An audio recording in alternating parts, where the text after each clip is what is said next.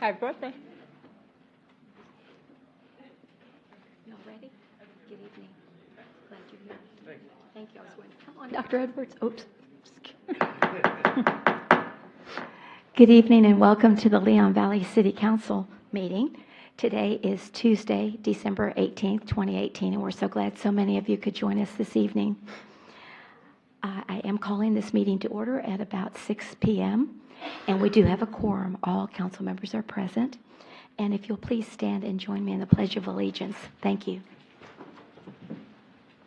I pledge allegiance to the flag of the United States of America and to the republic for which it stands, one nation, under God, indivisible, with liberty and justice for all. Yeah. Can you believe that? Thank you. Just a few housekeeping reminders before we begin our meeting this evening. Please turn off your cell phones, and we also want to welcome our people who are at home or their business and they're looking in at our meeting live stream, so we welcome you as well. You can send an email to Sandra Pasale if you have a question, and we can address it at any of the agenda items. And also, the council rules do allow for citizen participation at any part of our agenda. You have 3 minutes for per agenda item. Citizens to be heard is 5 minutes. Now, we do have one public hearing this evening. That would be agenda item number 8.2. And if you'd like, you can sign up for that. I am going to allow 5 minutes per comment, unless you have somebody that's signed up that wants to give you their 5 minutes, up to 15 minutes maximum, just because of I'm anticipating quite a number of people who may want to speak on that agenda item. So thank you for those courtesies. Do appreciate it. So our first presentation this evening is Citizens Police Advisory Committee 2018 Annual Report. We have Donna Charles, the chair of the Citizens Police Advisory Committee, here this evening to present. Ms. Charles, good evening and welcome. We're so glad you're here. And Merry Christmas to you. Thank you. You bet. Mayor, Council, the Police Advisory Committee has been very busy, so the chief put this presentation together, and I'm going to muddle through it. Okay. The Police Advisory Committee was created in May 2016 under City Ordinance 16019. The first meeting was October 2017. 13 members were appointed by the mayor and city council. One non-voting city council member, and we recently adjusted the ordinance to add language to have representatives from 26 neighborhoods, add representatives from 2 apartment complexes, and change council representatives to 1-year appointment. The current members are Donna Charles, Karen Seifert, Vice Chairperson, Lalani Mercado, Secretary, Catherine Rodriguez, City Council, Charles Hossie, Jesse Barrera, Richard Blackmore, Susan Hilge, Heather Riddle, and in 2018 we added 4 new members, Ruth Fernandez, Linda Lozano, Karen Lowe, and Minnie Ruiz. The purpose of the committee is that we serve as a liaison between the police department and community, and as such, we advocate for programs, ideas, and methods to improve the relationships between the police and the community, and to enhance the quality of life for our community. The committee does not have independent authority, but works in conjunction with the police department. The committee's mission is to work in partnership with the Leon Valley Police Department to assure it maintains the highest standards of integrity. And furthermore, it is to assist in the quality of life through the delivery of professional, superior, and compassionate police services to the community. Finally, the committee should apply knowledge, skills, and resources to foster an environment where all people can live safely and without fear. Furthermore, it is designed to assist making recommendations that will enhance the quality of life through delivery of service. And our mission is accomplished by accountability, protection, prevention, commitment, compassion, and achievement.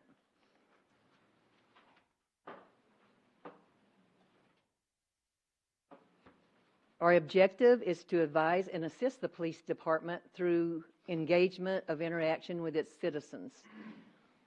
We look at police initiatives and review the impact that they would have on our citizens. We make sure that the constituents with the freedoms secured by the Constitution. In doing so, the role of the police department is to enforce the law in a fair and impartial manner, recognizing both the statutory and judicial limitations of law enforcement authority and constitutional rights of all persons. Our duties and responsibilities are to create a dialogue and explore perceptions of the police department and the community concerning the interrelationships with each other. And then we receive information concerning police department's programs and operations, and assist in developing new programs that will increase public safety activities of the police department and strengthen the bond. As the members are representative of several communities, and we come from varied backgrounds, retired police officers, retired federal employees, retired military, so we have a varied retired teachers, so we have a very varied background and look at things in all different angles and different ways. We assist the police department in assessing the effectiveness of department programs. We provide input to the police department regarding service needs. We assist the police department in assessing the effectiveness of department of operations, and we identify gaps in service or communication. We enhance the community understanding of the capabilities of the police department in providing services to the community, and identify potential police community partnerships to address public safety related issues within the community. Identify community resources and support for public safety activities, and give input concern perceived effectiveness. Provide input on assisting community police initiatives to enhance awareness.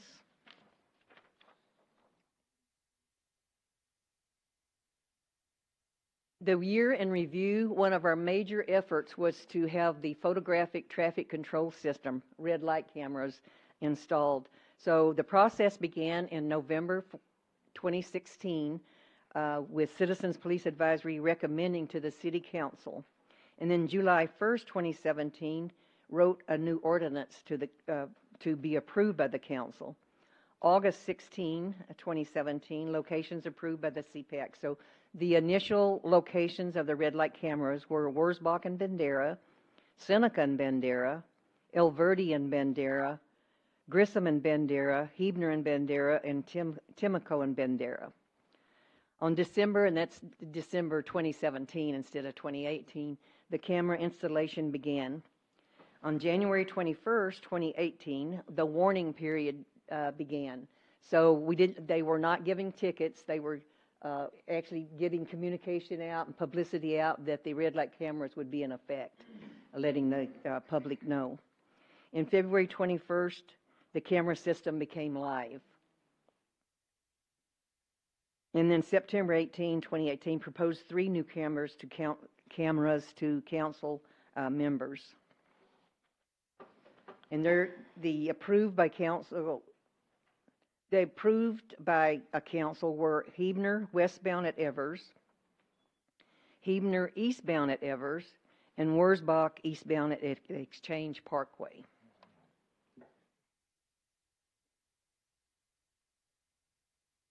The traffic safety programs recommended by CPAC, the flashing crosswalk systems installed at Evers at Grass Valley. These are all school areas. Hebner in front of Leon Valley Elementary, Grissom at Shadow Mist, Driggers Elementary. Flashing flooding road closure signs, flashing stop signs throughout the neighborhoods, and speed limit signs in Linkwood. The Neighborhood Watch program was launched, and the neighborhoods that currently have an active program are El Verde, Hodges and Althea, Shadow Mist, Grass Valley, Linkwood, The Ridge, and Forest Oaks, and others are in the process of establishing them. Neighborhood officer assignments, I'm not going to go over these because they're also listed on the website. If you're really interested in finding out who you can see it up there, but if you're really interested in finding out if there's any changes in your neighborhood officer assignment, you can look on the Leon Valley website. The first Citizens Police Academy was held in 2018, and the people from the Police Advisory Committee were the first candidates, the first students. We thoroughly enjoyed it. We covered topics such as traffic law, traffic stops, vehicle operations, community policing, arson investigation, and then the San Antonio came in with their taser and SWAT teams and K9 unit and bomb squad. We just had a blast. Mm-hmm.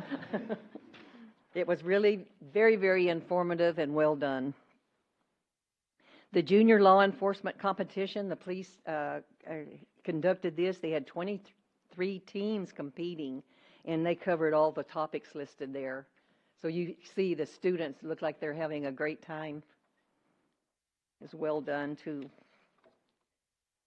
Also, this year, we implemented the Lock It and Lose It campaign and put signs, posted signs in all of the mall areas and the housing areas. So it's to bring awareness to property crimes, and created signage, and we developed literature and selected locations and installed signs in neighborhoods. So somebody in my neighborhood called me and said, "Are we having a trouble? I see the sign. There's a sign there that says lock it." I said, "No, so you won't have trouble." The traffic preemption system. This is out here at El Verde and Bandera. When the fire trucks or ambulance or anything needed to get out onto Bandera, they had a difficult time doing that. So they installed a preemption system so the lights change and stop where people have to stop so that those emergency vehicles can get out onto Bandera.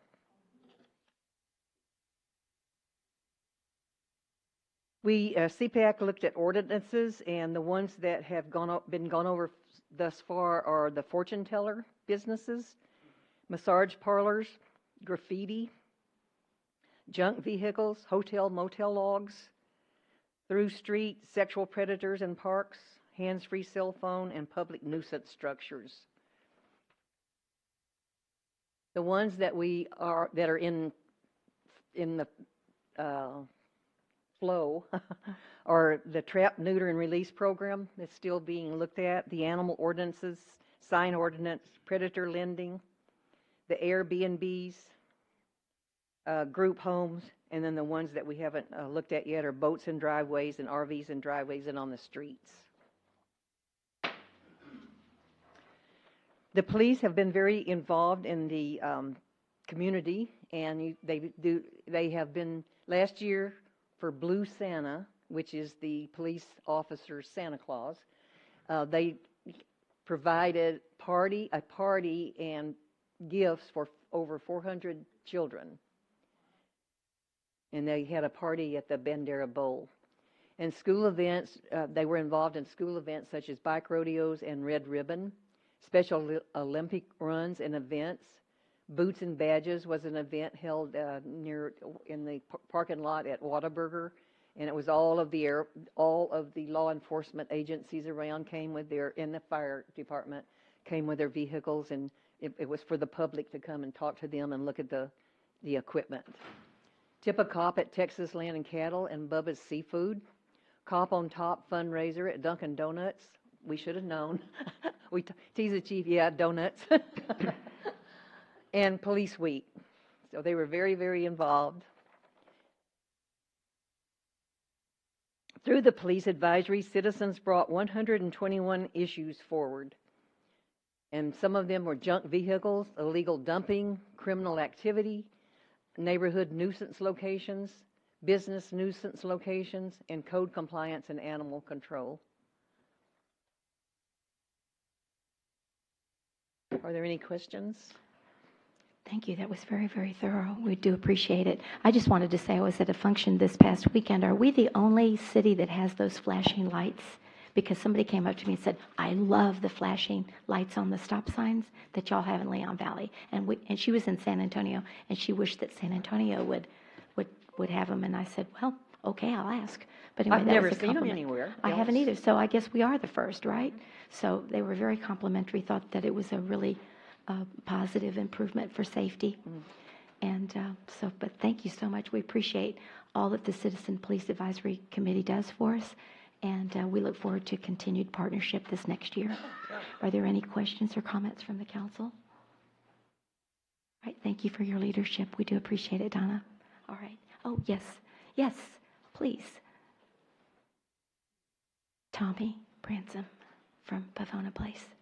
There we go. Yes, I remembered. If you'll state your name and any question or comment that you have on this topic. I'm Tommy Branson, and I live in Pavona Place. Mm-hmm. Okay, in September of this year, I was broken into. Okay. Guy broke through my back door. Mm-hmm. Picked up the phone, called 911. It took them almost, and I've had the police check on it, at least 3.5 minutes before anybody picked up on the phone. I want to know what they're doing about the 911 system where we pick up the phone and call them, and there's nobody there. Okay. In 3.5 minutes, if my wife had had a heart attack, she'd been dead. Okay. Okay? Thank you. I appreciate it. And maybe our chief could either address it later, or if you'd like to make a comment this evening that's factually based, that would be good. I don't have the numbers directly in front of me, Yes, sir. but when we asked them, Mayor, they show they picked up in 11 seconds. And there's a dispute in that. They have a computer system that tracks every single, when they pick up, when they hang up, everything in between. They're showing something different. I'm not saying that he's wrong, but I'm saying at work, we listened to it. We arrested the guy, and there was some confusion, but that's not what they show. I think we got there in relatively like 3 or 4 minutes. So I'm not sure. So I don't know what to say. We did look into it. We've listened to the tapes, and from everything we've seen, everything went smoothly. But I can't say that he's wrong, or I just look at what Bear County says that their system showed that they picked up. Right. Okay. I understand that. Mr. Ranson, did you have another follow-up? Yes, sir. I'm Ranson from Mm-hmm. Yes, sir. Forgive me, Chief, and I'm not saying that you're wrong or whatever, but I sat and listened with your lieutenant in his office, and he said it was 3.5 minutes, sir, before, until they picked up. Okay. Once you So, come in and see me, mhm. we'll go over the tape and listen Okay, to it. I have no problems with that, sir, but like I said, Yeah, it's not just that's me. good. Yeah, because we can't have it back and forth. But if you'll make an appointment, that would be great. And Mr. Branson, I've gotten a few other concerns, and so it's something that that the chief is aware of about the 911 not being picked up real quick. So I thank you for bringing it to our attention. We do appreciate it. Thank you. Yes, Ms. Joseph, good evening and welcome. Hi, everybody. Merry Christmas. I've had the same problem. Well, let's see, is this on the Police Advisory Committee presentation? So that was following that. So I think that's very appropriate. So, yes, ma'am. Yes, I've had the same problem. It takes them a long time to pick up, and I've gotten prompt to other areas, Okay. and it's a long time. It's a long wait, and it's not Okay. worth it. We will so note it. And if you'd, again, like to make an appointment with Chief so he could look into it, that would be good. Yeah, As just give me well. some times and dates, we'll go ahead and pull the tapes. Okay. That's right. Thank you. I appreciate it. Anyone else like to comment on the Citizens Police Advisory Committee report? And thank you for that feedback. Do appreciate it. All right, then we move to agenda item number 2.2, monthly financial report, November 2018. We have Ashley Wayman, our Assistant Finance Director, here to present this evening. Good evening and Mayor, welcome, Council. Ashley. Thank you. All right, so yes, tonight I'll be going over the November monthly financial report.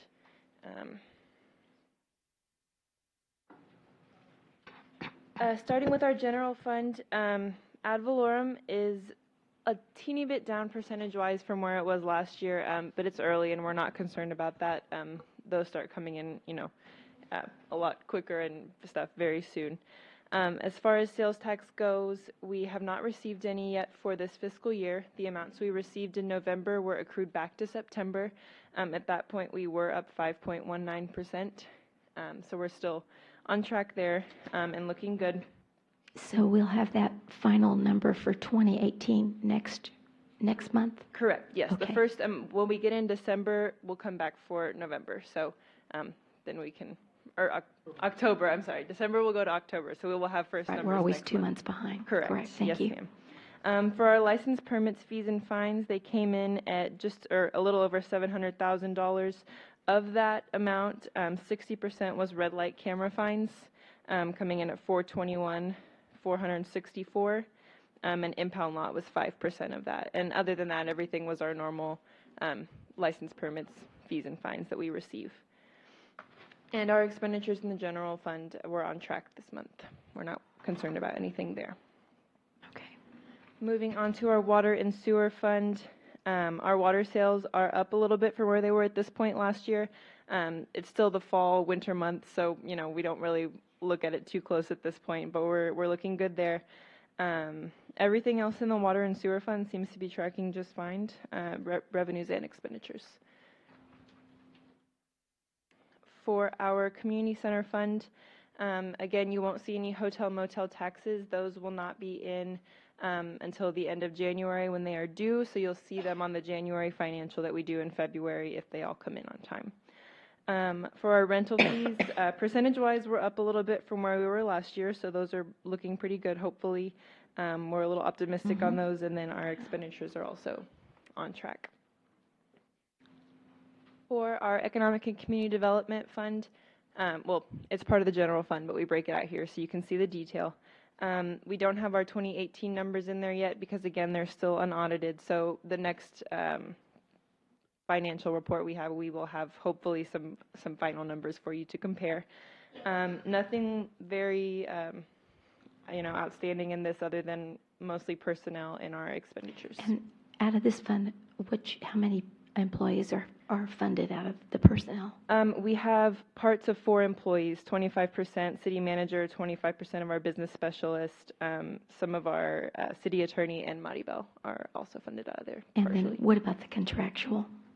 Is that just a lump sum that hasn't been just budgeted, it hasn't been expended yet? Right. Right Okay. now, the only thing in there is part of our employee assistance program, small things that have gone there. So that will most likely pick up pretty soon. Yes, go ahead, Mr. Councilor Martinez. Say that again. Currently, Employee items? It's an employee assistance program. We pay $3.50 per employee for an EAP program. And because salaries are allocated out of there, the 25%, that $3.50 is split 25% of that $3.50 comes out of that account. That's why it's very minimal there. But should that even come out of the? It comes out of each of the accounts in the contractual fund because EAP, we've been with them since the 80s, is a contractual service, but we pay per employee for the use of the service. If they need a counselor to speak with or help in any way, that's who we use for our EAP program. So there's no choice in that. It's just paid per employee. Correct. Correct. And we go out when we do our health insurance for supplementals, and they're for $3.50 per employee. It's pretty a minimal cost. Okay, but you show it under contractual rather So, than yes, and we've personnel. always showed it under contractual, but we split it, like, so if I'm paid 25% out of one account, another 25% out of another, that $3.50 is divided in the contractual for those accounts, 25 in one, 25 in another, 25 in one, 25 in another account. Okay. Did that answer your question? Okay, thank you. For our red light cameras, our red light camera fines came in at $421,464.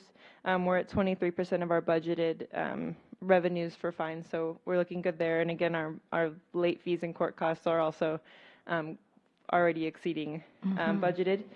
As far as Tier 1, which is what we account for and report to the state, everything there is mostly personnel costs, and the same with Tier 2. Generally personnel other than some capital projects that they've already started, or capital items they've already begun ordering. And then the contractual on Tier 1, the 654, if you'll go back one. Oh, I'm sorry, I didn't know. No, that's okay. Clicked the right 654, 390, is that That's where we'll be paying. we'll be paying to this contractor for the red Correct. light cameras, right? Yes, ma'am. I believe Okay. those invoices just haven't caught up yet. And the 421, 464, is that just 1 month revenue? That's October and November. October, November, 2 months, great. I Yes, just ma'am. wanted to clarify that. Thank you. Finally, our impound lot, not a whole lot to note here, $32,665 in impound lot fees, and then again, mostly personnel and supplies for our expenditures. Okay. And just a reminder that this and other reports can be found on our city website if you go to departments, finance, and then financial transparency. And with that, I'll take any Very more good. questions. All right. Any questions for Ashley Wayman this evening? Okay. Thank you so much. Do appreciate it. Moving then to presentation number 2.3, presentation of draft 2019 Town Hall agenda with citizen input. We have Kelly Kinsler, our city manager, here this evening to present. Good evening and welcome. Good evening, Mayor Council. Thank you. Go to the next slide. So during the last city council meeting, I was tasked with putting this on the agenda as a presentation rather than including it in the city manager's report. So that's what you see before you. That was at the December 4th city council meeting. and I was asked to do a formal presentation with the draft town hall agenda that we currently have scheduled for January 26th of next year. And then I was also asked to place the agenda in e-news for citizen input and ideas, which we actually did a special version of e-news, and we put it on a regular Friday e-news as well.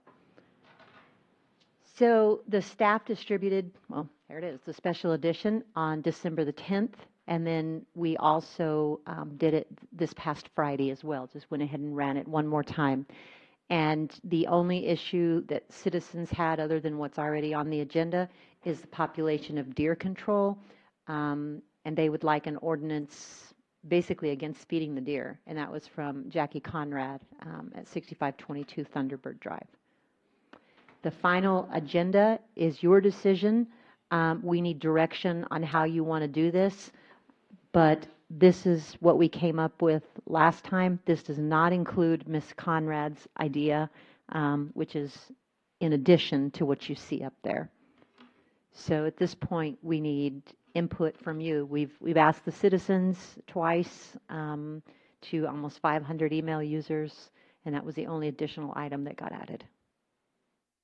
Okay, so let me open it up. Can her specific agenda or request be included in number 9, input on animal ordinance? I don't see why not. I think we could certainly do that. I think we could That's a good certainly idea. do that. And I guess I'm wondering when the presentations will be put together. I know it'll be after the holidays, but I guess I'm just curious about the questions and, the input that we want to gather from each of these agenda items. I think that's really important. And is there any way that the council could have something back on the 15th of January to review that? As to what the questions are going to be? And if not, then that's okay. I mean, I don't want to put any more pressure. Yeah, But we can certainly I just- try. The questions many times will develop as you're doing the presentation, of course. But any questions that we have, some of the obvious would be the animal ordinance, I would think. Do you want an ordinance feeding the deer, or do you against Right. feeding the deer or not? Do you want a certain number of animals, or do you not? And so I think some of them are in fact, most of them are pretty obvious questions. But yeah, we can actually, I can ask staff to try to have those questions to me, and then I can do a presentation similar to this one, if that's what you all desire, at the first scheduled meeting in January. And if that's possible, and if not, then you can always just email us. I just would like to kind of see where these topics are going to go. Mayor, I thought Yes. we were putting the animal ordinance on the coffee in April. Is that That's what we what we had decided? discussed last meeting, Okay, I I thought. wasn't sure if that's what the council would like to do on that one. I thought we were going to maybe give the results of the last coffee at the town hall and then maybe put off the chickens and the cats to the coffee. That's what I thought, but please. those are the please, areas of concern, really, yes, are the and chickens the- and the cats. Chickens and the cats, exactly. Those are the, And the deer. and the deer. Chicken and cats. So let me hear from everybody, but that's what you understood. And- I thought we were going to allow the chief to work on the parts of the ordinance that were not, Controversial. well, no, that were not legal. Oh, And not get legal. those straightened out, and then we could work on the controversial. Okay. That was my understanding. All right. And Councilor Martinez, what do you remember? I agree on holding off on the animal ordinance because this will probably be a very controversial issue with the state legislature. So, it would be better for us to wait till after the legislature session ends, and then we can craft or do what we have to do because, the issue may be settled at the state level. I would like to see some of these items put off. It's going to be a very, very busy schedule, and we may not have enough time to really get the citizens' input on the citizens to be heard portion. I'd like to have extra time for citizens to be heard. And the last thought is I would like to see possibly our committees give some of these reports instead of it being staff. Everything here is staff, staff, staff. I'd like to see more input from the committees and less input from staff. Mayor, Councilor Martinez, I know that the chairperson of the Citizens Police Advisory Committee was asked, and her response was that basically that staff was going to write the presentation and would be answering all the questions anyway, so she would rather not. She would rather, and then I contacted Ms. McMillan, who said she would rather not do the presentation for the first time. She would rather have the city attorney do it. And then when it came time, when the group was actually assembled, when it came time to what the community wanted, then she would be happy to be involved in that way. So two chairpersons of different committees have already been contacted and have both asked staff to do it in their place. All right, thank you. And I was just wondering on number 4 that maybe the zoning commission can give some input on that and maybe develop some questions. Again, I don't know what's going to be, I mean, these are just topics, so I have no idea what the meat of the presentation is. I don't know what kind of citizen input we're trying to get. Do we want to continue SUPs? Yeah, I just don't know. I don't know what we're looking at, so. And we only have that one meeting in January. That's what I was just going to, Before to the find 15th. Brandon to ask when the, so I've got it on my notes right there, when the zoning believe- commission meeting is. I thought they were meeting twice in January, is that correct? But are they meeting before our council? When is the zoning commission meeting? Commission meeting is January the 8th. The 8th? Okay, perfect. We're going to have 2 meetings in January. Right. January 8th and January 22nd. Okay, so one of their Perfect. meetings is before the city council meeting, and so Brandon could actually put that as an agenda item, so he could get ideas from the zoning commission. Right. And I certainly, last time, because of your concern, Councilor Martinez, about it being kind of busy and a lot, I said we could, because I was wanting to do the update on El Verde, I thought we could move that to the coffee. I don't think that is pressing. I just wanted people to be aware that we have this policy and resolution on our carbon footprint that I thought we should update, and then the C statement goes along with that as well. So if y'all want to lessen it, but that's, again, I need council input. That's only maybe 10 minutes, I don't see. I think still think I think we went through that last time, yeah, so that's why we kept it on, so we didn't think it was going to be too long. What other a input? lot of them are updates, and so then, They'll be fast. But, again, gleaning input is really, really important. And I know we had a citizen last week, our last meeting, talk about changing the time. Well, we'd already published it in the, or considered changing the time to maybe the afternoon. Correct. And so we'd already published it in the Lion's Roar, which came out this week, so that enabled us to, we needed to keep it that way. But we could definitely have, maybe in your presentation, Ms. Kinsler, would anybody like to see it change I time-wise? actually have that based on our last discussion. Okay. That's already going to be in my presentation. Great, I just Thank wanted you. to follow back up on that. Okay. All right, so anything else? Yes, Counselor Edwards? Yeah, I had raised the issue, maybe it's falling, I think I'd ask this question again, and there's not enough information here to know for sure under business development. I'd raised the issue of trying to get citizen feedback about what the citizens want the Leon Valley Economic Development Advisory Committee to be, to either evolve or stay the same or whatever, to get feedback from citizens. So I think last time when I asked, it was going to be under business development. Is that still accurate? Mayor, Dr. Edwards, that's exactly correct, and it's under there. Okay, all right, thank you. You're welcome. All right, so how about the animal ordinance? Is the consensus to leave it, move it? My understanding from last meeting was that we're going to move it to a separate meeting because it's going to be lengthy in Okay. discussion and probably take that- longer than allocated. Is that the consensus then of the council? Okay, so we'll move that one off then to, it'll be the April 2019 coffee. Or we even had talked just about a separate, its own meeting. Okay, well, we can certainly look at that too. Okay. All right. Any other input from our residents that are here this evening on the proposed town hall agenda? Okay. Mark your calendars. We'd love to see you. All right. Anything else, Ms. Kinsler? Yes, Mayor, Council, if I could, I'd just like to, this is just like to make certain that I'm on the same page that you're on. Yes, ma'am. You would like, as best as staff can, for me to present the questions that will be asked of the citizens to the council at the January 15th city council meeting.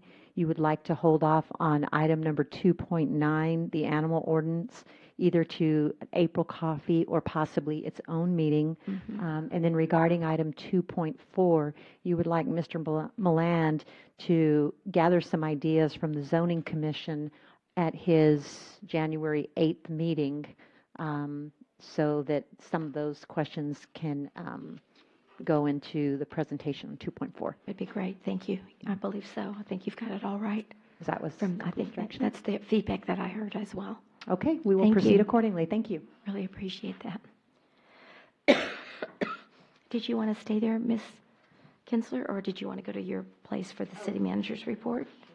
Whatever. All of a sudden, I looked down at so it's agenda item number 3, our city manager's report.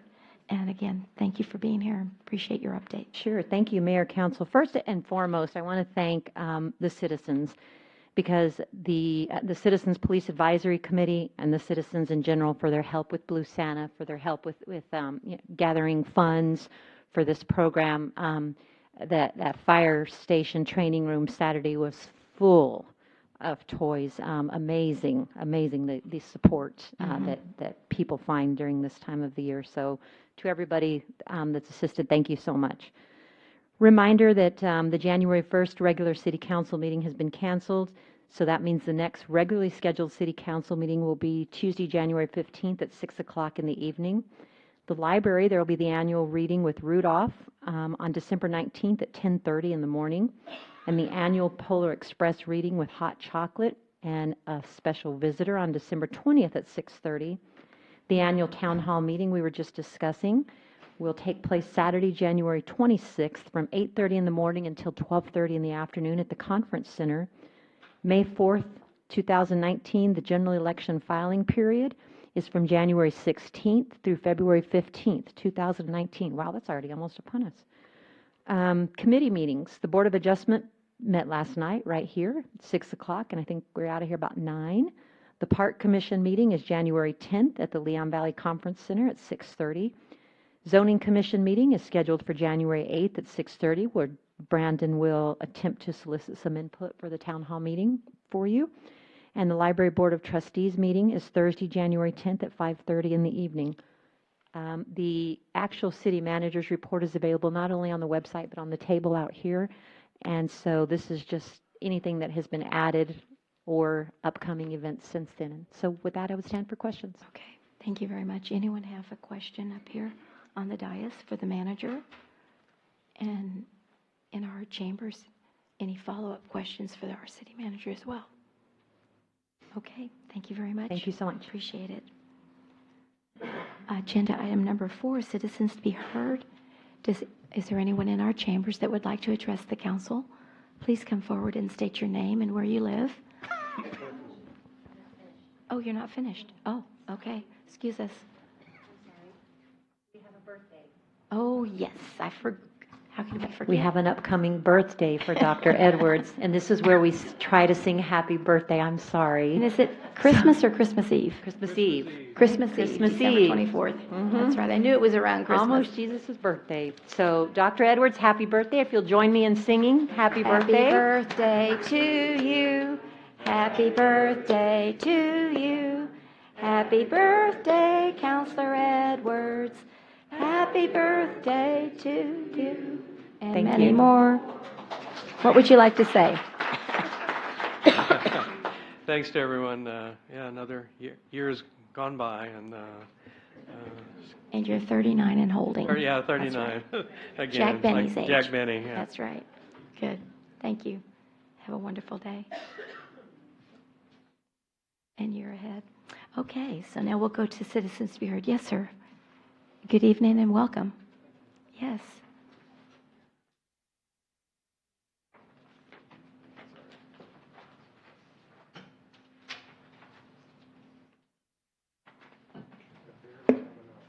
Thank you.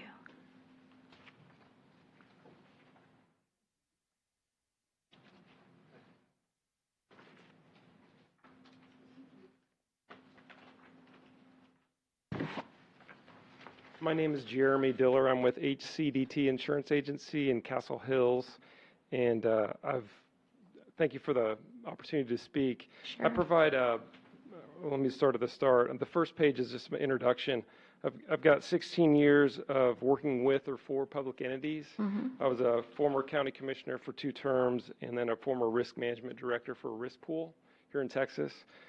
If you go to the second page, what we do is we offer competitive alternatives to TML IRP, which is who I believe you all are currently with. I work with a number of other cities, and I've saved one city about $60,000 this past year and provided better coverages for them. You're not required to do a formal bid. You can use an interlocal, which is how you probably currently renew every year and how you're set up. We're able to offer multiple options, and this is for property liability, workers' compensation coverage. If you go to the third slide, if you have a good claims history, a lot of cities do, you could be overpaying and subsidizing for other cities with poor claims history. And if you haven't looked at it in a while, you might be overpaying. And our goal as an agency is to provide higher limits, and we do that with an umbrella coverage, and then we try to provide broader coverage like workplace violence, failure to supply, things like that.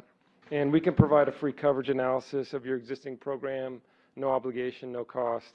And then the fourth slide is just my contact information. Love to have the opportunity. Appreciate your time and attention, and thank you for letting me come and present. Okay, thank you. So we'll note this for when we begin our budget process as well. Thank you, Mr. Diller. Do appreciate it. Anyone else like to address the council at this time? Please come forward. Good evening, Mr. Riddle, and welcome.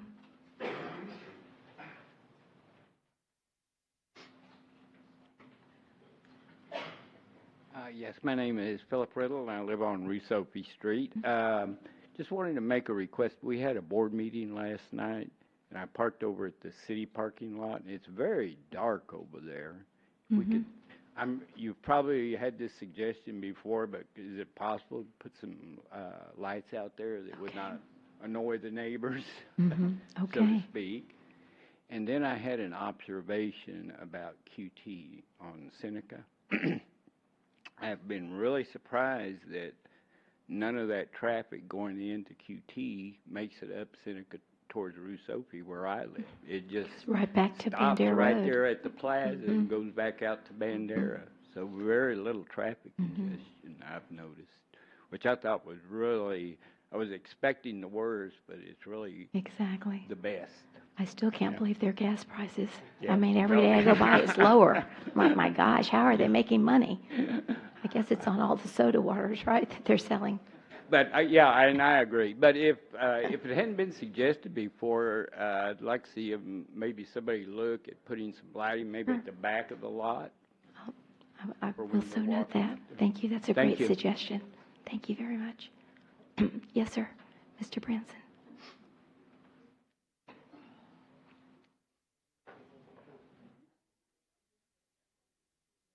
Thank you. Yes, sir.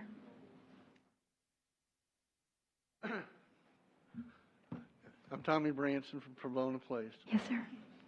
I wanted to give an attaboy to Melinda and her crew about the sidewalks in Pomona Place. They're replacing where the ADA ramps are on the curb. Right. It's still work in progress, but they get the barrels out of the way so that people could get up and down, and I wanted to give them an attaboy. Way to go. Attaboy. All right. Thank you, Melinda. I believe that was your concern last time, so that's very great. Thank you. Anyone else? All right. So then we will move to announcements by the mayor and city council members. I always start on this side, I think, so I'll start over here. Counselor Jordan, do you have any announcements this evening? Just thank everyone for coming out tonight, and Merry Christmas, and Happy New Year. Very good, thank you. Counselor Martinez. Everybody, have a fantastic Christmas, Merry Christmas, and a Happy New Year, and enjoy your family, enjoy whatever you're going to do. Just have a great time. Thank you. You bet, thank you. Counselor Alcacer. I echo both of them, but add to please share your blessings and share your joy and share your smiles with one another, especially on the days you're feeling the worst. Thank you. Thank you. Counselor Rodriguez. Okay, I'll echo again. Wish everybody a great holidays, and I just want to tell our police chief, thanks for letting me partake of the Blue Santa program. It's if you haven't done it before, it's a very humbling experience. It makes you be reminded that there are others less fortunate who deserve to have a blessing and something open on Christmas. So, thank you. You're welcome. Counselor Edwards. Just want to also agree with everyone. Wish everybody a Merry Christmas, Happy New Year, and enjoy other traditions if you follow those. Another year is come and gone here in Leon Valley, and also with a birthday coming up. And I just wanted to thank the citizens of Leon Valley for letting me be part of this city council. I've enjoyed working on the various issues, and if you don't mind, as a point of personal, I forget exactly the right terminology, but anyway, I'm just going to try to get this out here and let everybody know my intentions. I plan to run for re-election in the upcoming election, and I hope to be able to continue to work for the city and with the city. Not for the city, I'm not a city employee, but with the citizens of the city. So thank you for your time. Okay, thank you very much. I have a lot of, I wrote down all of these, but anyway, I have a couple announcements. Today, City Manager Kinsler and I met with Bexar County Public Works Director Renee Green. And for those of you that are interested in the LC-17 project, which is the improvements to our flood control along Hebner Creek, she will be here on Tuesday, January 15th, 2019, and give us a presentation and update. And so we went over several issues, and I thought it was a very productive meeting. And so I thank her for her courtesies in communicating to our citizens where we are at that project. It is delayed, but it looks like it will be completed early 2019. I wanted to thank the Bethel Covenant Assembly of God for inviting me to their December 9th International Thanksgiving Day, along with Counselor Jordan and Chief Savaggio, and I believe we had 4 other police officers. And they gave a very, very generous gift that, do you all want to see it? I want to show it to you. I mean, look at this. Yeah. Look at this. Look at this. So I thought maybe we could give it to Blue Santa. What do you think? You know, maybe there's other families that could use this, and we could all divide it up, and it could go a long way. So, Chief, wherever you are, I wanted to, but I mean, when they took that to my car, I went, my husband will eat every last drop of it and gain 50 pounds. He doesn't need that. So anyway, another thing is that I serve as the suburban city representative on the Alamo Area Metropolitan Planning Organization, and I let the city manager know that because we're a non-attainment city, Bexar County was designated, just Bexar County, then we are eligible to apply for a grant that will reduce the carbon footprint in our community. And so I mentioned that to the manager. And so the hike and bike trail met last night, and they're just kind of kicking around, should we go out for another grant for a trail. So that will be forthcoming, but I just wanted to let you know that. And then last but not least, I saw Mayor Dennis. She also joined us at the at the Bethel Covenant celebration on December the 9th. and she wanted me to announce that IKEA will be open on February 13th, 2019 in Live Oak. Mayor Dennis is so proud of that, and so I told her I would make sure that I made sure everybody in Leon Valley, you're going to traipse over there, I know you are, right? And give them your sales tax dollars. Anyway, but that's okay. We're all really proud that they were able to land that business. And again, on behalf of, you know, the citizens, the staff, myself, everyone in Leon Valley, we wish you all a very Merry Christmas, Happy New Year. Be safe and enjoy your time off. Again, City Hall offices will be closed beginning this week through January 1st. You'll be back on January 2nd, correct? Just the 2nd and the 3rd. I'm sorry? Starting Monday, right?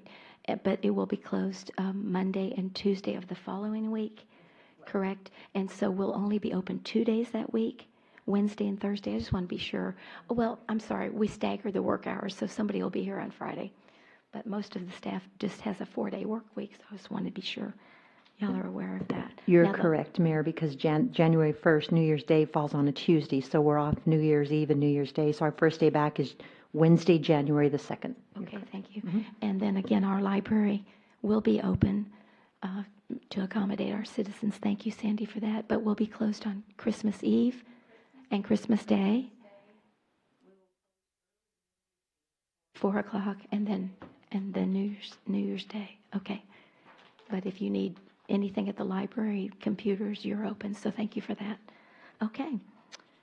So moving then to the consent agenda, item number 6. May I have a motion, or does anyone want to pull the regular minutes?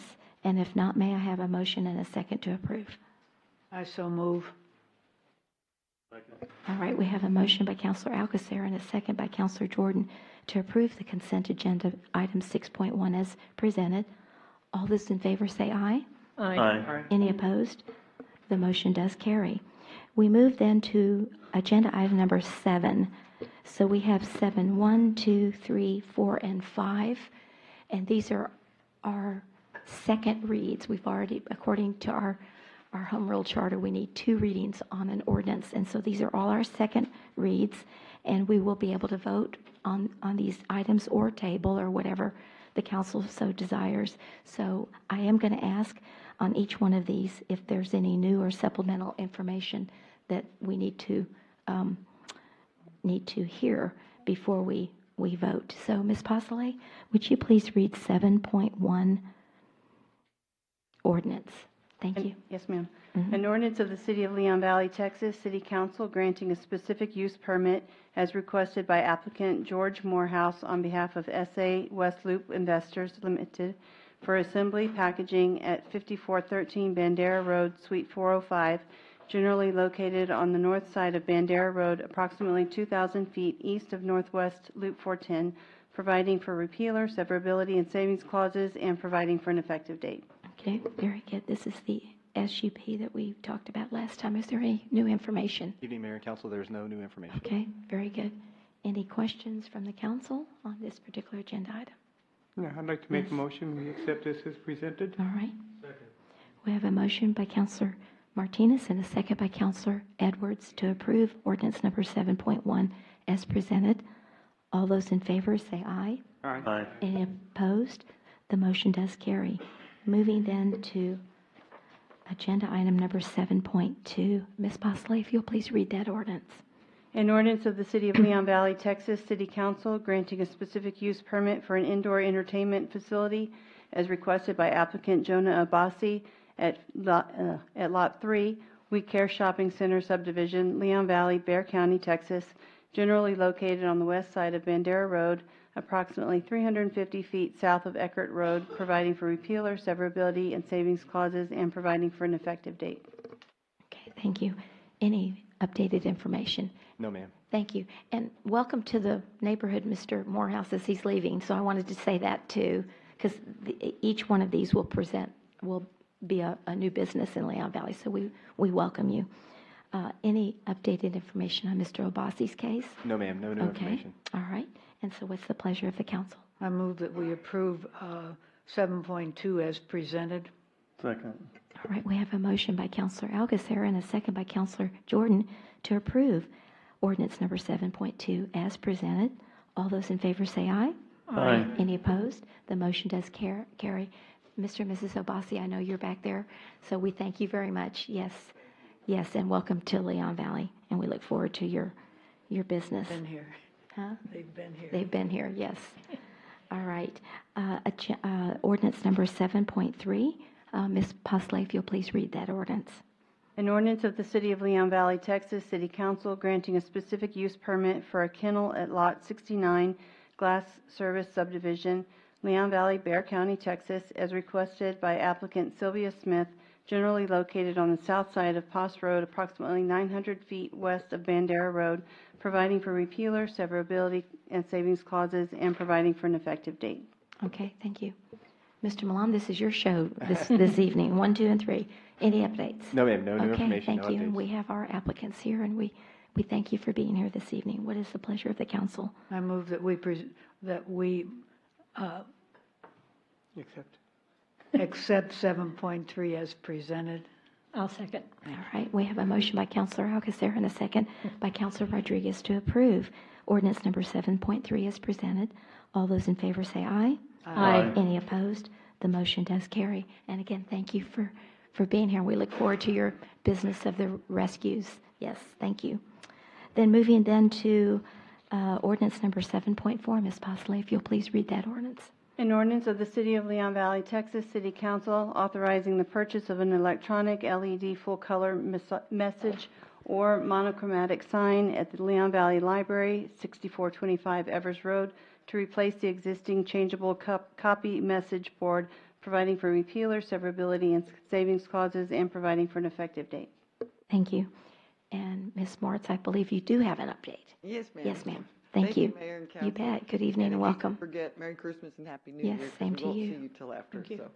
So, you had asked some questions. Number one was about what the Helotus sign looked like. So that's the one we have right now. And then this is what Helotus's sign looks like. And how is ours different from theirs? You're going to show us, right? Actually, no, I took the picture of our sign off because it was in our last Oh, presentation. okay, never That was mind. it's probably still on here, though. Yeah. I'll see if she'll pull it back up.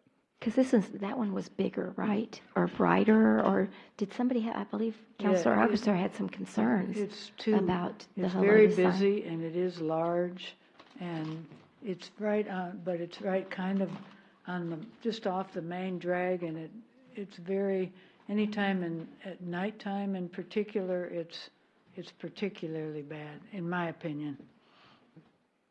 Okay.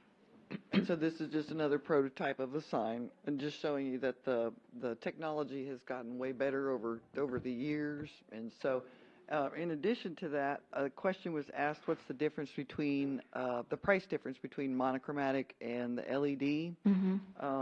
For the type of sign we're going to get, the difference would be about $3,500, and that would be that the LED would be higher, the full color. And so it's about $3,500 less to get the monochromatic. And then y'all had asked about price, and so far I've only received one bid one quote for the project. And keep in mind that this does not include the electrical that it's going to take to connect it up. Okay, so it's about $41,500.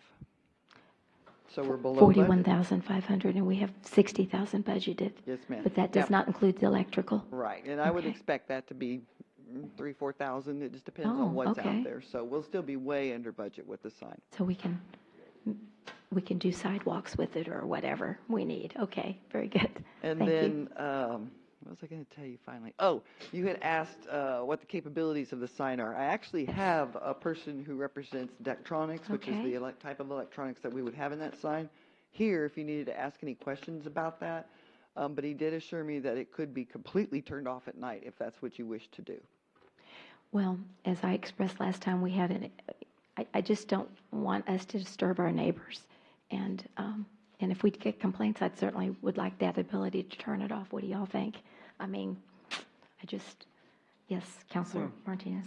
I can see when it gets dark, dim it, and then possibly 10 o'clock or whatever, turn it off for the night and have it turned on at 7 o'clock in the morning. Save us electricity too, wouldn't it? Well, those don't use that much Oh, they don't? electricity, so That's how much I it know. wouldn't be that big of a savings. But Yeah. the technology is there where we could, where we won't be a nuisance to any residents that have problems. Just look at what happened at the church.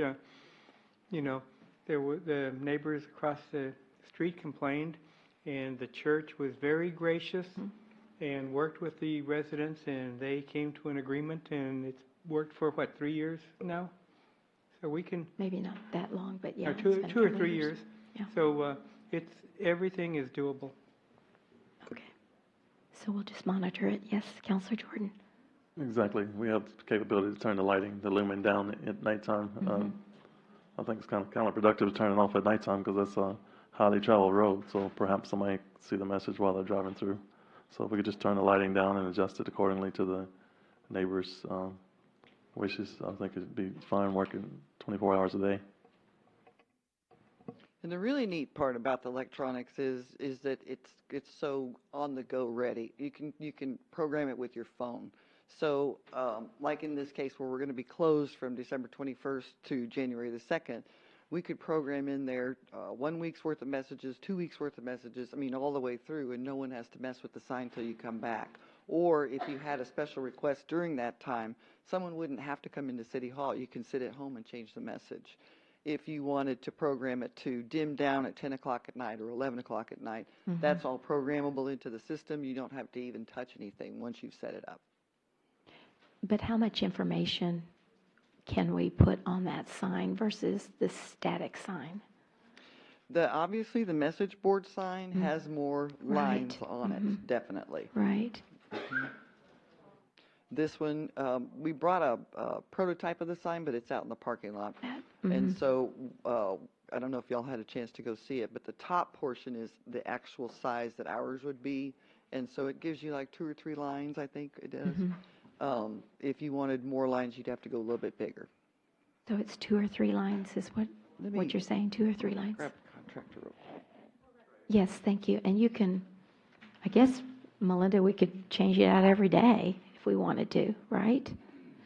Yes, sir. Hi. Hello. How are you? And what is your name? Tony Thomas with Dec18 is the name of the company. So we're a manufacturer of LED signs. So the sign that we proposed, it's capable of doing 4 lines of about 5.5-inch letters, which is pretty small, or 3 lines of about 8-inch letters, 2 lines of 12. So then as far as the dimming, that's an automatic dimmer. It's equipped with a photo cell, so it'll automatically dim down and brighten accordingly, kind of depending on the ambient light in the area. So, you know, that's the biggest complaint, you know, on LED signs is the brightness, right? And most of them, you know, a lot of them don't have the photo cell, so, you know, at bright, you know, at night they're way too bright and things like that. But if they have a photo cell, it'll be automatic. So. And does it scroll across? Is it go slow? Is Capable, it slow? yeah, Can you slow it and speed it? Yeah, You know it what I'm has saying? actually 3 different speeds of the scrolling. Some cities don't allow scrolling. Okay. So there is a feature in the software to not allow scrolling or flashing. Okay. That's another you know, thing that the most complaints is the brightness and the flashing. Right. So there is settings in the software where, you know, you So, can turn that function you off. could just basically. have one message stationary. Yeah, exactly. Right? Yeah. Didn't have to be several. It could just be one. Yeah, if you want. So you can have it for Okay. however many seconds you want. Most common is to have, you know, maybe a half dozen messages for about 4 or 5 seconds apiece. So, but it's completely, you know, you control however many seconds each message is up for, the amount of messages, all that. So. Very good. Okay. Yes, Councilor Alcacer. That's a relatively small, narrow street. So it's got the 4 lanes. 5, 8, can you read 5? Well, are you familiar with the street? Yeah, yeah. Can you read 5 well from passing there? 5 At lines 30, of copy? If you're going the right speed limit? It's 30 miles an hour, but people Yeah. don't go 30 miles an hour. So the size that we proposed, the max number of lines is 4. So 4 lines of about 5-inch letters. Are they readable from that? Because you're even fairly close to. Yeah. Would the 5 be readable, or would you need the 8? I would recommend no more than 3 lines. You'll have 3 lines of 8-inch letters, so it's, you'll have a pretty good viewing distance. On that back end of that viewing distance, 5 inches isn't going to be readable. If you're up close to it, 5 inches would be readable. So what I'd recommend if you have a message with a lot of text is just to break that into 2 different slides. Maybe 3 seconds and 3 seconds so they can see the whole message. But you're also, kind of limited. I put the offices closed December 21st through December 1st on the message. So it can be short and sweet, and so you can still kind of keep it into 2 lines. So even though it has the lines, it doesn't take many letters, is that what you're saying? How many letters on a line at 8 inches? Well, it's 8 feet wide, so it depends on the font style too. But I did program some messages out there, so offices closed is all on 1 line. The dates are all on 1 line, so you can put some very readable messages on 2 lines of copy. Okay, I'm sorry I didn't see it. Of course, it was still light, but still don't. If I'm missing it already, are we going to miss it? Depends which door you came in, I guess. But when we go out this evening, it's still going to be up there, right? It's in the It's overflow across parking lot. from the main entrance over there. So. Right, I always look it over there. It's in the parking lot. They're asking if you're going to leave right after this and take the sign with you. No, I brought it for y'all to see it, so I'm not planning on leaving until y'all see it. Okay, very good. So my FB after says, I know Councilor Edwards came in late and he didn't get to see it, and you didn't get to see it, so. But I was able to see it, so I think it's good. Okay, well, very good. We look forward to working with you. How long is it going to take to set it up and get it running? So the manufacturing time is typically about 4 to 6 weeks. Oh, okay, so it's not going to be there for the town hall meeting, right? Yeah, I don't know if, there might be some manufacturing time if there's some other signage that goes with it, either above the LED or below it, so I'll let Elizabeth is with Hi the there, how are you, Elizabeth? Come on up. What would you like to say? I'm Elizabeth Williams, and I'm Yes, ma'am. the Go sign up. manufacturer. Okay. Tony we work in tandem together. Sure. So the lead time on the message center is 4 to 6 weeks, and that's about how long it'll take to do the masonry and the aluminum structure that the LEDs sit within. Alrighty. So I would say you're probably looking at maybe 10 weeks to completion. 10 weeks, so probably at the end of February then, give or take. Depending on approvals, yes. Okay. Thank you very much. Mr. Martinez. Yes, I'm sorry, Councilor I Martinez. had one question about the font. So can you have 8-inch letters on 1 line and 5-inch on the other line, or can you mix? Yep, absolutely. So yeah, if you have 2 lines, you can just highlight 1 line of text and change the font style and the size and everything. So Okay, thank you. Down to the letter, yep. So. Thank you. Very good. All right. So what is the pleasure of the council then? This is our second reading. So I move that we approve 7.4 as presented with the changes. I'll second. All right, we have a motion by Councilor Alcacer and a second by Councilor Martinez to approve 7.4 as presented with the changes that we've discussed. All those in favor say aye. Aye. Any opposed? The motion does carry. I'm sorry, Ms. Bosley, do you have a question? Just to clarify, that's with the monochromatic? No, color. The full color. The full color, yes, is what we had talked about. Thank you very much. This is a happy lady, let me tell you. She wanted to get rid of that old sign, and I didn't. I like those. I'm still in the dark ages. Anyway, but thank you. I'm so glad that that's your Christmas gift, Miss Moritz. There you go. Okay. All righty. Moving then to ordinance number 7.5. Ms. Pasolay, if you'll please read that ordinance. An ordinance amending the City of Leon Valley Code of Ordinances, Chapter 12, Traffic and Vehicles, creating Article 12.08, regulating the use of handheld devices, adding Section 12.08.001, definitions, adding Section 12.08.002, regulating the use of handheld mobile communication devices while driving, adding Section 12.08.003, regulating the use of handheld mobile communication devices while driving in a school zone, adding Section 12.08.004, non-applicability to ordinance, adding Section 12.08.005, affirmative defense to ordinance, adding Section 12.08.006, penalty, providing for repealer, severability, and savings clauses, and providing for an effective date. Thank you. And Chief Savaggio, good Mayor? evening and welcome. Yes, Mayor and Council, thank you. We went over this 2 weeks ago on Yes. December 4th. The only question y'all had of me, Mayor, was to find out what other cities were doing out there. Nothing else changed in this, so I don't think we really need to go over it again unless y'all want to discuss it.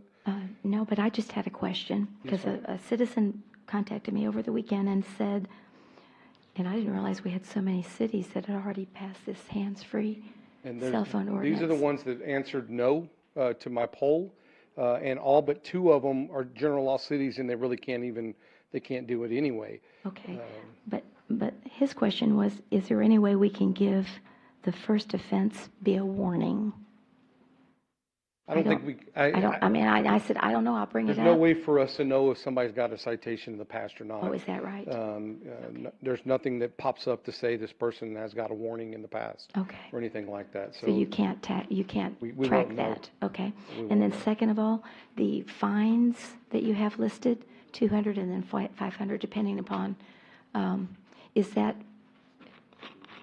the city of San Antonio? What ordinance did you follow? Straight out of San Antonio's Straight ordinance. out of San Antonio. Straight Okay, out of so we're ordinance. mirroring basically the city of Yes, San ma'am, Antonio's so that we can have ordinance. that continuity that you Okay, talked about. very good. All right, I said I would bring it up, so thank you so much. All right, with that clarification and the additional information, thank you, Chief. Yes, ma'am. Is there any other questions for Chief on this particular ordinance? All right, so what's the pleasure of the council? Make a motion that this ordinance be approved as presented. Okay. I'll second.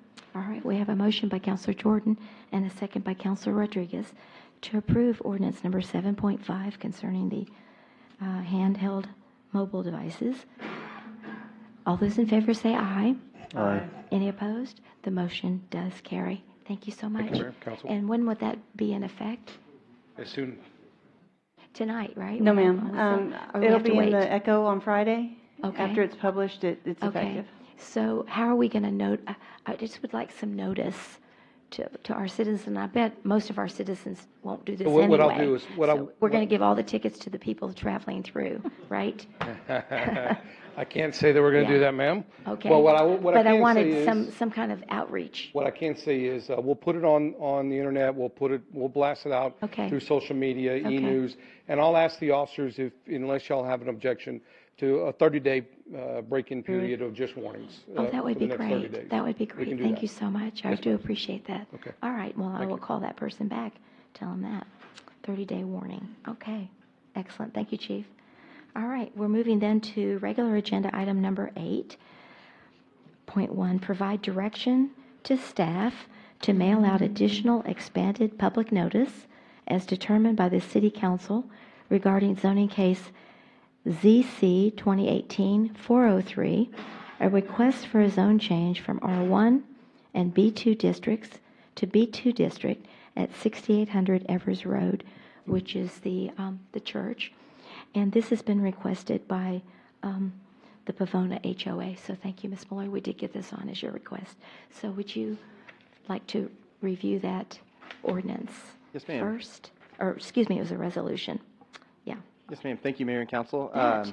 I'll just go ahead and give a brief background on this item. The city received a zone change request from St. John's Baptist Church Yes. for a zone change from R1 and B2, which is what the property is currently zoned. And the original request was a zone change to B3. They've since modified that request to potentially be for a zone change to B2.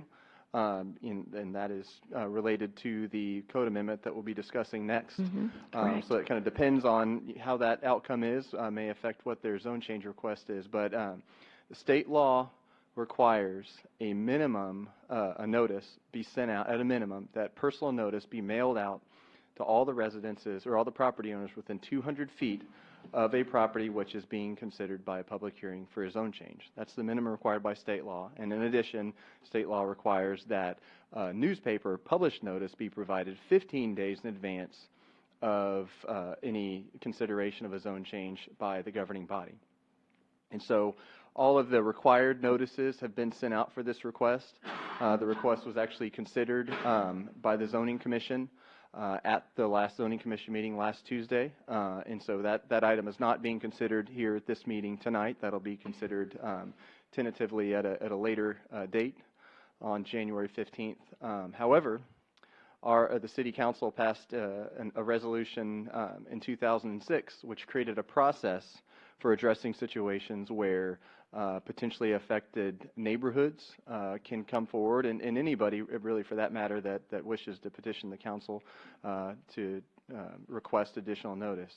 And so that resolution said that provided council gives direction, so staff can't just resolve on our own to send out additional notice. That direction has to come from council. That is the process that was approved by the City Council back in 2006. So, as you mentioned, the Pavona Place neighborhood respectfully requested additional expanded notice be provided.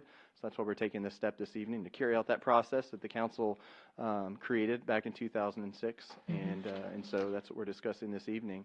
And so, you know, Can I ask you a question? What would be the 200 feet? It's not going to be. It won't.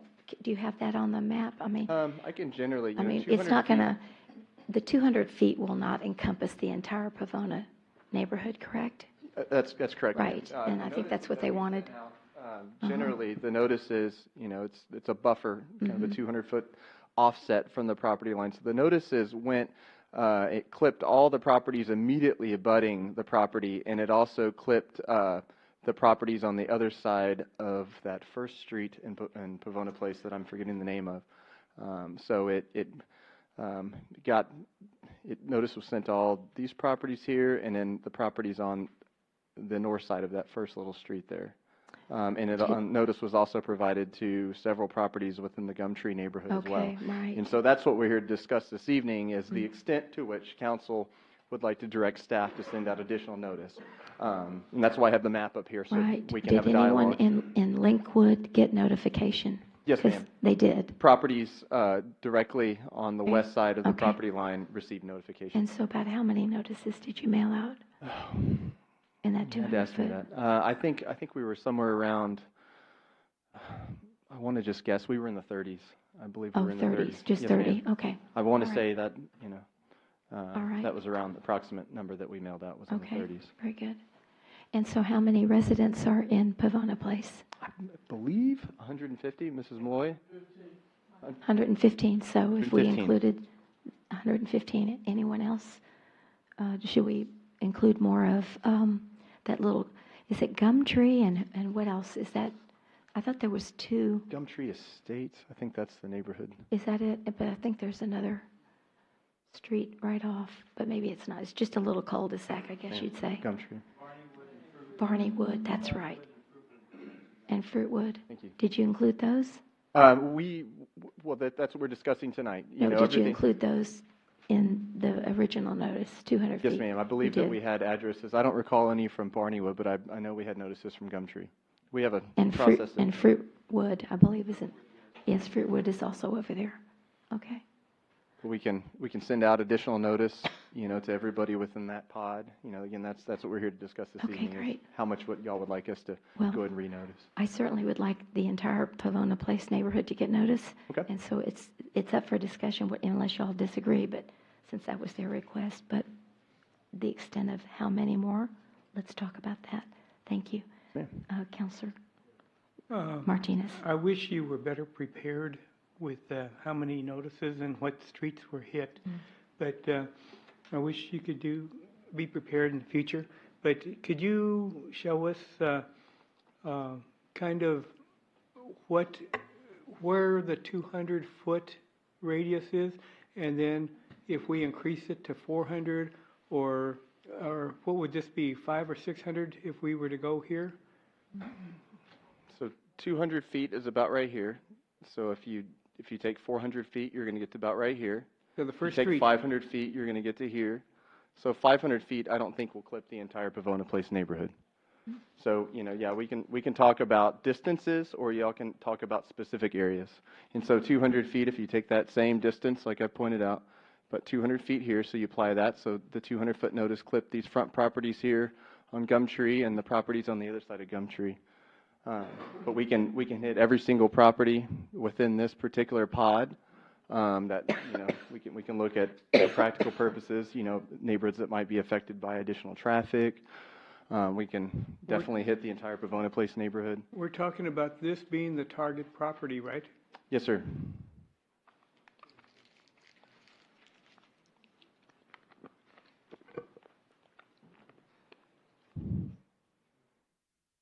Thank you. Councilor Jordan. So in order, excuse me, in order to reach the entire Pavona Place, you're talking approximately 1,000 feet radius. Is that right? 1,000 feet would hit Pavona Place, and I think you'd be going into Monte Robles too. So are we going in 1,000 feet in every direction, or how do you plan to do this? Well, I was going to leave it up to the city council to provide direction. We can direct which areas only. It doesn't have to be feet, is my understanding. Exactly. Y'all can pick areas. Mm-hmm. That's why I put the map Right. up here for y'all to kind of look at it from a practical standpoint, potentially. I mean, definitely looking at distance requirements. That's one way to do it, but, I'd say 1,000 feet would start to get out into areas that aren't potentially affected by the zone change.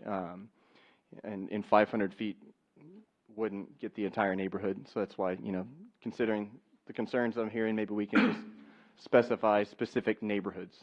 That might be streets. or streets. Hey, wait, Oh, I'm sorry. follow-on Go ahead. question. Yes. So out of the 115, or how many responses did you receive back from the mailers that you sent out?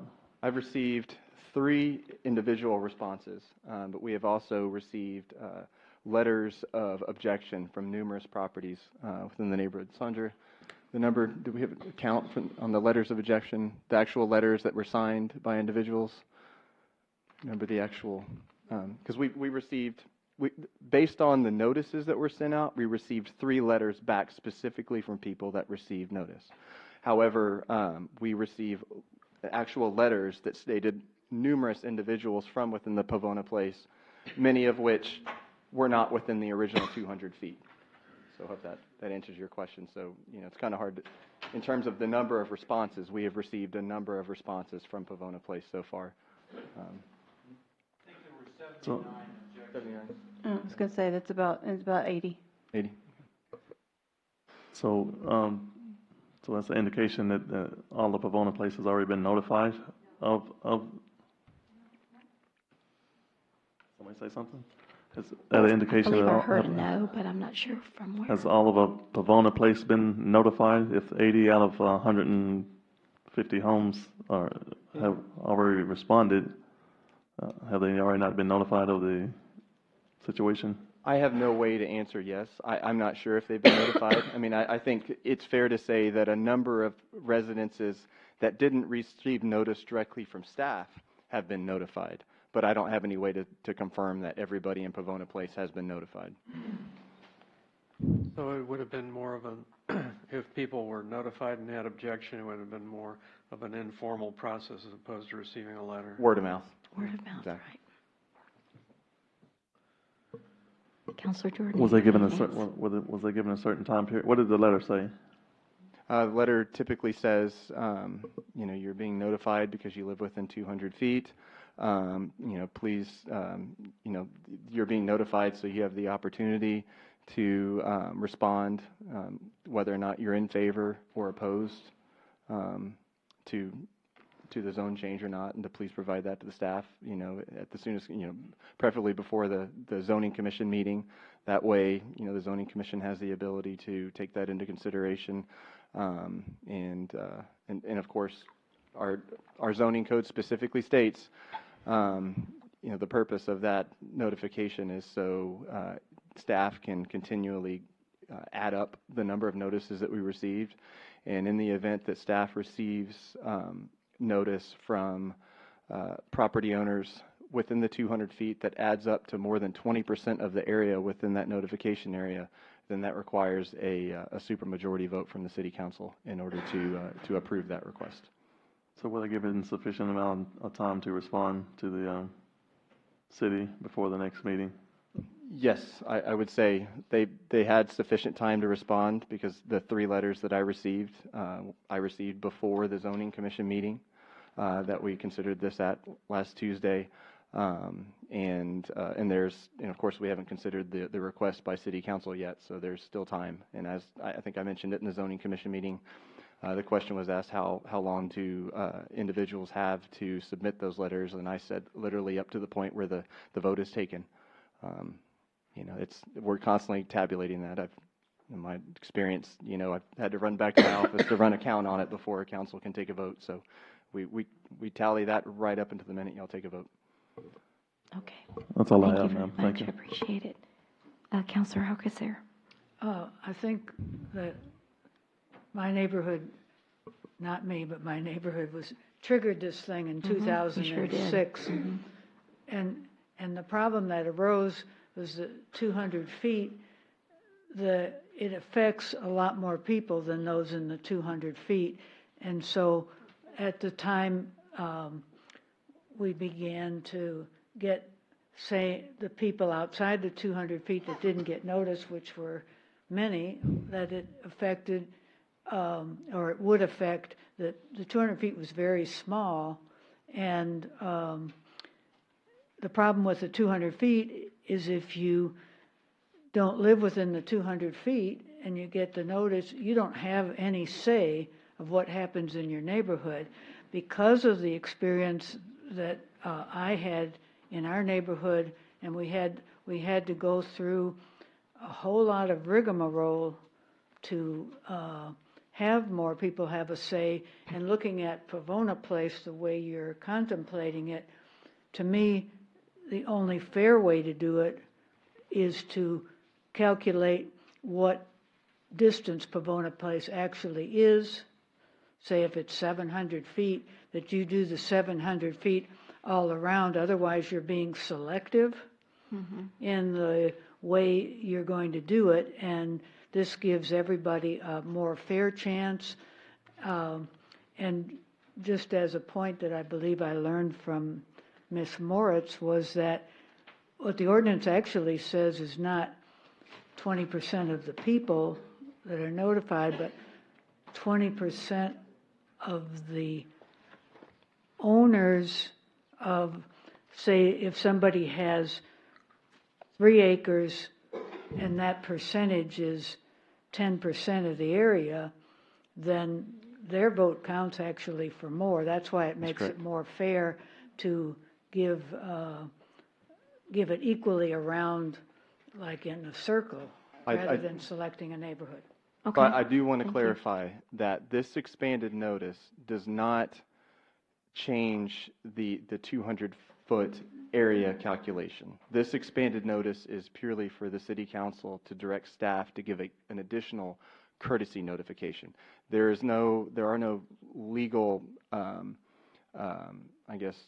changes or legal effects in terms of expanding that notice. So through this action, this won't take that 200-foot calculation area and bump it out to 700, bringing in more properties that could potentially object and increase that land area, which would have an effect on the requirement for a 3/4 vote.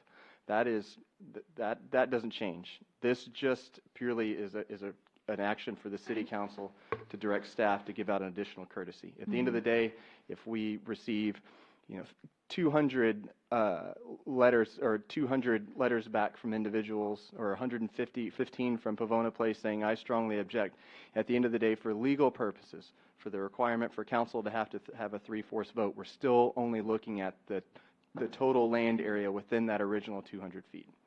The opinion we were given in 2006 was not that, and so I would like to see that difference. Well, that's from our zoning code. Our zoning code specifically states if 20% or more of the land area within that 200-foot buffer area opposes, then that requires a 3/4 vote. So it doesn't allow us to change that 200 feet to 800 feet. This is purely just for an expanded notification to make sure people are informed and they have the ability to come out and express their concern to the council. Right, but the problem with the 200 feet and the landowner is you're also talking about street. That's land there. Well, it doesn't include streets. No, ma'am. When you calculate that 200 with that 20%, you remove any sort of public right-of-way.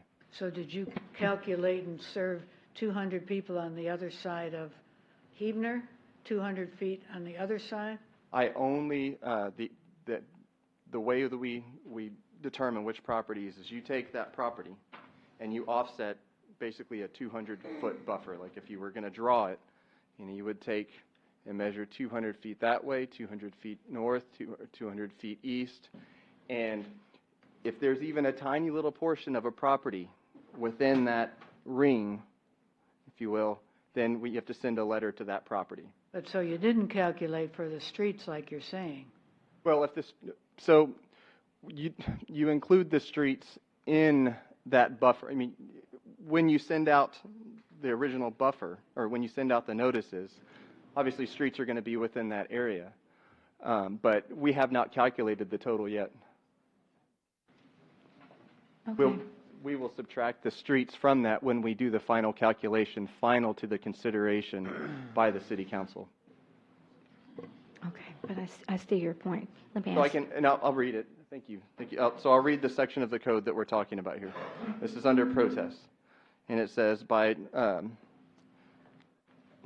in the event a protest to an application is filed with the zoning officer duly signed and acknowledged by the property or by the owners of either one is 20% or more of the area of the lots or land covered by the proposed change, or by 20% or more of the area of the lots or land immediately adjoining the area covered by the proposed change and extending 200 feet from such area. Such application shall not become effective except by affirmative vote of the 3/4 of the members of the City Council. So I think if I understand your question correctly, Councilor Alcocer, roads were included within that 200-foot area. You don't bump out the 200 foot a little bit more because there's a road in there. If that's, you do a 200-foot offset, and every property that's within that 200-foot offset receives a notice. You don't adjust it for roads. But where the calculation of roads comes into play is when you're actually calculating the land area once you receive all the oppositions, right up until the point that we... Well, you're reading a matter of fact, but I disagree that just because that's what you have in, if you extend the notice, it also extends, this doesn't preclude extension of the 20% of say you go 700 feet, then 20% has to be 20.5% if you get that notice, and it takes the 3/4. Just because you have this, you're changing the notice, and I think that notice, that it requires that same 20%, but that's my interpretation. Okay, thank you. Councilor Edwards? It sounds like what you were saying, though, is there's a mandate that you look at the 200 square feet or whatever it is, but you're going to extend it as a courtesy to tell other people about it, but their opinions really wouldn't count? They would just be reflecting an opinion. Is that what you're saying? Well, I would say their calculations wouldn't count legally, but definitely I would say their opinions count, so they have the ability to come out and so the council can understand the magnitude of the zone change that they're considering. So, I mean, I think all the opinions count in terms of, whether or not many of your citizens are concerned about this zone change. That definitely is something I'm sure comes into play in the decision-making process. But in terms of the legal threshold that is reached, potentially, that legal threshold in our code specifically says only the properties within 200 feet. And I would say if the intent was for that resolution, which, again, the action that council took in 2006 was a resolution, not an ordinance. It was a resolution. So in order to amend the code, that action would have needed to actually present actual code language to change the code and to change the section of the code that I'm citing, which says in the event council directs staff, then they can change that 20% area to 1,000. And I think we'd probably need to look at whether or not state law even allows that or not. That would definitely be something for us to look into down the road. But I would say right now legally, the laws that we have on ordinance do not allow us to move that 200-foot calculation area. That's not, the law doesn't allow us to do that, or at least to use 1,000 feet, because that's, you know, to calculate that 20% percentage. That's Madam Mayor. Okay, so I have Counselor Martinez and then Counselor Jordan. So please, Mr. Martinez, go ahead. Your oration here is all over the place. You say one thing, and then you say something that contradicts that, and then you change it. Now, one of the things, my first question to you is, you received approximately 80 letters of objection to this. Where was that information given to the zoning commission last night? We received. Yes or no? Was that, yes or no, was that given, was that fact given to the zoning commission? Everything that the city has received was provided to the zoning commission last Tuesday. So they got notice that 80, Yes, sir. that have 80 objections? Everything that was received to date by last Tuesday was provided to the zoning commission for that meeting. Okay. Now, it's my understanding, we are the city council. And if we say that we want to increase the boundary to 400 feet and include Bavona Place, we are city council, and we can direct staff to do that, and those letters will be heard and they will be responded to in a positive manner.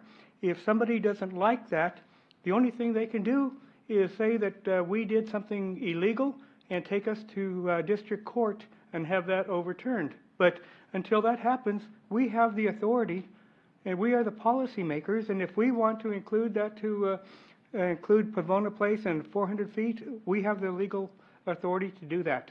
Councilor Martinez, I was not disputing your ability to direct me to send out notice. What I was commenting on is whether or not the city has the ability to calculate all of the properties within the expanded notice. We have the authority to do anything we want. We're city council. Well, I think I'm sorry, Mayor and Council, if the statute provides that they direct the city to do, to have the 200 feet, what Brandon was describing, then we have to stay within the statute. We can't we can't disobey or not comply with the statute. It's our law. So I guess what I... If someone objects to that, they would have to take us to court and to have that determined that we did something wrong. Until that, it stands. It would not be in the best interest of the That's not city the of point. Leon That's not the Valley point. That's not that the point. you would disobey the law. You have to follow the law.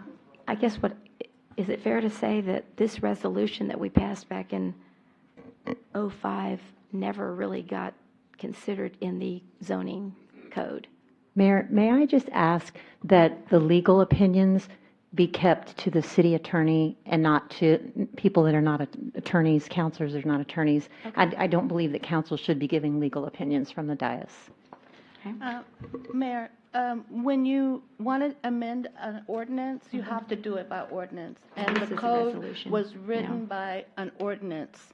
All the codes in our Code of Ordinances, that's why it's called Code of Ordinances, they have to be amended by an ordinance. This is a resolution allowing you to expand the notification, and that's it. Right.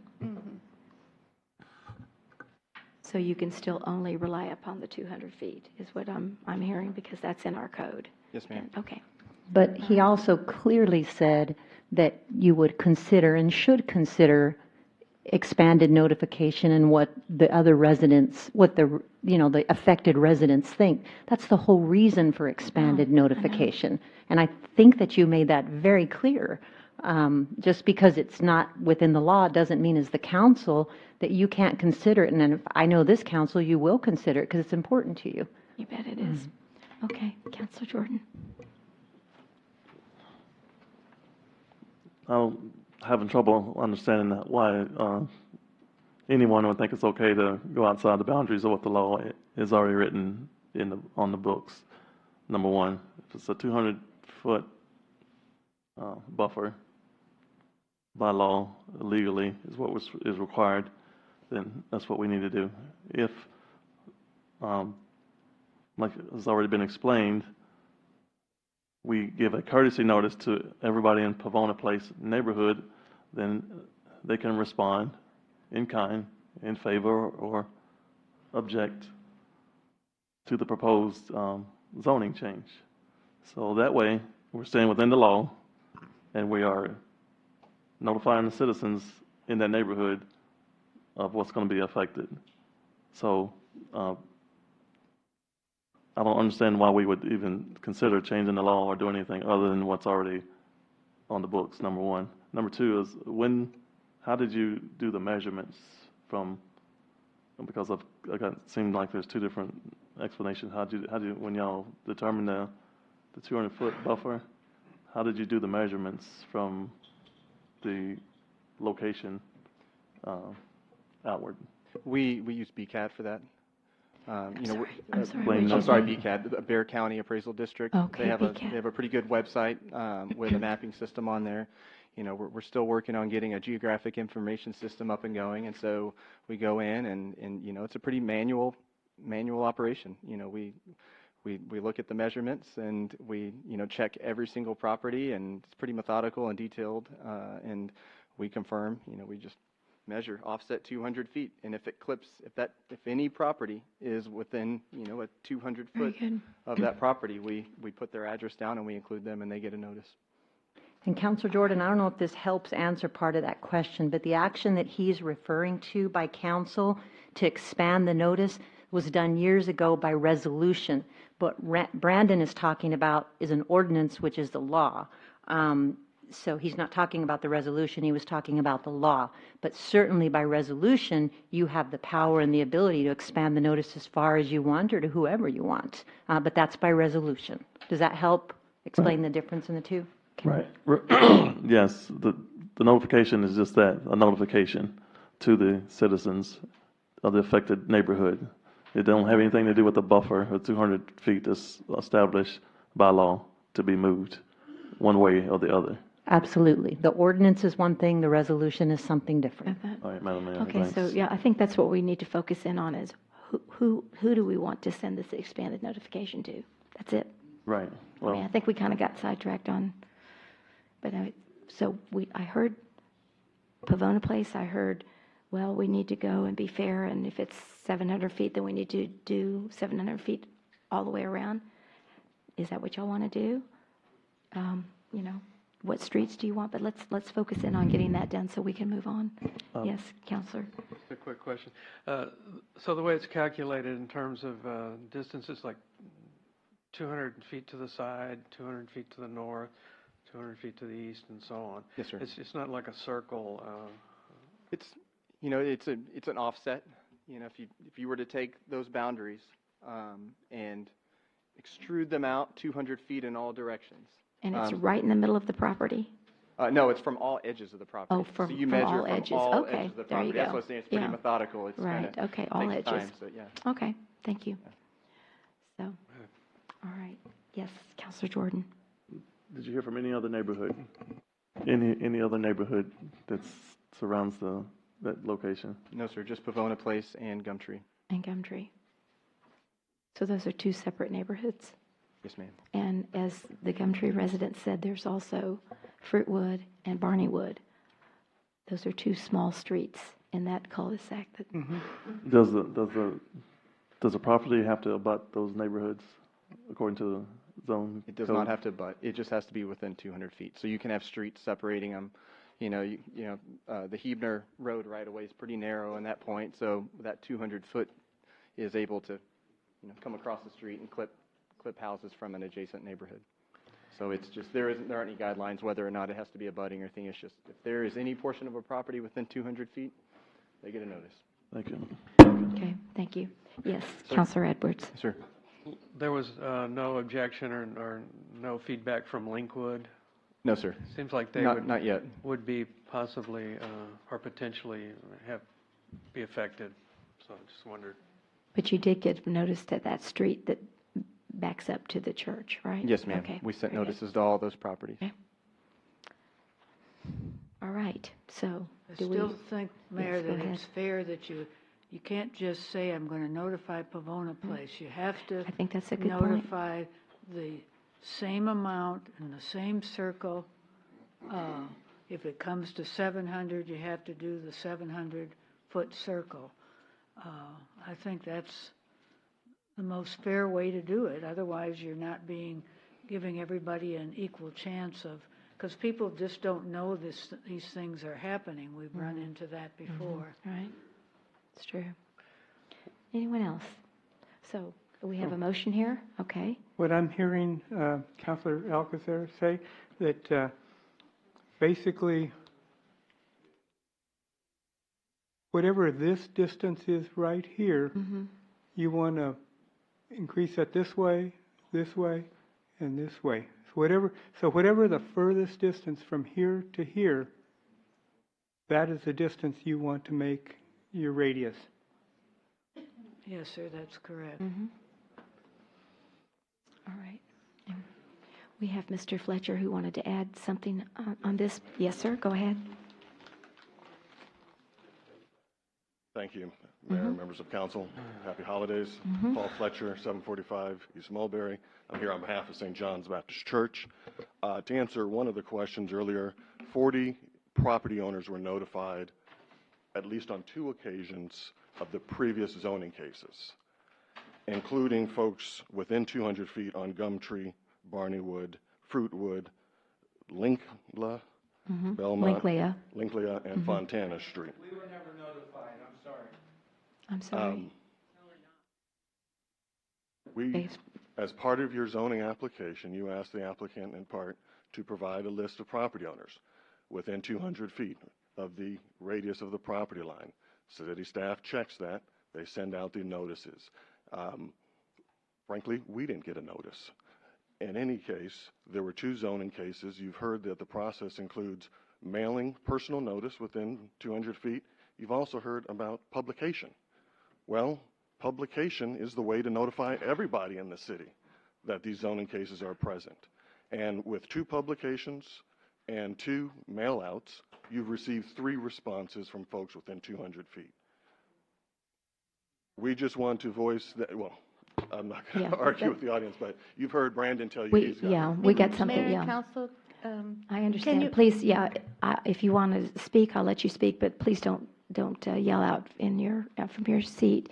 I think what they're saying is there was some, I call it a petition. So we got people to sign that they were opposed to it in Fruitwood or whatever, letter of opposition. So I think that's what they're contending, is that there was more than just 3. So just for that clarification. And what I'm referencing is what we've been talking about under state law for folks around 200, within 200 feet. I just want to go on record saying that the church opposes the expanded notification. Your code talks about a process to do a zoning case and an SUP. We believe we followed that. This expanded notification is not part of that process.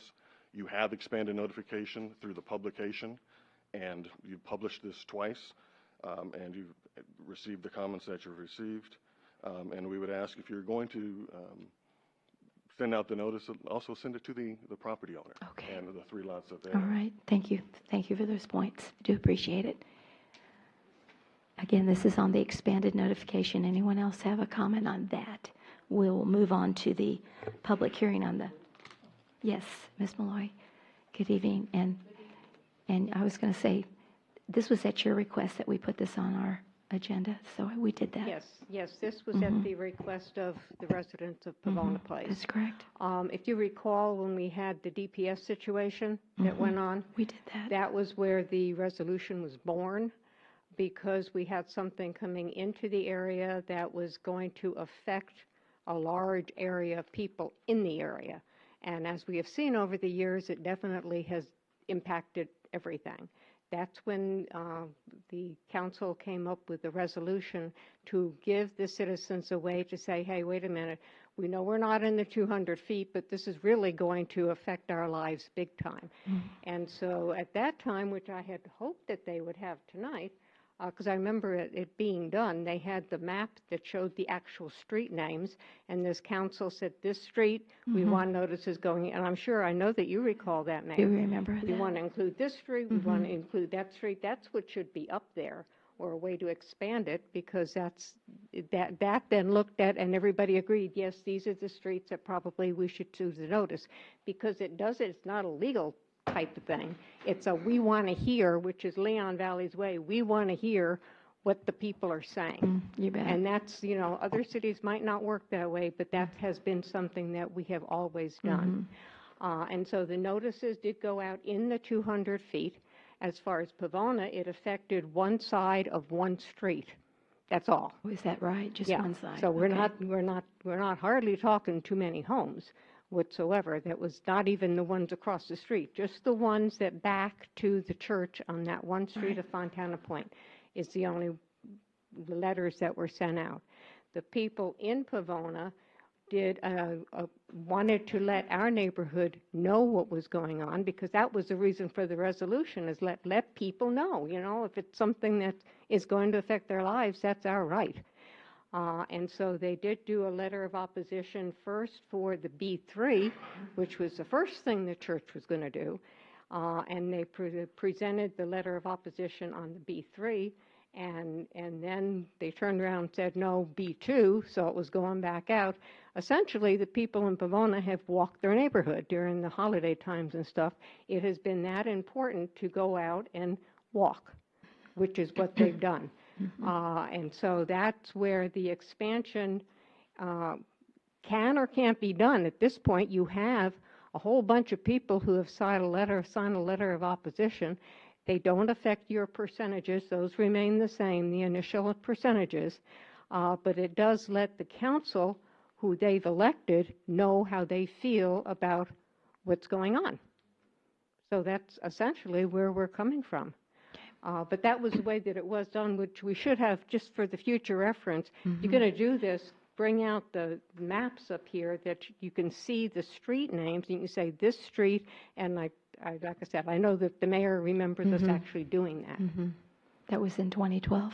Yes, and then I do want to take a moment, though, to really thank Crystal, who went searching in the records to find the resolution that we knew was there. And bless her heart, she took many hours and diligence to pull this thing out from wherever it was hidden in the city records. And I really would like to thank her for doing that. She had other things that she had put on hold in order to give her time and effort into this. And so thank you, Crystal. And actually, that was signed in 2005. Yes. So that was when we had issues in Miss Alcacer's neighborhood with the development over there. That's how it was expanded. Exactly. I think Mr. Simmelman was on. So those of us who've been involved with the city for a while know when kind of the years flow together a little bit, but we kind of know what came before and et cetera. Thank you. Okay, thank you very much for that. Do appreciate it. All right. Oh, yes, you certainly may. On the expanded notification? All right. Good evening, Mr. Brandenburg. How are you? Good. Thank you. Merry Christmas. Mayor and council members, thank you for letting me speak. My wife and I live on Gumtree, and I guess we missed the cutoff. I mean, we're certainly across from this area. We didn't receive notification on this, and maybe we missed the cutoff, but anyway, I mean, our concern is this, and it's really about the traffic and the increase of traffic, and another facility and more traffic. This is.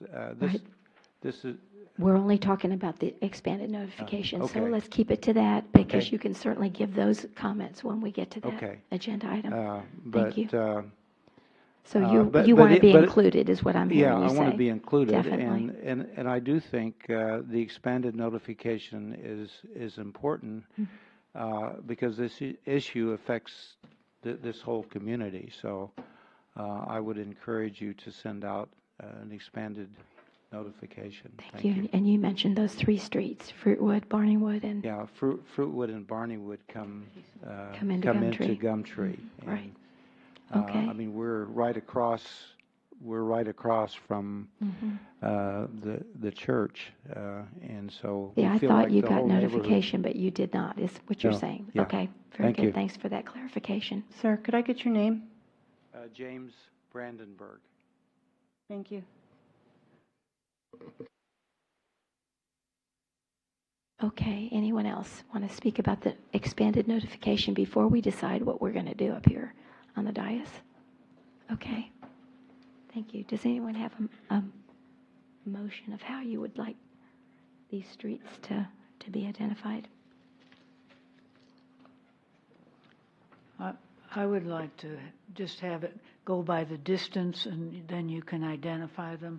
But if you include Pavona Place and it is the 700 feet, then you notify Linkwood and the other neighborhoods within that. If it's 600, That's going to be it's Grass Valley, and maybe even, that's Gumtree is Grass Valley, that street. Radius of 700. Radius of 700 well, feet. whatever it comes out, I didn't Whatever want to it put is. 700. Whatever it happens to be for the Pavona Place, and then put the rest of it, the circle. I don't think it's that hard to do, and if you need to name the streets, then that's fine, within that 700. Well, whatever, I'm not going to put 700. The furthest distance from Well, Pavona Place and then draw a circle. the problem is you have, the property's wider too, so I just want to, if they're using Pavona Place, use that same circle. It's easy to do, really. Oh, there he is. Okay. Yes, sir.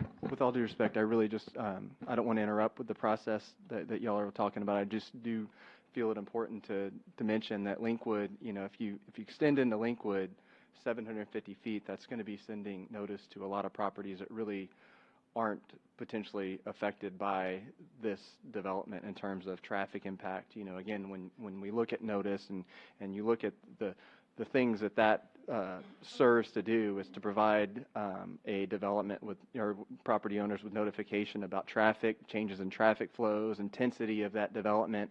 And so I think in terms of Pavona Place, you can definitely see that impact a lot more clearly in terms of, the connectivity into Pavona Place from Evers Road. But I think the relationship changes a little bit when you start looking at Linkview, because there's no connectivity into Linkwood from this site in terms of traffic impact or anything like that. Definitely, I think there's maybe an architectural type of impact on the properties immediately abutting, which the 200-foot notification serves. But if we start looking at sending out notice to all the properties within Linkwood within 700 feet, there are going to be a lot of property owners receiving notice that, quite frankly, maybe aren't going to understand why they're getting notice for a development that's so far away and that has no connection to their neighborhood. So again, definitely I totally respect whatever direction y'all go with, and staff will absolutely jump on this immediately. I just, as the planner, I just wanted to offer that additional guidance and expertise. Thank you, and I know Yes, ma'am. Councilor Jordan wanted to say something. No, he answered my question, ma'am. Thank you. He answered my question. Thank you.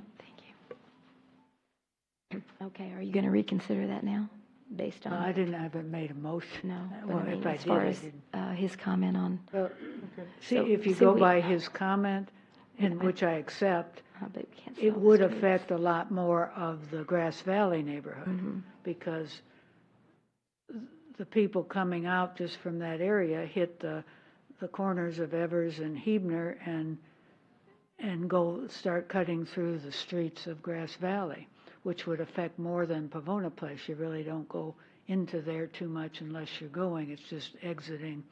So I don't know. Well, I don't have the answer. Yeah, but I was going to say, just so we can get this decided so we can move on, Pavona Place, Pavona Place, Gumtree, Fruitwood, Barneywood, and all of, or Linklea,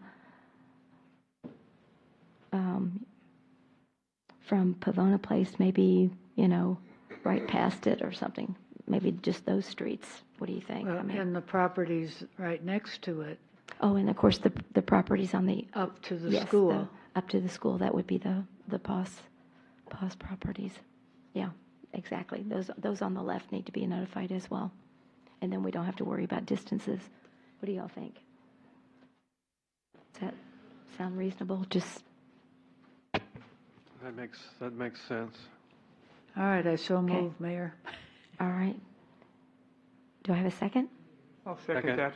All right, we have a motion by Counselor. Mayor, the city secretary is going to need that motion restated. I'll restate it. I'll restate it. I think I know what I said. Okay. Okay, so we have a motion by Counselor Aguilar and a second by Counselor Edwards to include an expanded notification for the zoning issue at 6800 Evers Road.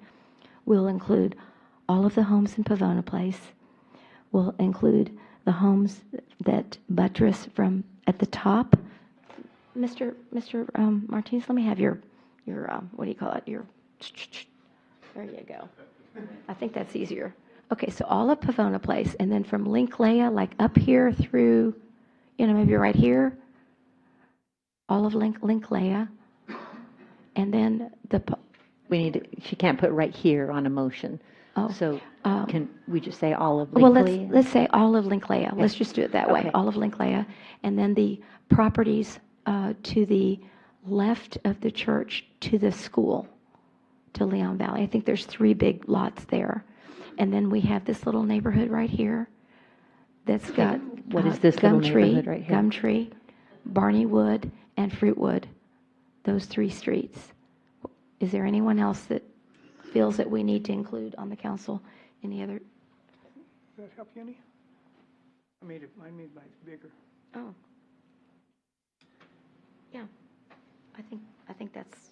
I would include timber leaf on the left side. The odd side, let's say the odd streets. And I would include Peachtree up to Grass Valley. The motion? Okay, so we'll include Timberleaf, which is on the odd side of Timberleaf only, and then Peachtree from Huebner Road to Grass Valley, and again, just on the odd side as well, right? Yes. Yes. You're going to have to just re-listen to it. You want me to repeat that? We can just listen to the record because you started saying street names, so I think it'll be okay. Do you think so? Okay. Okay. Yes, we had Second. a motion and a second, and I was just repeating the streets. So I think we've got it. All those in favor say aye. Aye. Any opposed? The motion does carry. Boy, that was painful. I didn't know it was going to be so hard. Goodness. But anyway, we will. Yes, I'm going to do that next. Thank you. I just wanted to make sure we finish that. Now, I would like to ask the council, if there's no objection, we do have a visitor here that's going to present on agenda item number 8.3 that needs to leave, and I would like to ask the council if we could please move agenda 8.3 ahead of 8.2 so we could take that issue and accommodate his schedule, and then we can go back to 8.2 after that. So if there's no objection, let me go ahead and read 8.3. Discussion and possible action on a resolution supporting the United States Census Bureau by creating a Census 2020 Complete Count Committee. And we have Sandy Underwood, our librarian, and Lisa Martin, who's the administrative assistant for the fire chief. Oh, she's not here. Here to present. Lisa gave me a call, and she's not been feeling well. Oh, She I'm could so not sorry. make it tonight. I'm sorry. She, But thank you for being here. I appreciate it. Mayor and council, Thank you. is this on? Yes, it is. Okay. And we have a visitor as well that you wanted to Yes. introduce.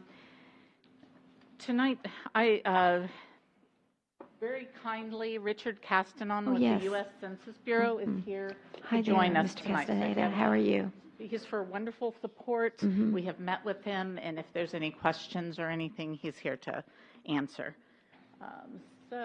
Okay, am I right and left here? Okay. So what we're doing tonight is Census 2020 is coming up very soon. So we're presenting a resolution to create a Census 2020 Complete Count Committee. The purpose is to support the U.S. Census Bureau by creating this committee to provide assistance in obtaining the most accurate and complete population count in the upcoming census. Fiscal impact minimal, it's really staff time to be liaison to committee. Leon Valley's social equity and economic development impact, the correct apportionment of federal dollars for items such as health, education, transportation, child and elder care, emergency preparation and response, public and social support programs of all kinds depend on the complete and accurate count taken during the census. Accurate census info is critical to planning for future growth, development, and social needs within the city. Some background. The city manager attended a presentation on the 2020 census and had asked Lisa and I to act as potential liaisons to a committee. We made contact with Richard. Well, I think we first made contact with somebody else who put us in contact with Richard. And we have met to discuss the 2020 census and what the role would be of this committee. Something you need to know is that census in the past has sent out the census to you. This year is going to be a bit different, and it's going to be a postcard. You will be given the options, 1, to go online to this website and complete the sentence, 2, to call a phone number to complete the sentence, or 3, you'll be able to request the actual paper census. So the background with the amount of money that is federal revenue distribution to the city, we need to get a complete and accurate count, and it will help. Whoops, what happened there? Okay, so I feel like I missed something. Okay, this I know it's tiny, but this gives you an idea. This is federal dollars, how they're distributed to the cities. It'll give you an idea of what it is. It's highway planning, school lunch programs, CHIP, all these different things that are affected by the census and the funding. The creation of a citizen-based complete count committee will assist in the promotion, the outreach, understanding, and education about the 2020 census prior to it actually beginning. So what is recommended for a committee makeup is representation from the following groups: the business community, religious community, education, community organizations, the senior population, and any other representation that the mayor would see fit to assign. The creation will assist. Okay, there are double slides in here. Okay, I'm not sure what this is. Okay, so part of it is the same thing. The committee liaisons and members shall be appointed to serve for a term starting immediately through June of 2020, and at that time, the committee will be dissolved. Activities, what would the committee do? The purpose is really to raise awareness. We want people to be able to self-report before they have to come knocking on your door. So we want to make sure people realize how important it is to self-report. Perhaps it will be the creation and printing and distribution of posters, flyers, handout printed materials. It may be things like attending the Chamber of Commerce meeting, different meetings and organizations to talk about how important it is to please fill out the census. Create census messages to be used in utility bills. This is kind of the purpose of the committee, is to brainstorm and decide what these things are going to be.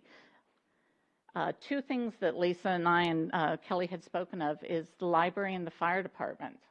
Let's have a dedicated computer. People have troubles. We know a number of our citizens come in and use the computers and need some help.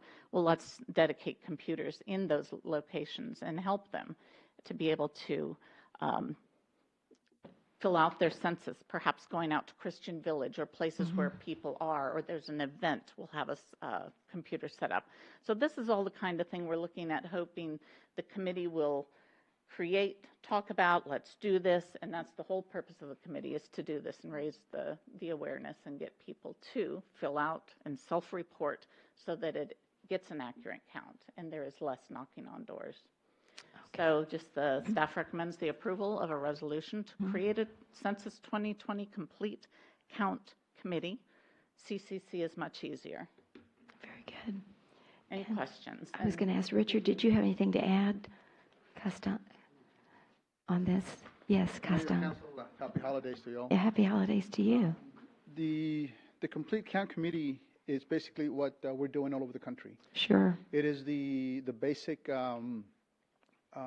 is the tenet or the basic tenet of the community partnership and engagement program that is being implemented nationwide.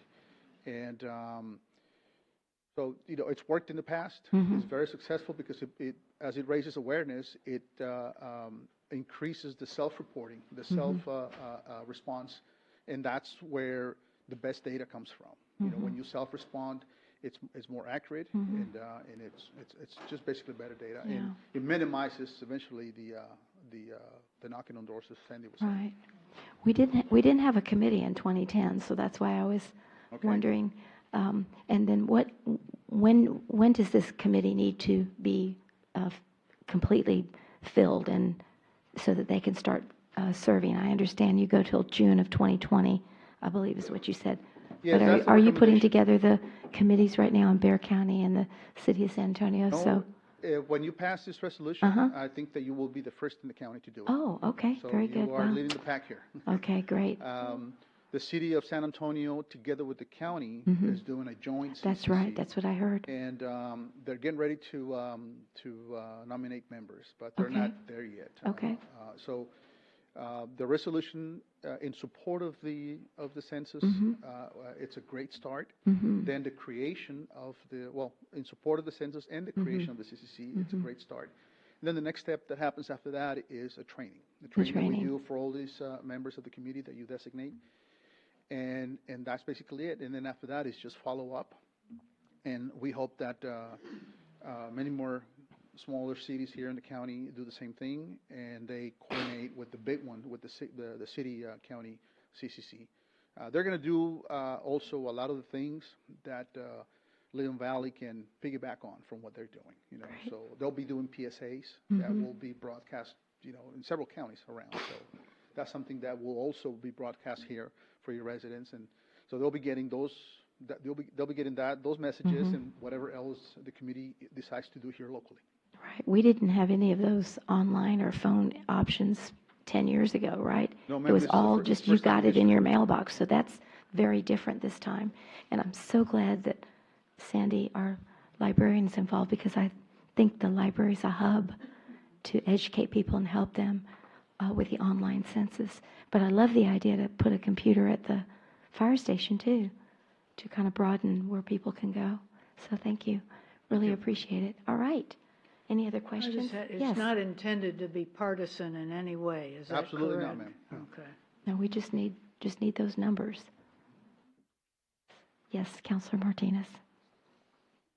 Printing and some of the handouts, is there any federal funds for that, or do we have to fund that ourselves?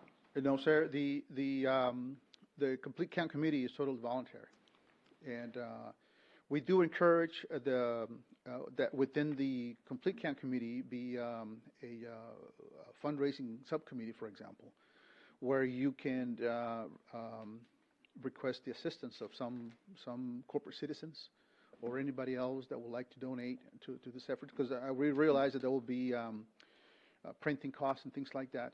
The Census Bureau will have materials ready to print, but they will not be issuing them out to all the cities in the country. You can download all that art ready to be printed, but the CCCs are expected to cover that cost. Okay, very good. One of the things we have discussed when we met with Richard about that is, as we get our committee together, maybe somebody has a connection to a printer. We don't know. We're hoping that the committee members will, you know what, I know the owner of XYZ, and we'll talk to him and see if he can donate this or a banner or signs to go out front. So that's all going to be, within the committee to brainstorm and come up with those solutions. We could always go fund me, you know. I mean, you know, if we really got desperate. I don't think we will, though. I think we'll be able to cover those costs.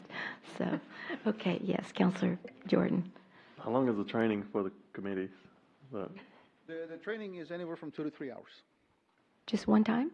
as many as you like. Oh, as many as you want. Okay. We can come back because the commitment is as soon as the committee starts through about June 2020. So it's a long term, it's over a year, and we'll realize that some members may have to leave or will have to be replaced or whatever. You can add, retract, whatever, and so we are going to be around through September 2020 to retrain, and do refresher course and things like that.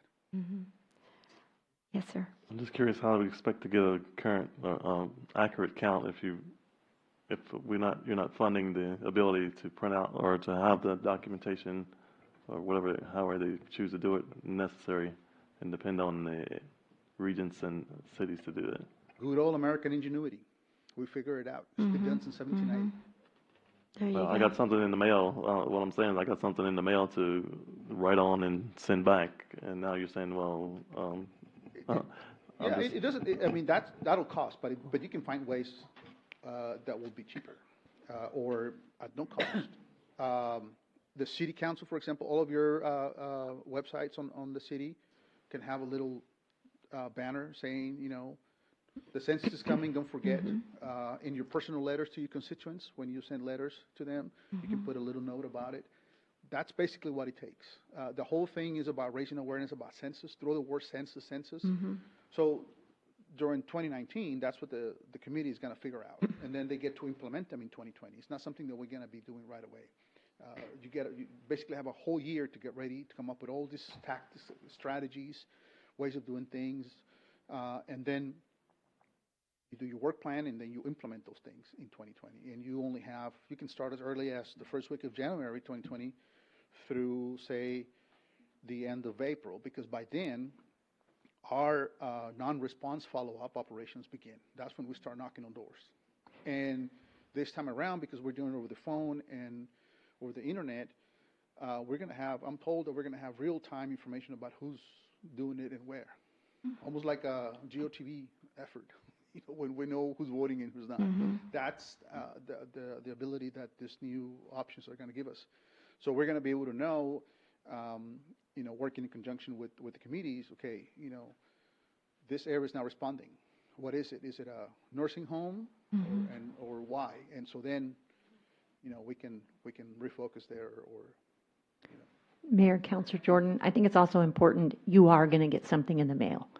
You're just not going to get what you got before, the packet that you got before that you were describing that you filled out. This time you're going to get a postcard, and it's going to say you can fill it out online. You can do, you can request one be mailed to you. You can do it over the phone. So it's going to give you different options. So you're still going to get something in the mail from the United States Census Bureau. It's just not going to be that thick packet that you're used to getting with all the questions on it. Okay. Yeah, the long form and the short form, and gosh, yeah. Short form. This is the short form. Everybody's going to get the short form? We don't use the long form anymore. No more. Okay, well, That's good. I'm glad I brought that up. American Community Survey now. Okay, American Community Survey. 10 questions. Only 10 questions. That's the census. Oh, gosh, that should be very easy If the then. question is there, then it'll be 11. But we don't know yet. It's still in litigation. Right. But it's still just the postcard everybody's getting, right? I've heard postcard and I've heard a letter. Okay, we were presented postcard. We'll get a letter in the mail. Okay. Okay. Well, thank you. We look forward to working with you, and thank you for helping us. Is there anybody else that had a question or a comment on this before we make a motion? Okay, thank you so much, and have a happy holiday. Thank you so much for being here. All right. And Sandy, thank you for your presentation as well. I move that we support the United States Census Bureau by creating a Census 2020 Complete Count Committee as presented. Okay. All right. We have a motion by Councilor Alcacer and a second by Councilor Edwards to support to finalize this resolution supporting the census. I wanted to make sure we use the word resolution. for the 2020 Complete Count Committee. Any further discussion? All those in favor say aye. Aye. Aye. Any opposed? The motion does carry. Thank you. Then moving back to agenda item number 8.2. Ms. Posley, if you'll please read that. And we do have a public hearing on this one. An ordinance of the City of Leon Valley, Texas City Council amending Section 15.02.314 Residential Use Table and Section 15.02.381 Permitted Use Table of the City of Leon Valley City Code of Ordinances regarding institutional uses in B1 and B2 zoning districts, providing for repeal or severability and savings clauses, and providing for an effective date. Thank you. Mr. Milan, good evening. Welcome back. Thank you again, Mayor and Council. Yes, sir. The item that we're considering this evening is in follow-up to direction that staff was given by the council at the previous city council meeting. And the specific direction was to take a potential zoning code amendment back to the zoning commission for consideration, and that specific code amendment would be to amend the zoning code to potentially allow for institutional uses to be allowed by right in the B2 zoning district. And as you recall, that conversation was a part of the council's consideration to amend the zoning code to allow for institutional uses in the R3, the R3A, the R5, and the R5 zoning districts. And so that code amendment was made. So we had a lot of dialogue on that, and out of that dialogue, again, the council's direction was to also go back to zoning commission and specifically consider amending the B2 district. So that's so per that direction, that's exactly what staff did. And again, before we get into the details of this particular request, I think we're probably going to have some speakers here this evening from a particular property owner. Again, I just want to emphasize this is an overall zoning code amendment. This is a global code amendment, but we're going to be having some, most likely some public speakers regarding a specific landowner and a specific zoning case, the St. John's Baptist zoning case. So I just want to right out of the gate clearly, give a little bit of a background on this, just to help facilitate a good linear dialogue regarding this matter. So just to start off from the beginning, I'll try and make this summary brief. We received a zone change request from the St. John's Baptist Church in April. And their specific request was to change the zoning of their property to B3. And so at that point in time, the only option was new staff going in and looking at the code, and their property is currently zoned R1, B2. So new staff going and looking at the code and seeing, okay, yes, they're asking for B3, which in staff's opinion is not a compatible zoning district, but that's the only zoning district that institutions are allowed in. And so with new staff, there's always new options to take a fresh set of eyes and look at things from a planning perspective and see, make sure that we're affording the flexible opportunities for all zoning districts, and also make sure that we're consistent with our comprehensive master plan. So at that point in time, we an effort to give a good process for our applicants. We definitely began coordinating with them on their application, but also looking at the code and in that and also looking at previous legal precedent too, previous lawsuits that the city's been involved in. Looking at just making sure that we're following all the federal laws and that our code is allowing for flexible uses within the city.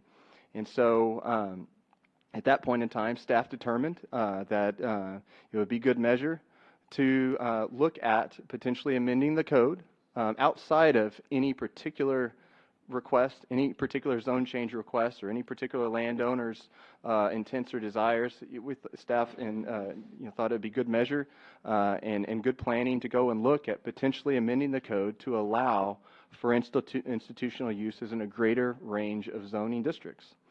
And it was also understood that in doing that could potentially afford more flexibility for this particular applicant to achieve what they're trying to achieve. In doing that could potentially accommodate this particular applicant. So that's the process that we embarked upon. We went to the Zoning Commission in September 25th. With a potential code amendment to allow for institutional uses in the R1 zoning district and to allow for institutional uses in the B2 district. Purpose of those two being, right now, there's a lot of R1 throughout this city.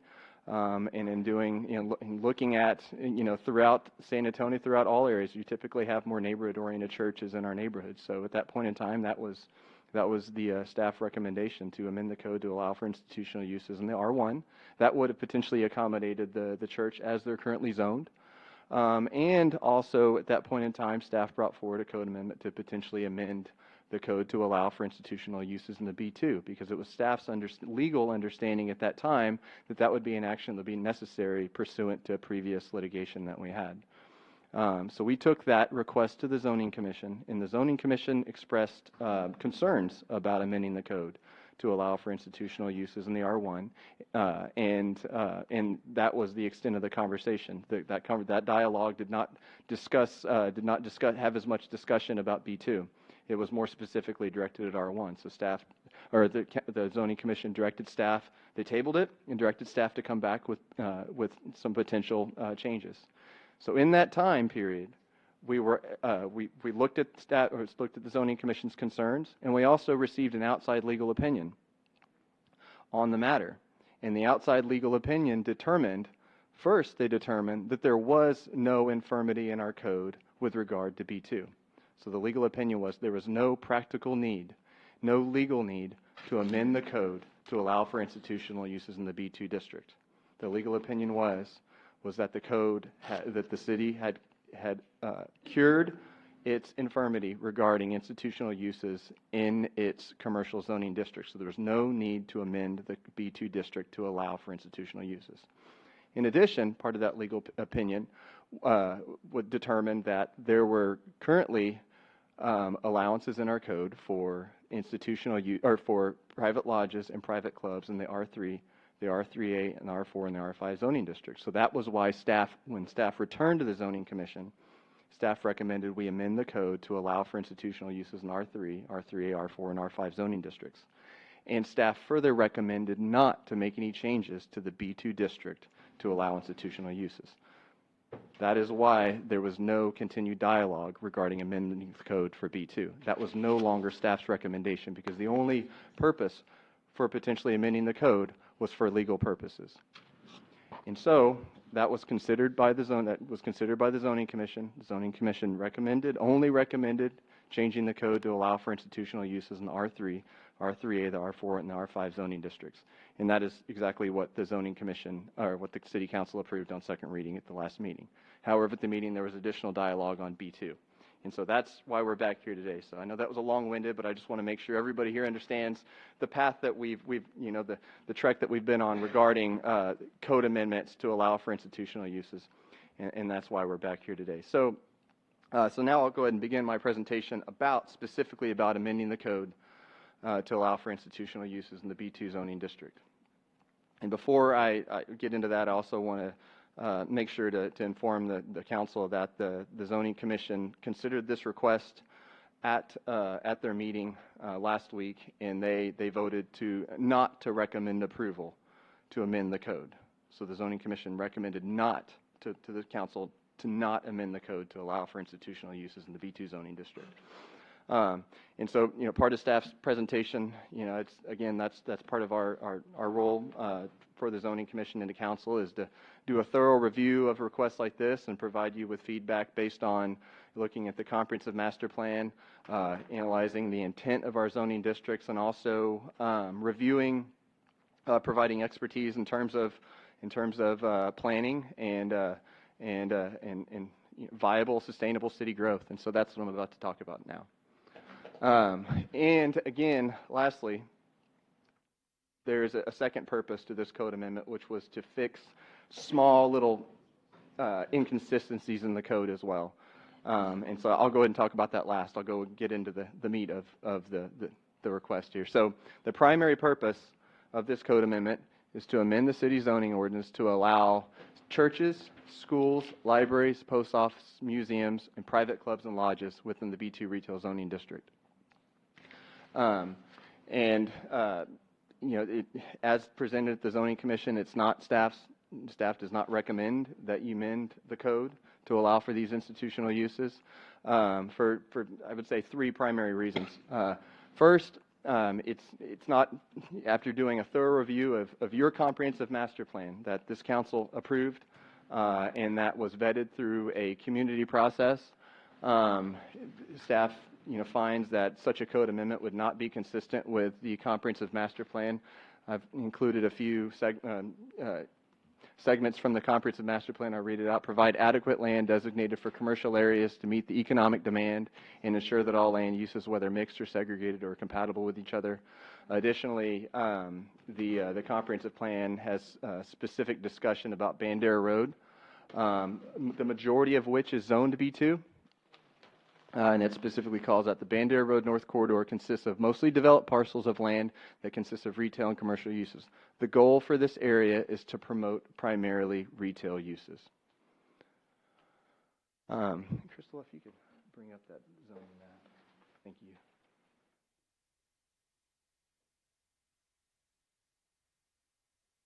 So again, here's the city zoning map. So as I mentioned, this is a global change. This isn't a change that would affect just one property. This is a global change throughout our city. So you can see, pursuant to the comprehensive plan goal that I just mentioned about promoting primarily retail uses along Bandera Road, as you can see, Bandera Road is primarily zoned B2. And from an economic perspective and from a sales tax perspective, it could be considered an economic artery, an economic lifeline of the city. So potentially changing the code to allow for institutional uses in the B2 would affect every single property in red on this map. Every single property in red that is developed or undeveloped would potentially be able to be used for institutional uses, for non-sales tax, non-ad valorem generating uses. So the majority of the land along this corridor is zoned B2. So this would affect everything you see in red.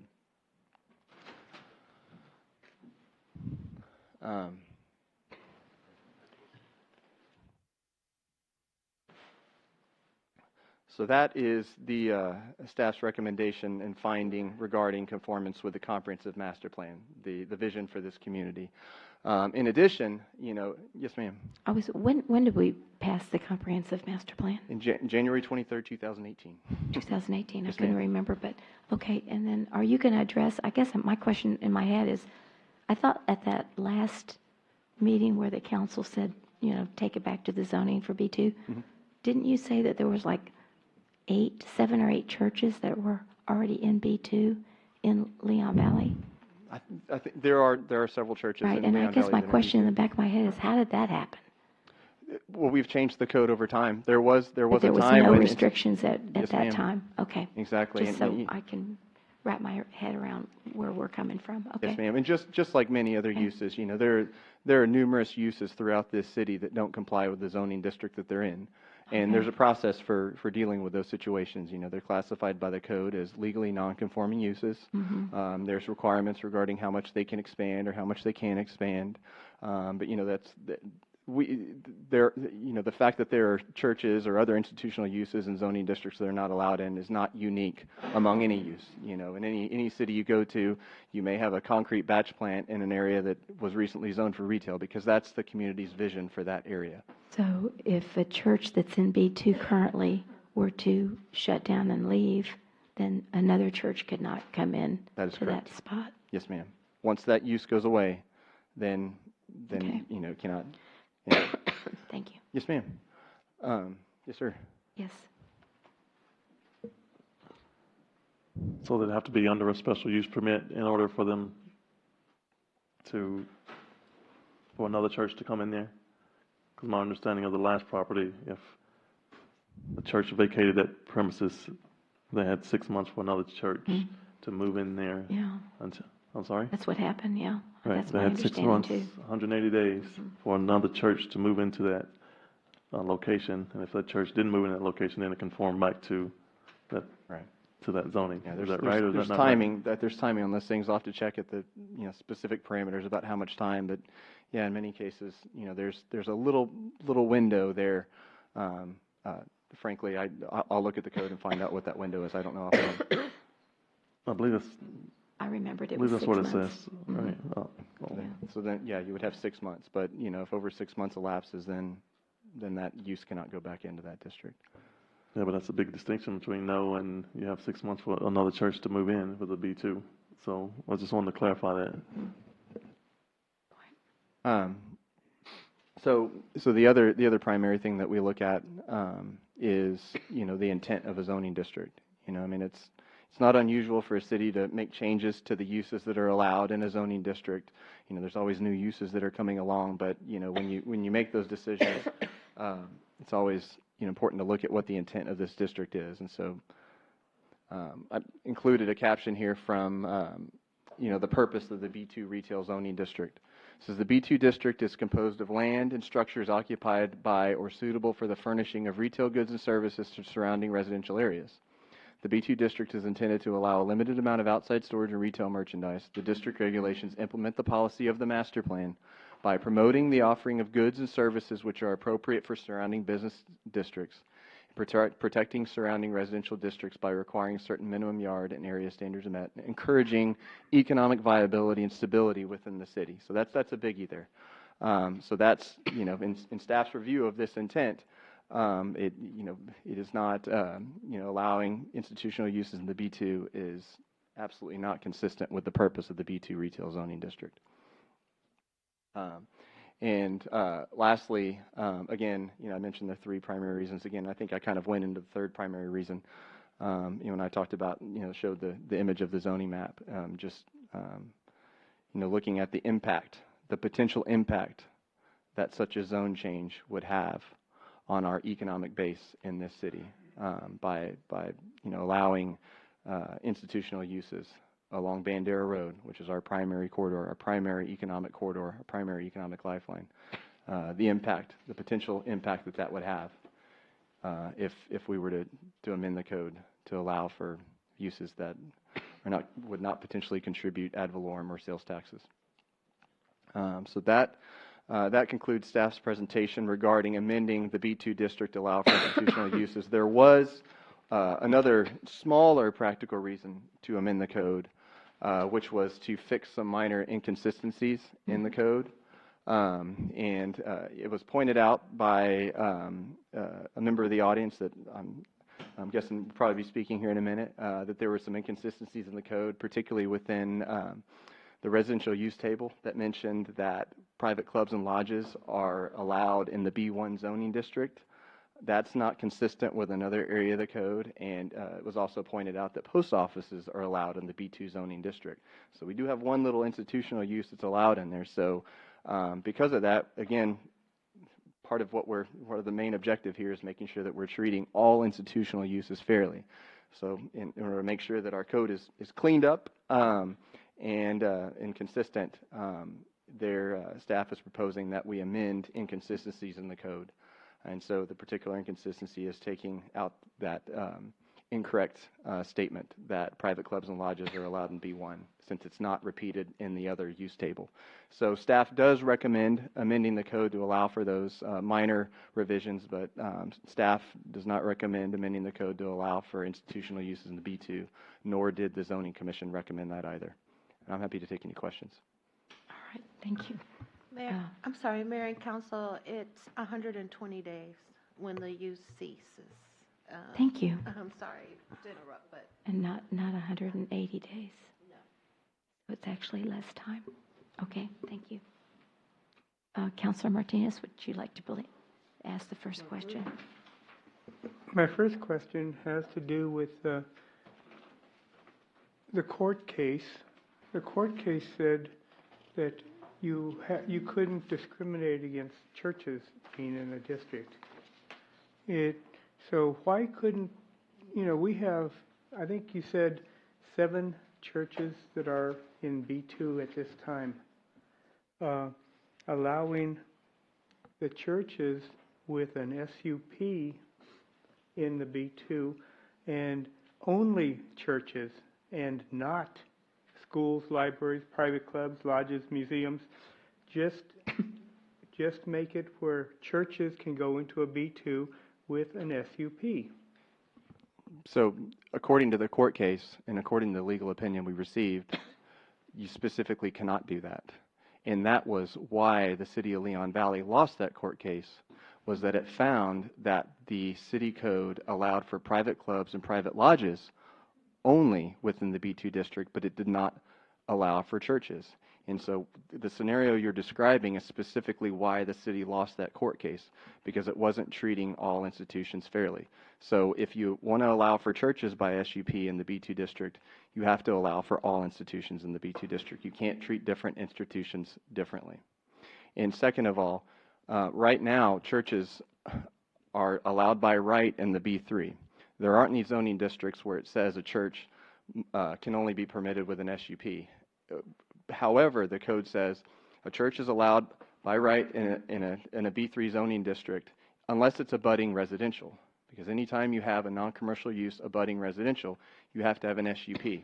However, we also, in that feedback, in the legal feedback that we got, the legal feedback was not recommending that we continue to go, that we allow for churches or other institutional uses by SUP. The legal opinion was, you need to stay consistent with the purpose of your district. And so SUPs, as I've mentioned several times in different presentations, purpose of SUPs is to make sure a use is compatible. And, in an SUP, we always look at, you look at traffic issues. You're not really debating whether or not that use is appropriate. You're just making sure that use does not have any issues abutting up to somebody else due to the intensity. But the question of whether or not that use should be allowed at all is kind of already settled by the fact that it's allowed by SUP. So again, as I mentioned in the purpose states retail and commercial uses. And so you can't say, okay, well, a church is allowed by SUP here and then possibly deny a church by SUP here. You have to be consistent with the purpose of your zoning district.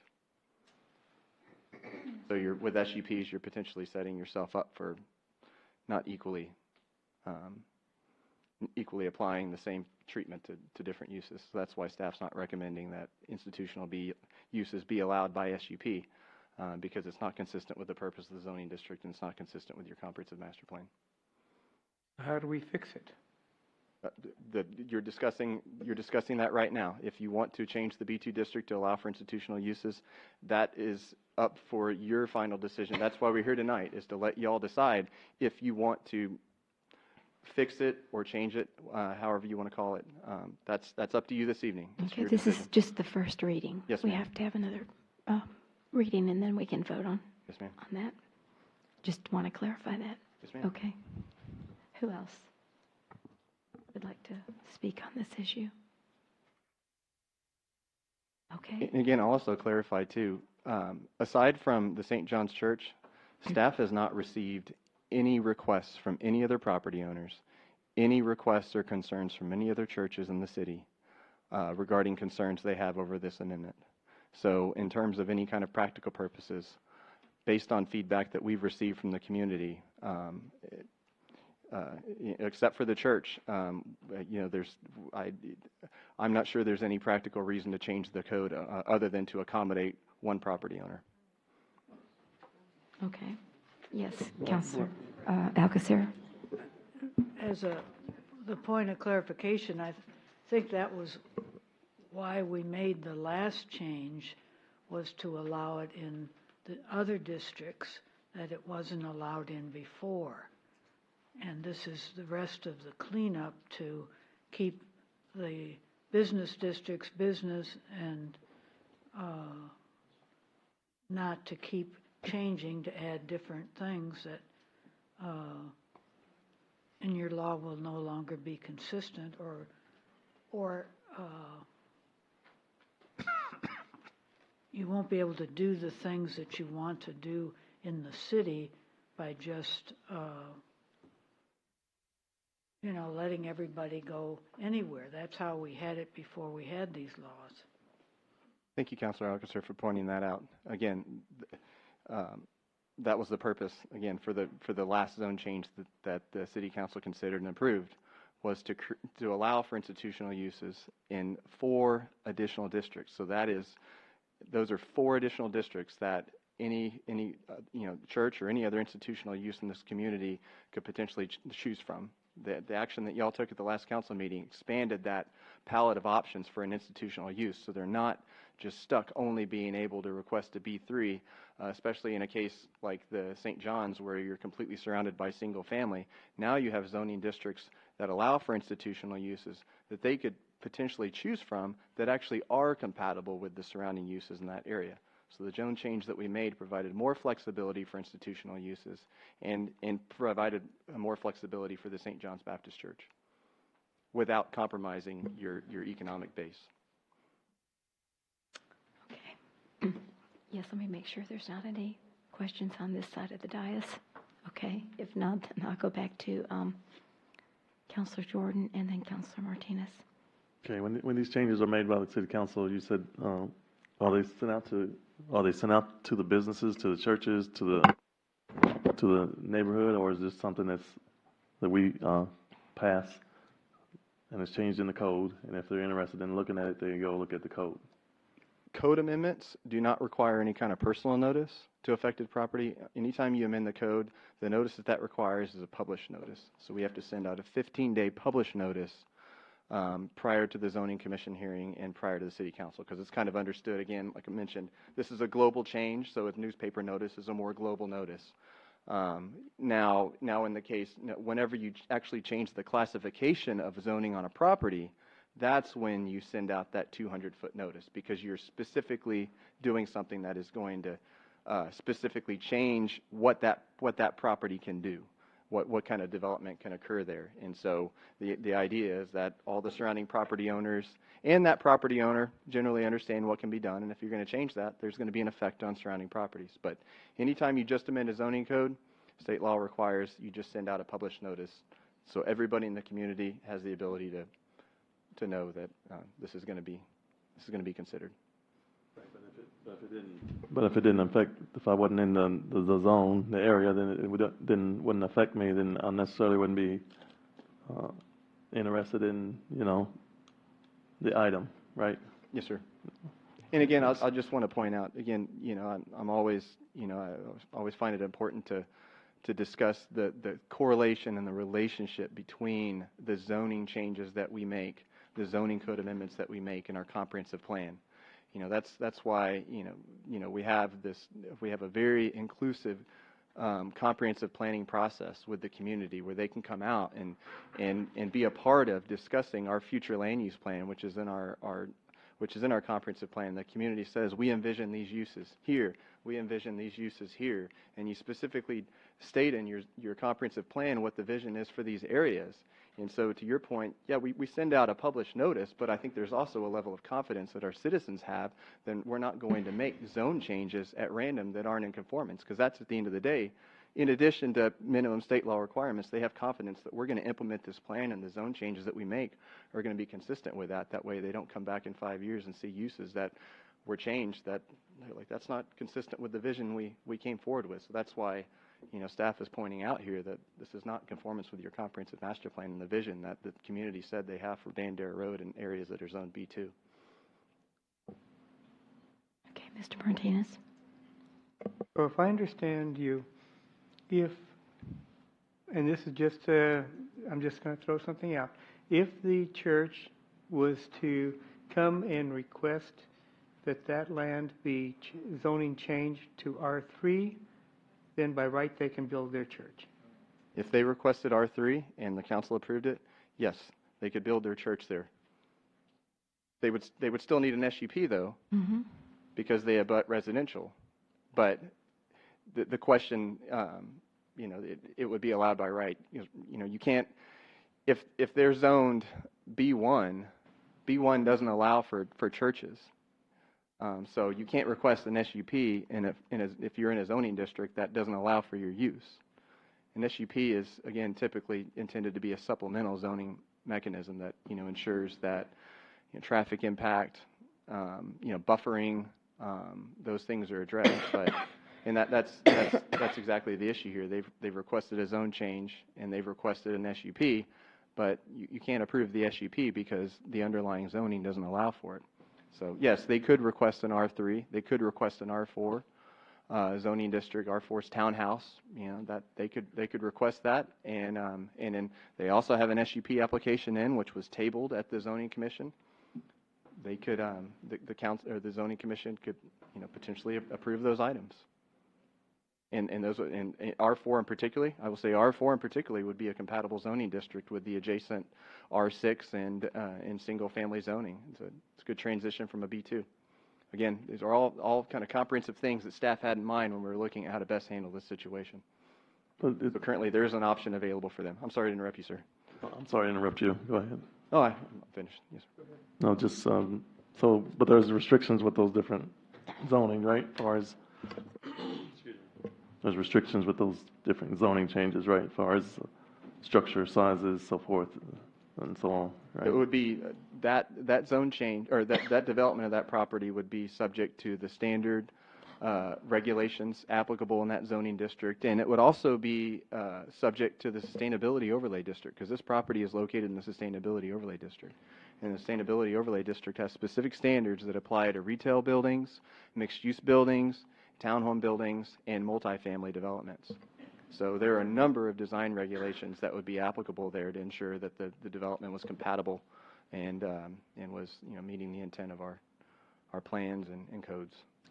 So you said the 6,800 Evers is under the sustainability overlay? Yes, ma'am. I always thought it was just the Bandera Road corridor. No, ma'am. The sustainability overlay extends up to this property. There's actually a small area includes the Triangle property and the property across the street, and it actually goes down into the Grissom Road area, all the way down to the very southwest tip of the city. Okay. Very good. Anyone else? I will open up the public hearing then, if there's no further questions from our council. Is that all right? Thank you. So, yes, sir. Thank you. So at approximately 8:52, I will open up the public hearing. And Mr. Fletcher, I wanted to limit it to 5 minutes just because of the hour, but if you have other people that we're going to speak that want to give you some additional time, let me know that. Okay? Yes, sir. Okay. Well, let's see if we can get your comments within 15 minutes. Is that reasonable? It is. Okay, thank you. And I appreciate it. to expedite my comments, Yes, sir. I have a PowerPoint. I provided the city secretary with a Okay. copy of that PowerPoint. Okay. So it's in the record. I have a handout if you all would like it. If you're not, Yeah, I always like if you'd to. like a I copy, like I can paper. provide it to you. Mm-hmm. Is there a red light? There it is. Mm-hmm.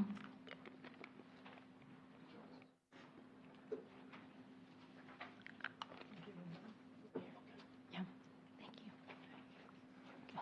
you. Mr. Fletcher, I gave mine away. It's okay.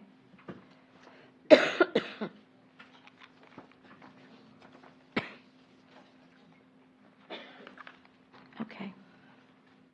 So it's 5 minutes till 9, so if you'll begin, please. Paul Fletcher, 745 East Mulberry, San Antonio, Texas, 78212. I'm here on behalf of St. John's Baptist Church. Before I get into my presentation, I wanted maybe to follow up about a little bit what you heard from the planning director. Mm-hmm. And first of all, number one, we think the church is an assembly. And we talked to you all about assembly last time, not necessarily an institutional use. So we have that difference. Secondly, you talked about little tweaks in the code. For example, this B1 change that you're considering today. And you heard from staff that in September 25th, staff proposed R1 with a bunch of restrictions for churches, B2 with an SUP for churches. And then they changed that. And what you all have done is have gone back into the code to say that churches are institutions. We want them in certain areas. So where there's a difference, such as clubs and lounges, we need to match those different types of institutions. So you've taken, instead of having clubs and lounges in B1 like you currently have, you're trying to fix that today. And you're removing that. Clubs and lounges were allowed in the R3, the multifamily retirement, the townhome, garden home, and manufactured home. That's the only reason why you've allowed churches to go in those areas. Not as a convenience, but to correct the problems that we've identified. So the fixes, these little tweaks, are to bring your code into conformity so you're treating what you all believe institutions similarly, because that hasn't been the case. Now, recognize in the past, churches have been allowed in every zoning district in this city. Recognize in the city of San Antonio, churches are allowed in every zoning district. We heard a little bit of this discussion about, people look at the zoning map and they think about there shouldn't be a change in use. Well, guess what? That's why we're here. Because when we bought the property, when my clients bought the property, churches were allowed in every zoning district. The code changed. And a way to fix that is to change that code back. You allow churches, no longer can churches be allowed in the B2 and in the R1. So the same concerns that have been addressed about looking at the master plan, we are a victim of that. We have had the code changed on us, and that's why we're trying to correct it. And we're not the only ones. We've identified 7 out of 10 churches in town that are also the victims of this code change. And we're asking you today to correct that error. We're asking you to make churches legal in B2, like it was before, like it was when we purchased the property, like it was when other people purchased their property. They expected to have a certain ability to build what they want and do what they want per the zoning code. You heard a little bit about a non-conforming use. Now, you have churches, 70% of the churches in town are non-conforming uses. And it seems that staff is arguing that, well, we want them to remain non-conforming because they do not contribute to the economic development of this city. But they do. They develop property. You'll see the only place you mention churches in your master plan, your vision of the city, first of all, you don't mention institutions. So when we hear that you're looking to the master plan for guidance on institutions, it's not there. You hear about churches in 3 instances in your master plan, and it's plats. Churches developed property in the city. And when they develop property, they give land for utilities, they pay for water and sewer. Churches hire employees. Churches bring customers and consumers to this city. And churches provide a social good. Just because someone is tax exempt shouldn't mean that they need to be relegated to B3s and the most commercial intense areas, parts of town. They provide a social good. And why do people get tax advantages? We give veterans tax advantages in terms of, you all have 2 options, as a matter of fact. You vote each year, do we give folks a homestead exemption? Do we give veterans exemptions? And you oftentimes elect to do that, to reward them for their service or to give them a break in terms of having home and buying property. So just because someone is not paying taxes does not mean they're not providing and contributing to the economic development of the city. As I mentioned, you recommended previously B2 with an SUP. That recommendation, and you've heard from the planning director, that it was changed. It was not legally required. You need to ask yourself, was it legally prohibited? The lawyers didn't, and I've asked for the opinion, I think we probably disagree, but your lawyers did not tell you you cannot put churches or allow churches in B2. And that should have been the question to the law firm. Can we allow churches in B2? We have 7 out of 10 churches in B2. Can we allow this? I think the question was presented in the opposite way. How do we keep them out of B2? And I think that's the wrong question. B2, what is B2? This is your definition. B2 districts are composed of lands and structures suitable to provide services to surrounding residential areas. These district regulations I've highlighted implement the policies of the master plan. And they promote, number 1, protect residential districts, encourage economic viability, stability within the city. And it goes on to say that if you meet one or more of the following, you're a B2 business. A service facility, the purpose of which is providing service to surrounding districts. Now, I inserted religious. Churches provide services. They provide religious services to the surrounding districts. So churches meet the definition of B2 uses. Now, this same definition is in B3, and when you look at the B3 definition, and I'll read an excerpt of it, B3 is composed of land and structures used to furnish commercial needs, wholesale services, some light assembly of goods, in addition to most of the uses found in B2 districts. Now, currently, churches are allowed in B3. You made that election, you made that decision. Does it really meet that definition? And if it does, it tells us that most uses found in B2 are also found in B3. So churches should then be allowed in a B2 district. Let me rephrase that if I misspoke. It says, in addition, most uses found in B2 are allowed in B3. So churches are allowed in B3, then they should be allowed in B2. Frankly, you allow them in residential districts. So they're certainly not incompatible with real people's homes and private property. And we talked a little bit about the specific use permits. If you allow churches in the B2 zoning, you all have the ability to protect the adjoining neighborhoods. You have the ability to require an SUP whenever there's any proposed new construction, and that abuts a residential zoning district. So you can look at the site plan, look at what people are doing, and determine, is this good or bad for the residential district? What changes need to be made so that it is compatible? And we know churches are compatible with residential areas because you allow them within residential areas. Land uses listed in the permitted use table as requiring an SUP. An example of that are your entertainment facilities. They require an SUP. You could have churches that require an SUP to determine whether or not they're appropriate in a particular area.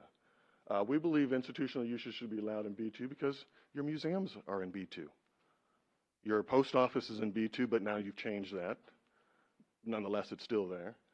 Your entertainment, indoor and outdoor, are allowed in B2. Your library is in B1. And let me tell you why B1 doesn't. It can work for churches, but your B1 district is limited in its size to about 3,000 GFA ground foot area. The current property that my client has is already 4,000 square foot, so that wouldn't work. And then we talked about existing churches in B2. And while I'm talking about some other zoning districts, when you look at the residential zoning districts, the multifamily, the garden home, townhomes, those have masonry requirements. 75% of the house has to be masonry. You don't have that same requirement in B2. There is no masonry requirement. So that's one difference why having B2 zoning for a church allows it to be more affordable to do your construction because you're not burdened with a 75% masonry requirement. Likewise, you have a landscaping requirement in these residential areas. I believe it goes from 40 to 45%. And in your commercial districts, your landscaping requirement is a lot less, about half of that, about 20%. And another thing that is an issue is that B2 zoning, the land is more valuable than if you have certain residential zoning. So when folks are going out to get loans for their property to do new construction, to pay the permitting fees and to do the connection to the water and sewer, they need to have and use their land to the highest and best use. I just want to go through some of the existing conditions, and I know my time is getting short, but again, here's your library. Oh, it's open 7 days a week, except for major holidays. It's surrounded by residential areas. It's serving the community. It's providing a service. And then here you can see it on the ground. And then you have a convention center, similarly situated. I think last time I couldn't find a museum, I found two. One is the Northside School Museum in B2. Your second one is the property owned by the Historical Society. This is the Huebner Onion Homestead. I'm considering it as a museum. People go there, they learn. It's an educational component. This is privately owned. It's owned by a nonprofit. It has plans to develop a master plan, and guess what? It's in B2. Now, clearly, I would argue that this does generate economic development. It attracts people to the city. It's there perhaps Monday through Friday. Maybe it's there on the weekend, maybe it's not. But by not allowing institutional uses, The Historical Society is non-conforming, and this museum is non-conforming. We talked about the future land use map, and we've identified where all the churches are. Now, and maybe Brandon can correct me, or perhaps maybe one of you all know, but I believe it was about 2011 when churches could no longer be in the B2 areas. They were limited. But prior to that, they were allowed everywhere. And you didn't have a rush of churches on Bandera. Right now, you have one church on Bandera, which is in the B3, and then you have another. You have one here in the B2. And then you have several churches on the side. You have the Church of Jesus Christ and Latter-day Saints over here. Then St. John's Church is over here, and you have some up here. So there's not, even though you allowed churches throughout the city, there was not a rush to have them on Bandera Avenue. So I think the fears of the lack of economic development and some type of oppression of the economic engine of the city are overblown. Here again are the churches, and what you'll see is you have maybe two churches in one strip center. Here's a little closer map. We've gone through this before. Here you can see clearly the ones that are on Bandera in B3 area. Here's the other B3 church. Otherwise, they're off Bandera. And then you have another one in the B2. When we talk about institutions and the zoning, public schools aren't subject to zoning. So this ordinance doesn't really affect public schools. I couldn't find a club or a lodge that this ordinance would affect. I've asked if you all have any, I'm waiting on open records requests to see if there's any C of O's issues for that. I couldn't find any private schools that would be affected by this. The only thing I could find were daycares. So really what we're talking about are churches and museums that are being affected by this ordinance. You talk about C. Leon Valley, social equity. Churches provide and improve the quality of life. Churches are stakeholders here in Leon Valley. There are 7 churches that are in B2 and 3 that are in B3.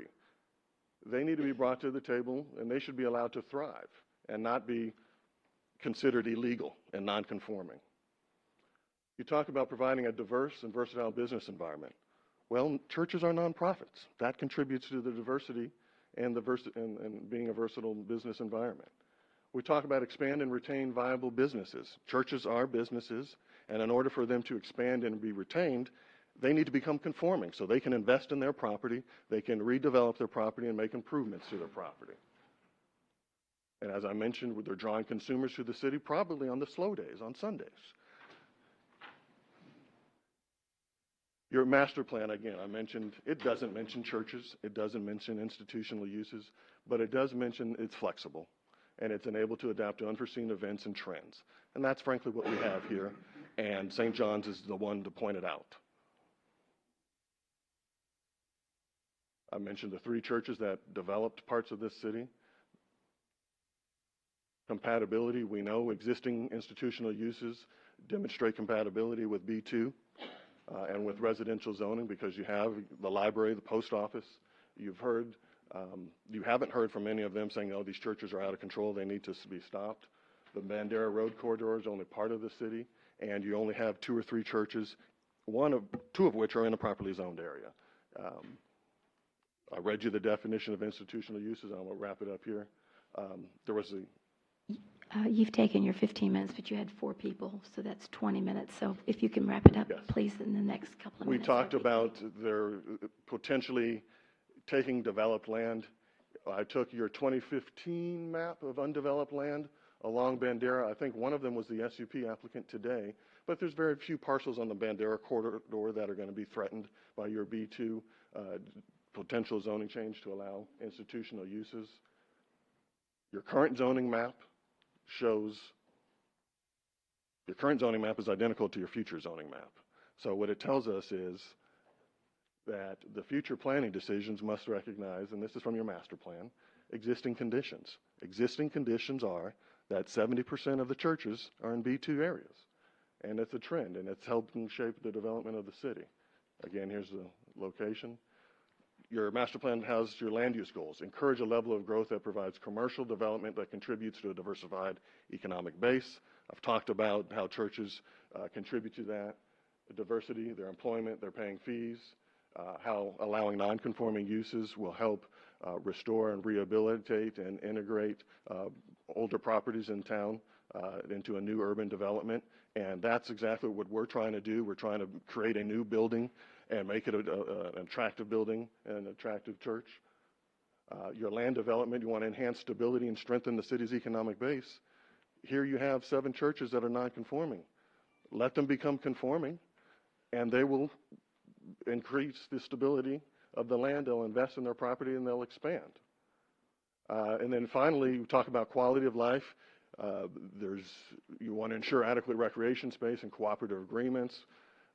Certainly the institutional uses, and St. John's is a good example. They contribute to the recreation and the educational opportunities in the community. They provide services to the community above and beyond religious services. So in summary, we would ask that you all allow B2 to include institutional uses, which is really going to be churches and museums.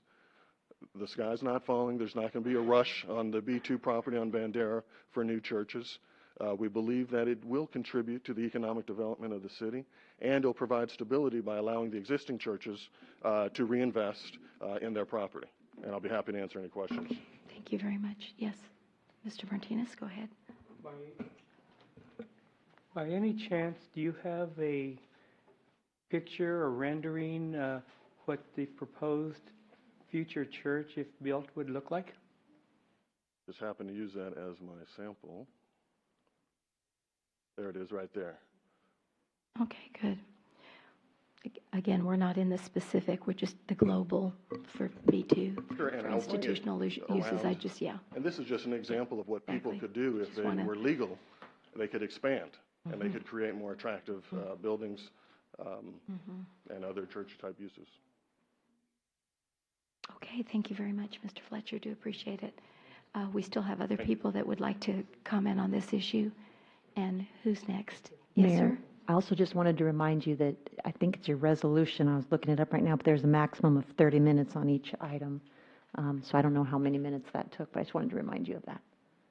Well, I didn't know that, so I wouldn't have given him 20 minutes. Let's see how far it goes, because It's last I year. don't want to. I'm Edward Alonzo. I'm the Vice Chair of the Zoning Commission. Yes, sir. How are And you? I'm a resident of Canterfield and a former minister myself. I think St. John's has done us a great service. They've allowed us to identify some really big gaps in our zoning code that we've had. And I believe at this point that currently council has filled those gaps. Council has allowed us with the R2, R3, R4, R5, those groups of zoning areas to allow us to put churches next to other residential areas without allowing a future use that is undesirable. Because any zoning that we make, any zoning changes we make are permanent, right? Well, permanent to the property, unless we make them change again, right? So when we look at that, there's no need for churches to be, in my opinion, in a B2 or B1, even though we do have a B3, which is available for churches that want to be in a more industrial or business or commercial area. I forgot where I was going, but that's good. So again, we believe you've given us the tools to zone properly in our city. And by enabling churches in B2s, we will be limiting our future revenue and potentially putting our physical soundness at stake. I think many of us have seen a lot of churches take over strip malls and a variety of other things. Now, if that's a decision that our council wants, that's a decision we can have, right? What was mentioned before was that we have 7 out of 10 churches currently existing in a B2. And that's weighed on me, and that was a question I had. How do we solve that? Well, there's a couple of different solutions to that. We have B3 when they want to change. We also have residential if they're close to residential. If we want to bring that area to be a more residential area in the future, we can turn it more residential. If we want it to be a more business-centric area, we can turn it to the B3. In my opinion, again, there's no need for us to expand by right churches in any other zoning than the ones we currently have. Okay, thank you very much. Thank you. Yes, Ms. Malloy.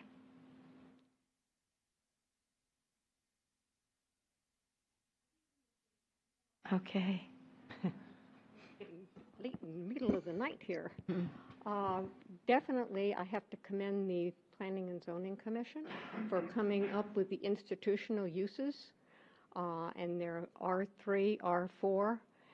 That fills the in-between of, when you kind of think of zoning, you should picture in your mind not a swimming pool where you go from sitting on the deck to jumping in the water. That's not what zoning's about. Zoning's about being on the beach and walking from the shore slowly out into the water. So that's the way you want your uses to go, so that overall they blend and they reinforce each other. Coming up with the institutional use, these are uses that feed and work with the homes, with the people living in the homes. This is it's not going and buying things. That's a totally different thing. As far as the B2 allows for 107 uses in a B2 zone.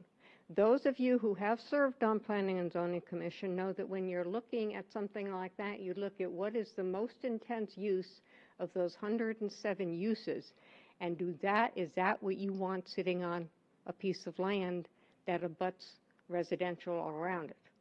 So if you picture for a minute that beautiful looking self-storage, we have two of them now on Hebner Road, that by Rose Cleaners, when you go past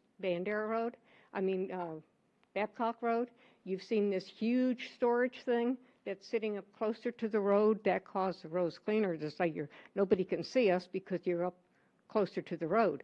That would be an allowed use in a B2 district in Leon Valley. So maybe you can just picture two of those, maybe one have it on Hebner and one on Evers.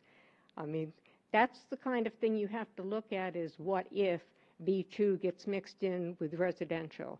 You separate them out. They don't help each other. They detract from each other when you start mixing unlike things together. You have to get the business area, has to be much more slowly. You've got to get the churches out of the business area.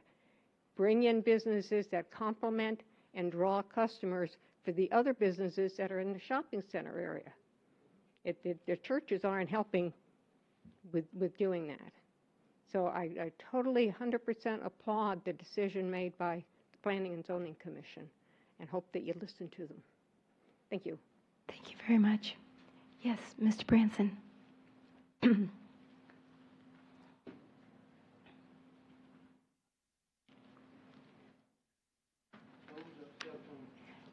Good evening and welcome back. Yes, sir. Thank you for letting me speak again. Mm-hmm. I'm Tommy Branson. I live in Pavona Place subdivision again. Sure, no problem. Forgive me. When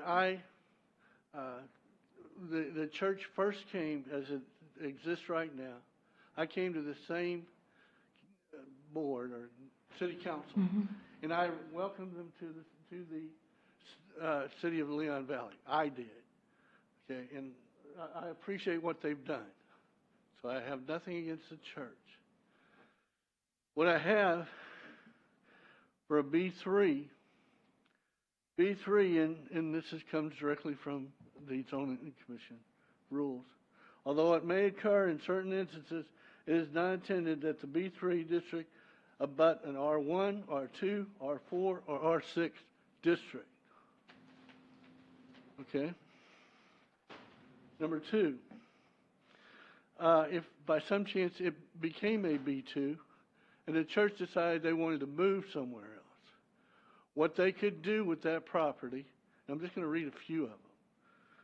They could put an adult care facility, an air conditioning repair shop, an air conditioning sales repair, an alcohol beverage sales, an alteration or repair of apparel, ambulance service, animal clinic, appliance minor repair, and I could go on. There's 107 uses that they could do. Right. And that's all in my backyard. I live on Fontana Point, which backs right up into the church. And I'm sorry, it's not I don't like the church, because I welcome them into the community. I just don't want them to all at once pick up and walk away, and then that's zone B2, and they sell it to someone else. Okay. That's what'll happen. Yes, sir. I hear that. Thank you. Thank you. Okay, I tell you what, Mr. Fleischer, I need to hear from other people because I'm on a timeline. So let me just be sure there's not any other residents or people in the chambers that want to talk. We're way past. Yeah, exactly. I just need to hear from a broad range. Yes, well, good evening. I'm Esther Pastor Price. how are I'm you? still in ministry. I want to just mention that we're not selling the property. We're not wanting to rezone the property to sell the property and allow something like the gentleman mentioned to happen.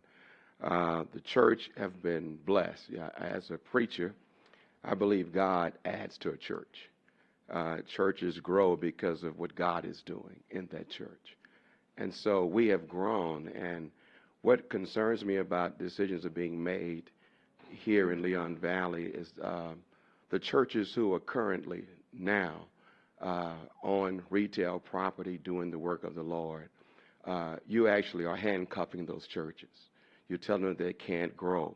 If they grow, they have to sell their property. You're telling them if they own retail property, those churches have to lose value in their property and rezone to an R or something in order to do ministry. And so I'm glad as St. John is a church tonight in this predicament. But it impacts a number, probably thousands of people, parishioners, who have tithed into those churches, who made decisions to purchase property, who had a vision and a dream about using that property.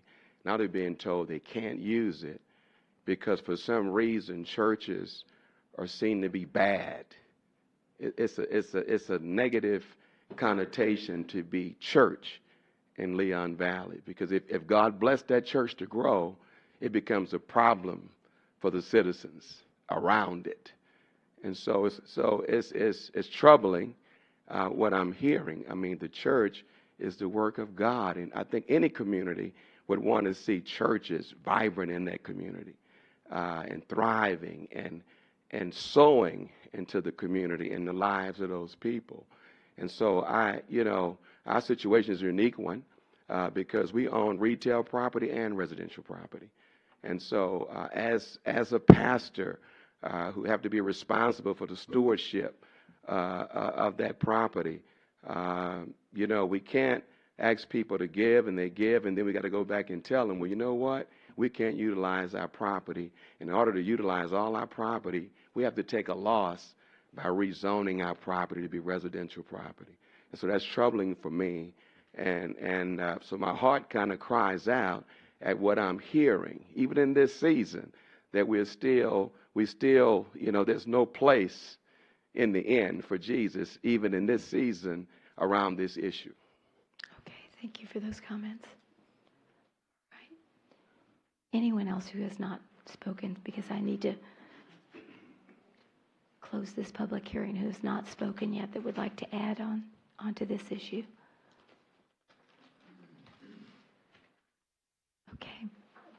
Okay. That's okay. Yeah, that's fine. No, go ahead. And then we'll have Lynn, just very quickly so we can finish up. We'll be 5 minutes over our 30-minute limit, but I think we can do that. My name is Jo Betsy Booker. I'm a member of St. John. And Merry Christmas. Merry Happy Christmas. New Year to the council. And thank you for this opportunity. I'm over a 50-year member of St. John Baptist Church.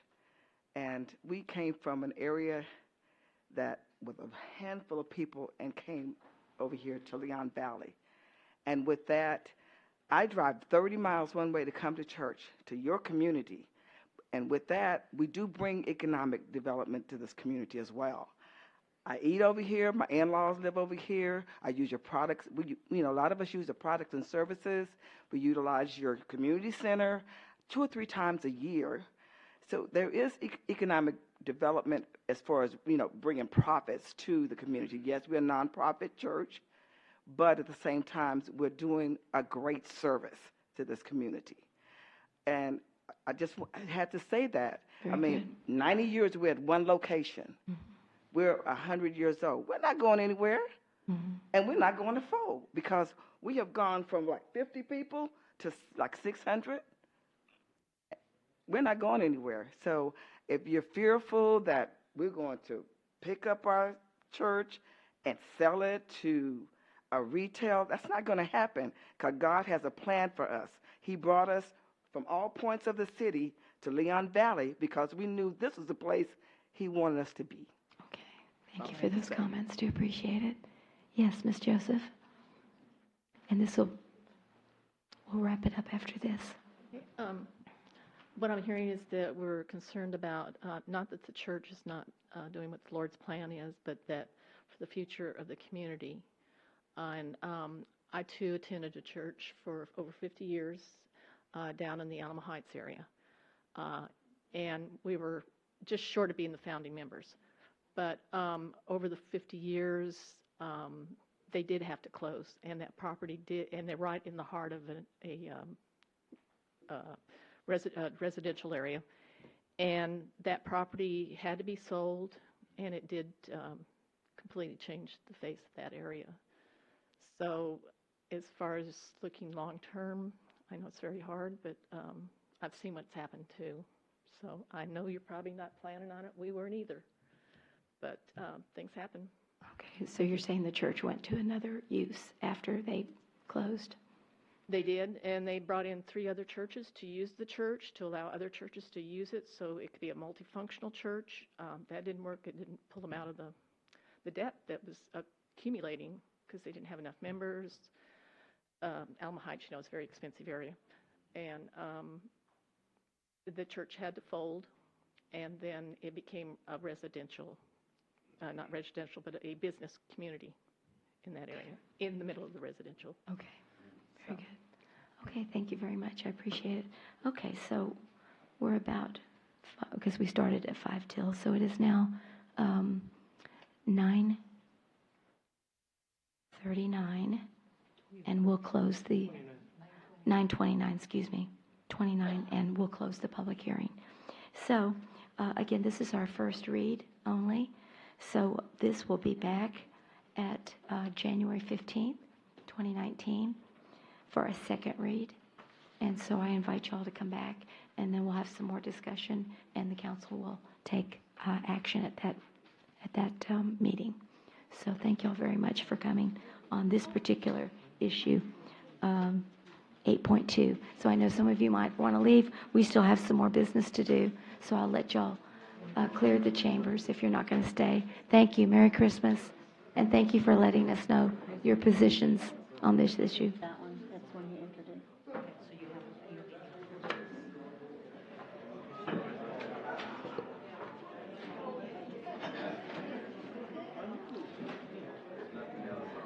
In fact, why don't we just go ahead and take about a 5-minute break, because I think everybody's getting up.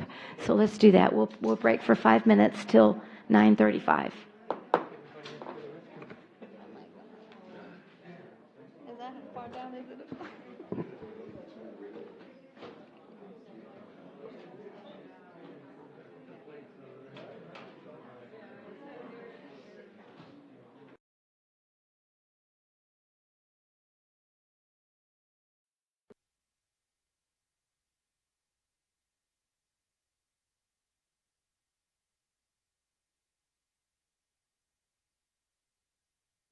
Okay, I know we were missing some people, but I'm sorry I took a little bit longer break because of my talking.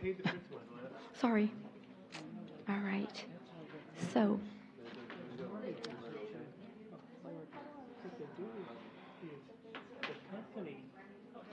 we're back at 9:40, and we will begin with agenda number 8.4. Regular agenda 8.4. Ms. Postley, if you'll please read that ordinance. An ordinance amending the City of Leon Valley Code of Ordinances, Article 4.01, General Provisions to Article 4.00, General Provisions, creating Article 4.01, Credit Access Businesses, setting forth registration requirements and credit extension guidelines, providing for a penalty, providing for a repealer, severability and savings clauses, and providing for an effective date. Thank you. And we have our City Attorney Denise Frederick here this evening to present. Thank you and welcome. Good evening, Mayor and Council. The purpose of this ordinance is to authorize the city to limit payday loans to 20% of the borrower's gross monthly income, limit auto title loans to the lesser of 3% of the borrower's gross annual income or 70% of the vehicle value, limit loans to no more than 4 installments or 3 rollovers or renewals, and require the proceeds from each installment or renewal to reduce the loan principal by 25%. The City of Leon Valley has currently 8 credit access businesses. That's the term that is used in the financial industry for payday and auto title loans. At least 7 are registered with the Texas Office of Consumer Credit Commissioner. This agency governs the non-depository financial services industry that regulates and provides that regulates the industry to provide compliant financial products, and the Texas financial marketplace to adhere to laws regulating financial transactions, as well as educating both financial service providers and consumers about their rights, responsibilities, and remedies associated with such financial transactions. This agency's regulatory authority is found in the Texas Finance Code at Section 14.001 et sec. Payday and auto title lenders normally charge annual percentage rates of up to and over 500%. Their borrowers often pay high fees without ever being able to pay off the loans. Some reports show that the average Texan pays $840 for a $300 payday loan and $1,604 for a $700 auto title loan. This can drastically affect the borrower's lifestyle, as in transportation to work by losing their car and other essential household functions.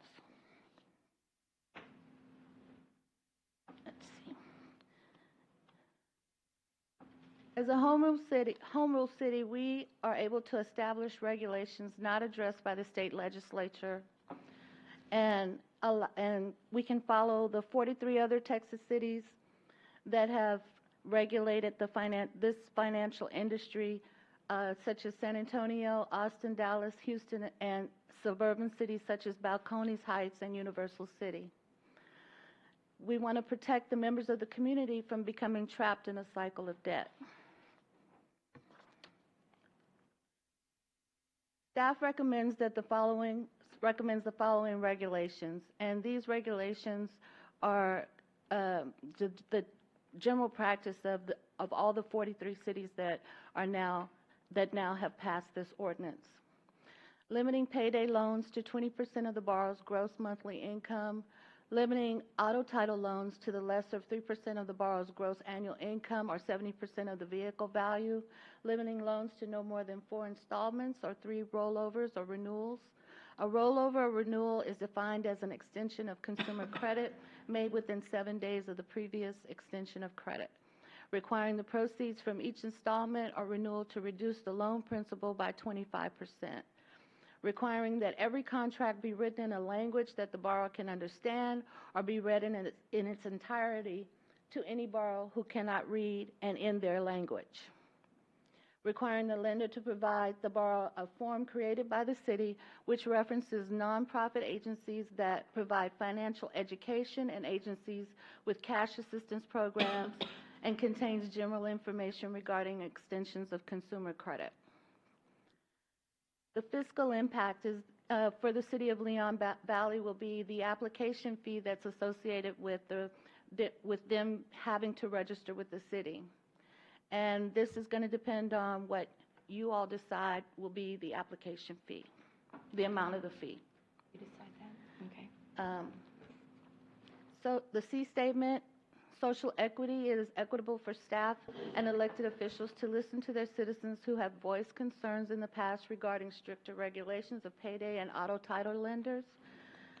And the proposal encourages responsible economic development in the city of Leon Valley. There is no environmental impact. Okay, thank you. Questions? Yes, ma'am. How many payday or title loan companies do we have in Leon Valley? 8. 8, okay. And 7 are registered with the OCC. 7 are registered. Mhm. All right, and then if this ordinance passes, then how is notification given to these 8 institutions? Well, we can't retroactively require them to register. This is So they're grandfathered? They're grandfathered in. Wow. This is only New ones. to be able to control any of these other agencies from when they come in. And So just new it's kind of businesses. also a deterrent because there's so many rules, associated with the new ordinance and Okay, the I did not code. realize that, yeah. Okay, well, so it's only new businesses, and Yes, then we ma'am. have problems as to where they can go physically, and so. Right yeah. now, we also have land use regulations against, that regulate payday loans, as do San Antonio, Austin, Houston, and Dallas. And now we're bringing in financial regulations to make sure that those that do come in and comply with our land use regulations, that they will also have to comply with our financial regulations. So together. Yes, ma'am. Okay, And then- we're looking to make the land use restrictions even more strict. Okay. And that's Brandon's area. I got you. There was another question I was going to ask. Oh, what is the fee that Balcones and Universal City charge? I apologize, I did not check on that, but I will. I mean, I just would like to, if we have to set a fee, Mhm. I think it would be good to compare what other suburban cities charge. I'll check with that before we come back for the Sure. second reading. Okay. Put ours higher after we know. Well, I don't even have the ballpark. You have a ballpark figure of what they charge? No? I San assume- Antonio, I believe, charges $50. Oh, okay. But we could pass this ordinance, and due to these restrictions plus the land use restrictions, we may never get another payday lending company in this town, right? That's Okay. the goal. Right. Okay. Ms. Alcocer and then Mr. Martinez.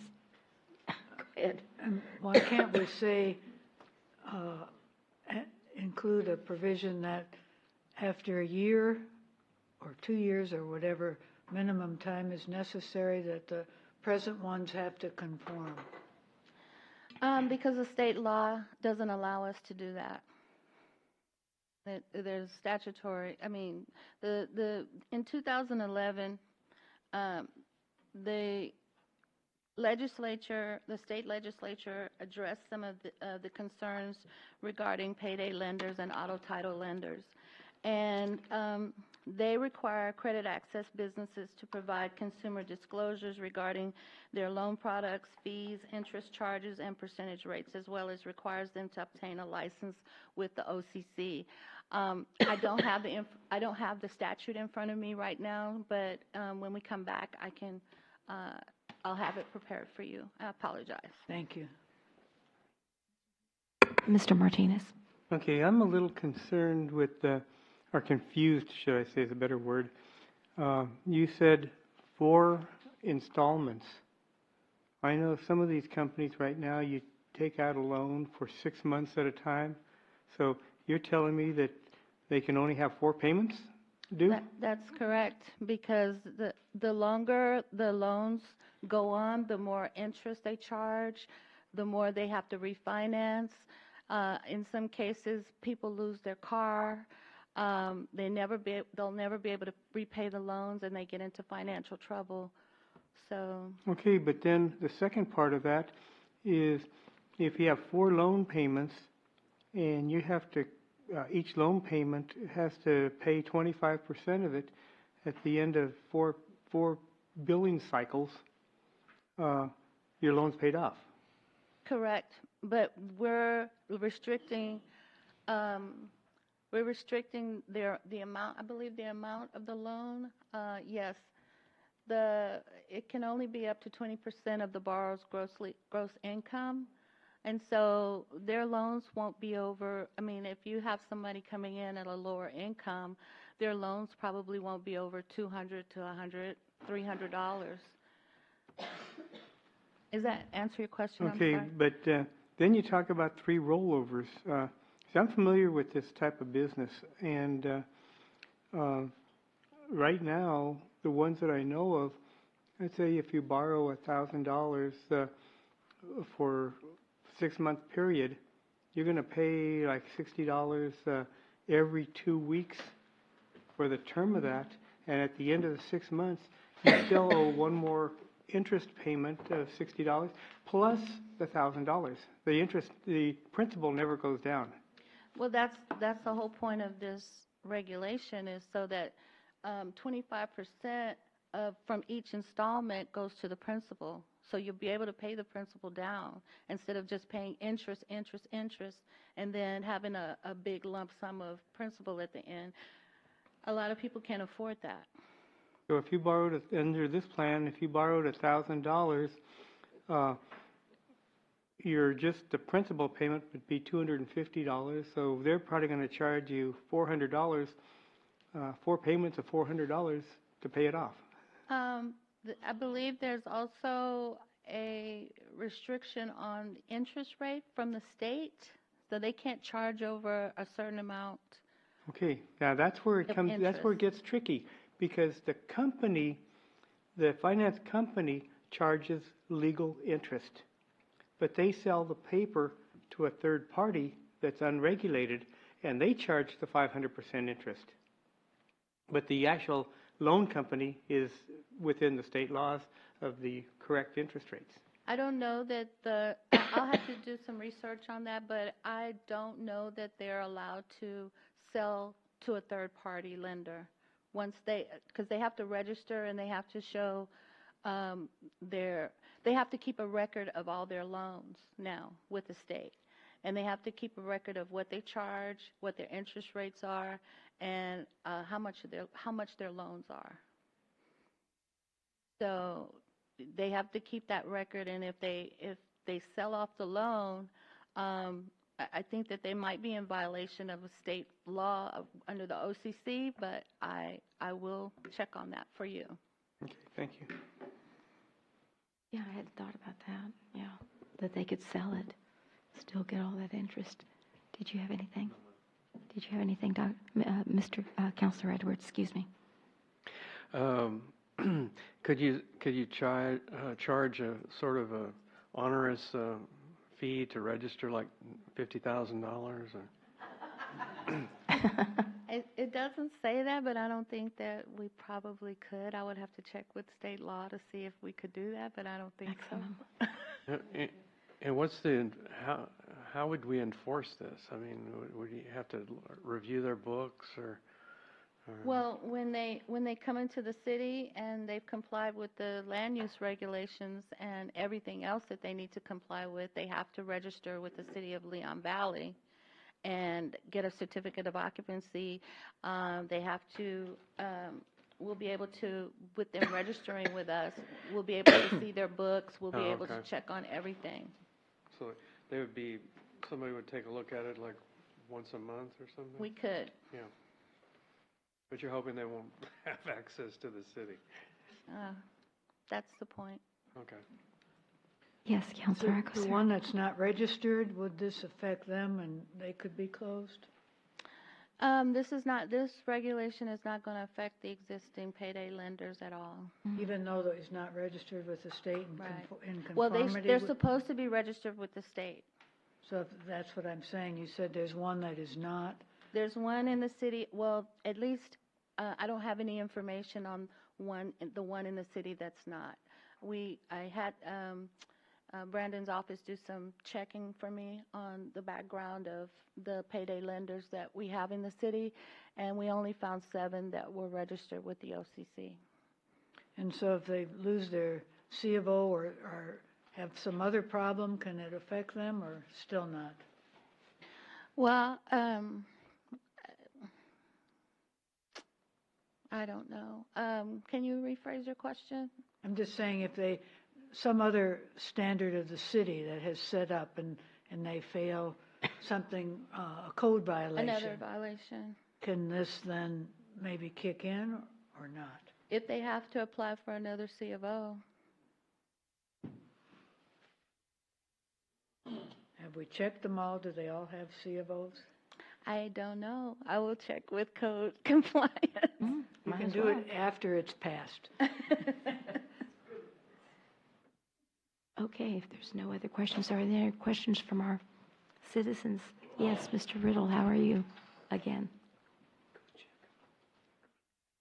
You must be from the north because you're wearing shorts and it's cold.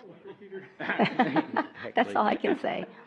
Yeah. Yesterday, yeah. It's go ahead. Philip Riddle, and I Yes, live on sir. Resource Street. I just wanted to let y'all know that I'm also on the Board of Adjustment, and we have had requests for new lenders to come in here, and I was certainly hoping one of the reasons we passed our home rule was to try to limit this type of business coming into Leon Valley, because they're just everywhere you look up and down our street, it looks like,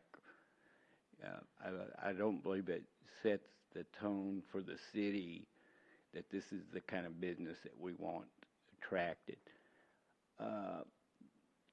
The business that came up in front of our board did not meet the zoning qualifications for their type of business. They were passed in 2015, and they are very strict on where they can locate. I would definitely support this also to go with those zoning requirements as another way of enhancing our ability to control the locations of these payday loan lenders. That's it. Thank you. Thank you. Merry Christmas. Merry Christmas to you, too. Okay. Well, then, this is our first reading, no vote, so we'll move then to agenda item number 8.5. Ms. Pasolay, if you'll please read that ordinance. An ordinance amending the City of Leon Valley Code of Ordinances, Chapter 8, Offenses and Nuisances, creating Article 8.13, Hotel and Motel Guest Registration Requirements, adding Section 8.13.001, Definitions, adding Section 8.13.002, Requirement for Motel and Hotel Guest Registration, adding Section 8.13.003, Penalty, providing for repealer, severability, and savings clauses, and providing for an effective date. Thank you. Chief, good evening and welcome. Mayor and Council, I'm the presenter y'all been looking for, the last two. So we'll get started. This ordinance is ordinance that other cities have passed to keep from having problems in their cities. San Antonio passed theirs as far back as 2004, and we're just, because of the home rule, we're allowed now to get that going. And so the purpose of the item is to amend Chapter 8 of our code and ordinances to require a registration of a log for our hotels and motels so that it deters illegal activity at the hotels and motels, and to provide information in case of an emergency happens so that we know who are the occupants in the room. The City of Leon Valley was given the authorization under the Home Rule Charter in November 2017, and told you the city's already acted theirs in 2004. This is what the city, basically, City of San Antonio says. It's Article 4, Section 15-83, guest registration. Duty of hotel, motel to keep a log. Registrant must present a valid identification. They must document the registrant's credit card. Must detail their estimated length of stay. The records are maintained for 2 years, and it's available for any police officer to view at any time. And it's a Class C misdemeanor, punishable by up to $500. So we're looking at doing something very, very similar. The vast majority of the stuff is the same as what San Antonio's, with a few things that I'll point out a little bit of a difference and why we made those changes. So the first is the definitions consideration is basically the cost of the room and such hotel and motel not to include the food or personal services rendered to the occupant of such room, not related to the cleaning and the readying of such room for occupancy. A hotel or motel is defined as any building or buildings, trailer, or other facility which the public may, for consideration, obtain sleeping accommodations. The term shall include hotels, motels, tourist houses, houses or courts, lodging houses, inns, rooming houses, guest rooms, Airbnbs, or other buildings where rooms are furnished for consideration.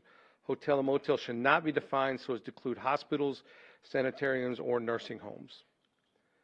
An occupant is anyone who, for a consideration, uses, possesses, or has a right or been given authority to use or possess any room or rooms, sleeping space, bed, or other facility in a hotel or motel under any consideration to include no charge, a lease, concession, permit, right of access, license, contract, or agreement, regardless of whether they're the renter or not. It's irregardless. The permanent resident is basically that person that stays for 30 days or more, or at least 30 consecutive days during that calendar year. A person is any individual, company, corporation, or association owning, operating, managing, or controlling any hotel or motel. So this is the way we want to write our motel guest registration requirements for the hotels. All persons, and this is something we added here, over the age of 17 are required to furnish a governmental identification and consent to the information being copied and maintained as part of the guest registration process to rent a hotel or motel room. The law basically will say no person will attempt to register as an occupant under any false name or identity. No person registering as an occupant in a hotel and motel shall present any fake registration, any fake anything as an identification that misrepresents or fails to disclose their true identity. It shall be the duty of the owner of a hotel or motel, as defined in this chapter, to keep in a format chosen by the hotel, so it doesn't matter what they keep it in a logbook or on the computer, sufficient to comply with the record-keeping requirements set out in this ordinance, a register of all persons 17 years of age or older, which is a change, we added that, accommodated in such establishment for the purpose of verifying all occupants' identities and a copy of their identifications presented by hotel and motel registrants and occupants. Such registrations will include for all guest room and guest stays. And this is the stuff that they would have to keep in their log: the name of the registrant and all occupants, the types of official photo identification presented, and any personal identification numbers contained thereupon, the registrant and occupant's address, and the expected duration of the registrant or occupant's stay in the hotel or motel establishment, and documentation that the person guaranteed payment uses a valid credit card, which was at the time verified through their normal processes to verify that credit card. And those are all in San Antonio's as well. No such owner or operator or his or her employee, agent, or representative shall knowingly write, cause, or to be written or permit to be written any register in any such hotel or motel other than the true name of the registrant that's verified on their official government document as presented. And this next one is our addition. All registrants and occupants must re-register every 28 days, regardless of whether or not they're considered a permanent registrant or not. And the reason for that is people go in and will rent a room for somebody else. They get paid in drugs. They leave, and then that person's can be in that place for months. And this would cause them to have to, they probably will never see that person again. They have to go back and re-register and identify everybody that's supposed to be in the room in case we have issues in the future. Such record of all registrants and occupants shall be kept on site at the hotel and motel and shall be available at all times for inspection by any officer of the police department of the city and shall be maintained for a period of 2 years from the date of each registration of a room. Now, I will tell you that after discussing some things with San Antonio and some other agencies since and this is all in San Antonio's as well, I think we need to go in here, and I'll add it before the next time and get it to everybody, and detail that there is a process that if they do not want to give it to us, they have to maintain it. Then there's a administrative process that we can go in front of a magistrate, including ours, and bring the hotel or motel in for a hearing to decide that if they want to release it or not, and whether the judge says we have a reason that we need to see it. So very few, San Antonio hasn't put theirs in place yet. In discussing that with them, it's not in their ordinance, but they're about to as well, in other places I've looked at because of a recent ruling. And so nothing in there has changed except that I just want to add some additional stuff to this one so it actually covers the things that we're foreseeing in the future of having a magistrate being able to say, okay, if you don't want to give it to us willingly, then fine, we'll go in front of the magistrate, we'll have the discussion with the magistrate, and then the magistrate will make that decision in an administrative review. So we'll get you that before the next one, and I will brief that, the additional language. Person comes to an offense, the person violates any provision in this section. This includes the registrant providing any consideration for a room, all occupants in the room over the age of 17, and the owner, operator, or employee, agent, or representative. So if, no matter who, if they're in the room, they're not supposed to be in the room, they've given a fake ID, they didn't capture the ID, everybody can be issued a citation if they're not who's supposed to be in the room. If they're not renting the room properly, if they're renting the room out wrong, everybody can get it. And it's a Class C misdemeanor. I know that says $5,000 up there, but it was actually corrected, and then somehow it didn't correct that. But it's a $500 per day for each violation. And so this proposal consists with the City Council goal of ensuring all citizens throughout the Leon Valley are safe and they're protected. Helps ensure the safety of the residents, visitors, and business owners in our community. And everybody's going to see a positive safety benefit, which could help further spur the economic growth and stability in the community that we're already seeing. Environmental stewardship, less criminal activity around the hotel and motels also help keep the area clean and provide a better image for our city. If we give citations, hopefully not, it will have a positive impact on the budget. And the safer, more secure hotels and motels should encourage more people to stay in our city, providing more hotel, motel occupancy taxes, adding additional monies to the general fund revenue. This is in support of strategic goal 2, police, fire, safety, and security.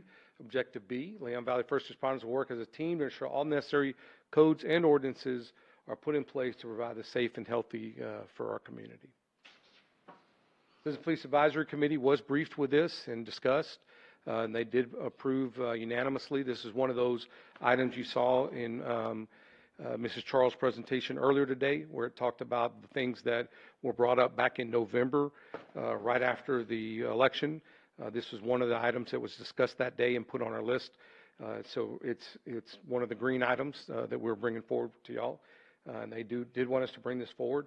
And the city manager and both I were requesting feedback from y'all on this ordinance as proposed. Okay, so back in November of 16, right?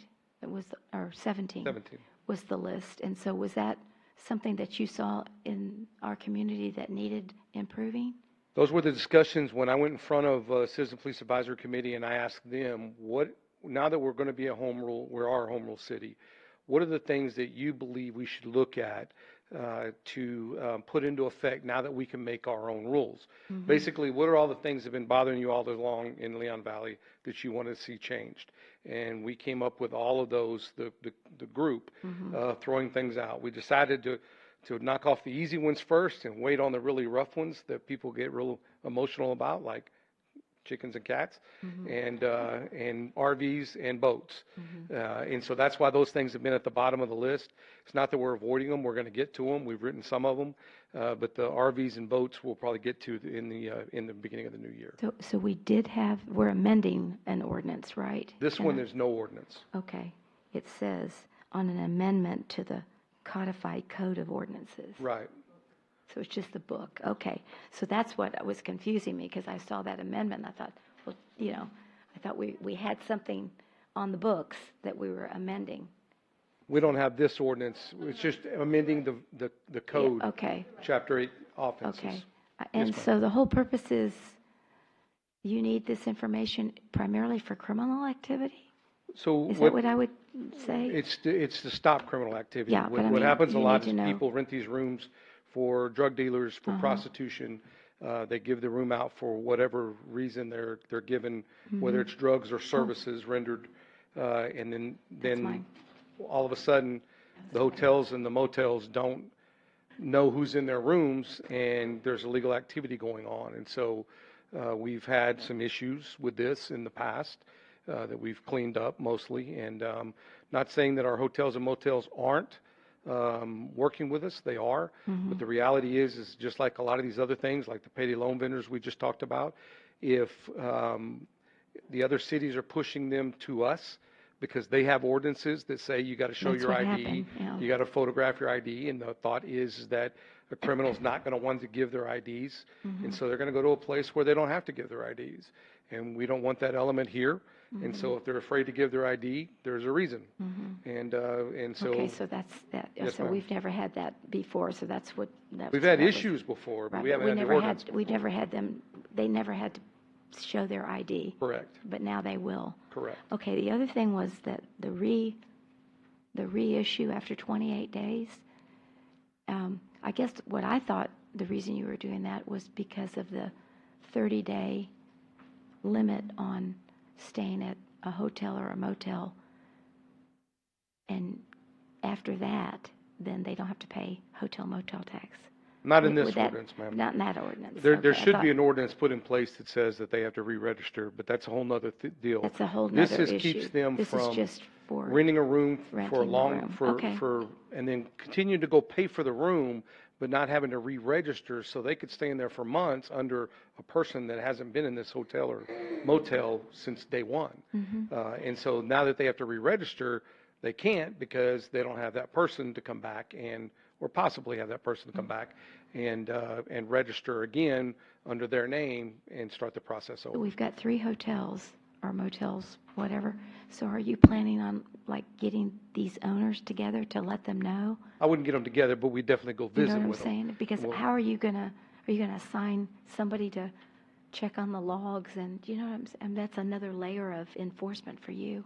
It's You're- not an additional layer of It's not? enforcement. We're in there constantly anyway. Right, okay. But we definitely would sit down with the owners, Mhm. would explain the laws. They know these laws Mhm. because these owners have businesses in In other San Antonio, parts. and so they're used to doing it already. Mhm. They just haven't had to do it here. Okay. But we'll definitely sit down with them, explain to them, and won't be any extra work for Won't us. be any extra work. Okay, Correct. good. That's what. I had a question. Yes. Chief, at the beginning of your presentation, you talked about, I guess, like assisted living homes. Is that, or if you didn't include it, assisted living, is that going to be included? No, it's not. No, ma'am, it's not included. Okay. I don't think. It was like way up at the beginning. Yeah. It's right in here. Like sanitariums, nursing homes, it's not included, like end-of-life care facilities, if No, we have any in our neighborhoods? Well, I mean, we want to use another word for nursing homes. I can add that to it. But Okay. I think that would be covered under the nursing homes. But if we want to say, whatever definition, we can look Okay. to add that, ma'am. Well, I was just wondering if it was just going to be strictly nursing homes or like maybe assisted living or adult daycares or like where someone might be spending a night or 2 It nights. shouldn't, but if we need to better define that, that's not the intent for those places. Okay. But if we need to add that, I'll definitely look at, I'll get with community development and see what kind of verbiage that we utilize in our codes. Yes, ma'am. Okay, thanks. Yes, sir. I notice it covers like Airbnb. Is that, I mean, that could be a house in Leon Valley that somebody's Correct. renting out over the internet. Correct. So, how would you even interact and get this information? So if we go to that house, which we have in the past, we've had to shut down. People rent their homes, and there's 200 people in there partying, and there's not a log. Then those people can get cited, and the owner of that house can get cited. So it's a way to force them to know who's in their place. So the owner has to keep track of that? Absolutely. Absolutely. If it's an Airbnb, a guest house, rooming houses, lodges, they have to keep track, period, of everybody they rent to and everybody that's supposed to be in that house. Okay. Let's see. Counselor Jordan first, and then Counselor, he raised his hand, and then you next, please. Now, did I see where we had in it that you had to make a copy of their ID? Yeah. Yes, sir. And keep a copy on record. And that keeping a copy of the ID is something that we did add, and that was based on talking to the vice officers and the SAPD officers that deal with this. People say, "Oh, well, they gave me an ID, and I assumed it was real," but there's no evidence that they actually gave an ID. And so this would force them to keep a copy of it on record. And we see this. It's kind of. I think I got an email today from Mr. Smith, and it's 50-50 when you travel now that they're actually requiring and make a copy of your ID. Some places do Some places don't. But it already required, including San Antonio, to keep a copy of your credit card. So that one was already on there. You know if they had any legal challenges on these? They had a legal challenge on the aspect that I talked about, and it's already been up to the Supreme Court. Which aspect? On the aspect of whether that they have to release it to a police officer without a warrant. And the Supreme Court ruled in 2015 that they can be required to keep all this stuff, the registration, and keep all this stuff.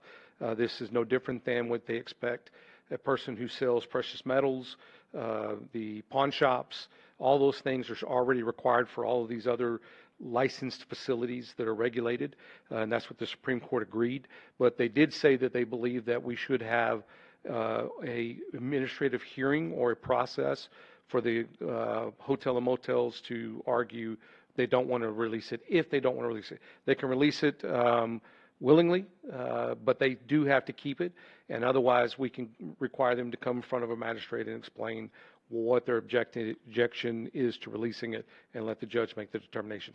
But they have to safeguard that once we put them on notice that we need your logbook, and they say, no, I don't want to give it to you, then they have to safeguard it, and then they have to be brought in front of a judge. That's the additional language I want to add. Is that?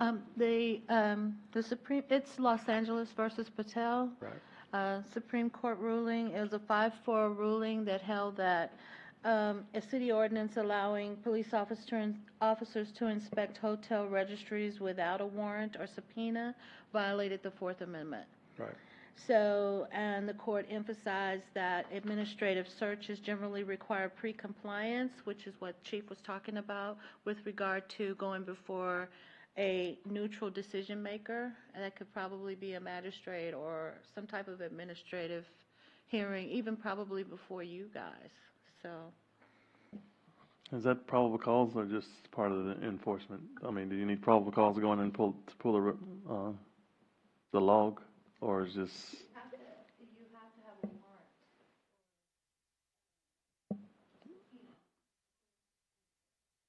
Okay, well, it didn't.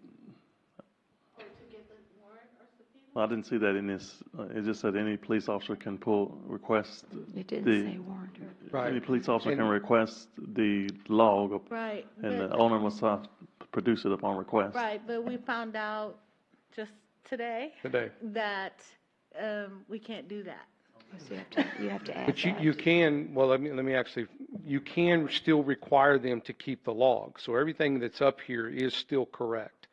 What we need to do is add to what San Antonio's doing, because theirs is wrong, and add this language based on the Supreme Court ruling. So the Supreme Court ruling said you can require them to keep the log. You can still go and ask them to let you see the log.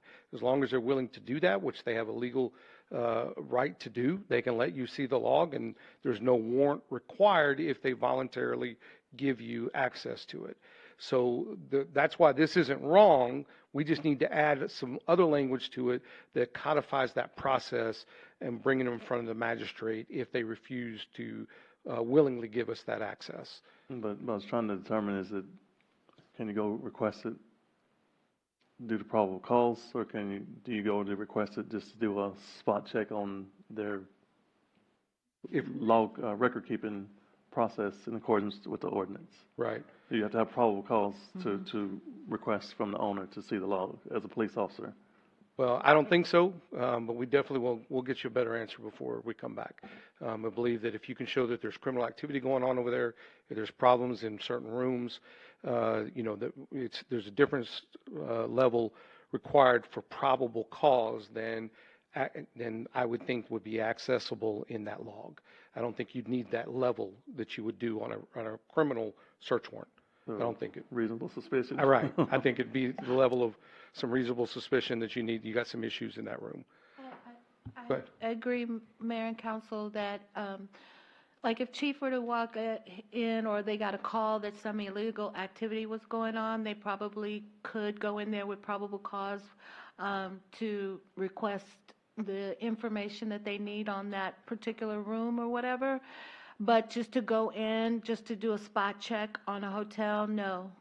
you can ask them to let you see it, but otherwise you would need a warrant. So, I mean, it's just like anything else. If you go to somebody's house and they let you in and they have marijuana sitting on the table, well, you know, you can arrest them based on the fact that they have all these drugs on the table, but otherwise you couldn't, and then you have probable cause to search the whole house.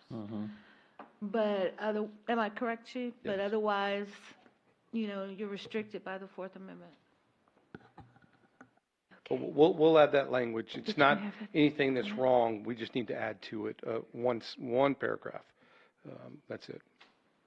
Ms. Alcacer, Councilor Alcacer. So in your example of the 200 people at the party, were you implying that they had to have the names of those people? Anybody that's going to stay over as a resident or stay overnight or, you know, stay there, whether they pay or not, they have to register with them.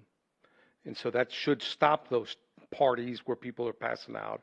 You know, if they know that they've got to provide all the information and provide their driver's license and copies of all that, it has to be maintained, they're not going to rent that room. But they didn't have the intent to stay over. They just Yeah, they're passed just out. visitors. They're just visitors. That's their problem. Right? Shouldn't Visitors drink have so to much. register too? Shouldn't drink- Visitors have to No, register? not Okay. visitors. That's what I Overnight- was thinking. overnight guests. 200 people in a house? I don't think so.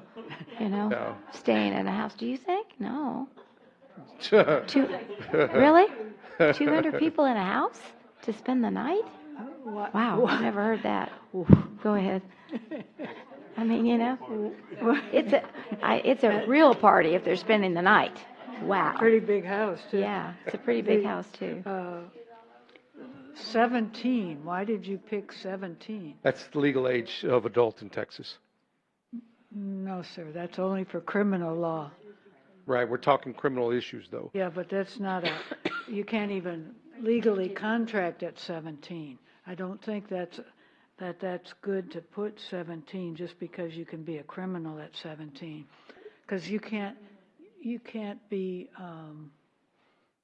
legally contract. So even if they signed, it kind of couldn't, I wouldn't find it very enforceable.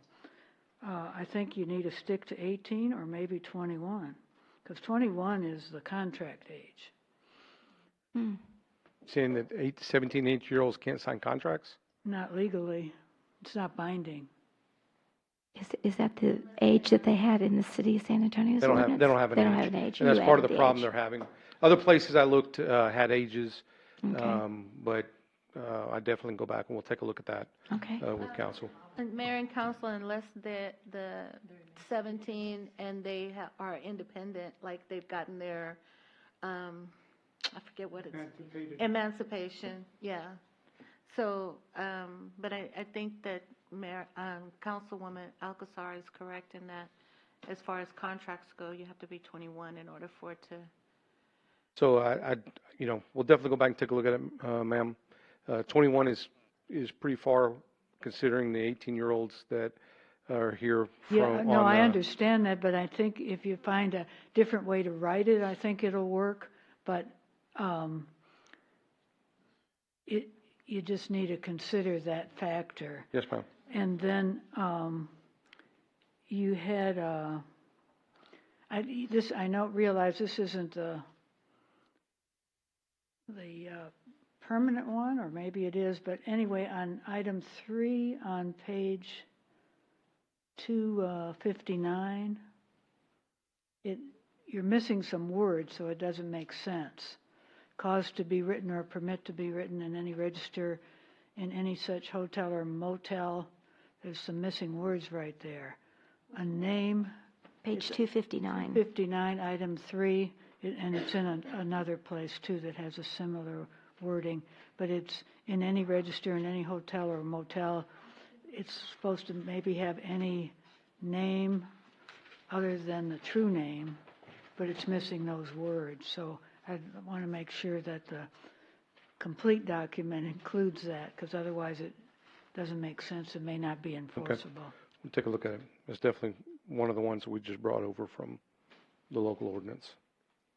And then is your provision on page 258 that they have to have a credit card? Are you saying they can't pay cash? The ordinance that San Antonio has says credit card. It's not. No, that's a good point. Yeah. Could pay cash. But it also says through the hotel motel's customary credit card verification procedure, but. I don't think any hotel now will allow you to go without having a credit card on really? file. Is that right? Even if you're Can't pay paying cash, you have to put a credit card on file. Oh.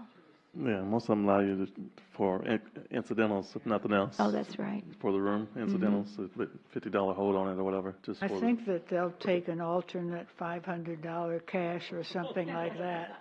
So you just, but and they say, well, we don't have a customary credit card. It's just use of words that people play with. And I looked at other ordinances besides San Antonio's, and pretty much across the board, there's similar verbiage. These things have been in place for 14, 15 years now. Yes, I understand that, but somebody thinking outside the box, like when you have a presentation where you have flowery words coming in and saying, look what we can do here. Okay. What can happen? Just a suggestion. Okay, ma'am. We'll take a look at it. I think that's all I have. Thank you. Councilor Martinez. I have some severe questions and concerns about this law. One thing, I think it's overly restrictive. I think it's going to affect economic development in our city, or it's going to hinder it. I've got no problem, and I have traveled quite a bit, and I have no problems showing the motel my ID to check in a room. But, we go to Dallas, I'll go check in the room and they'll ask me for an ID and credit card. They don't ask my wife for that. That is overly restrictive in that aspect.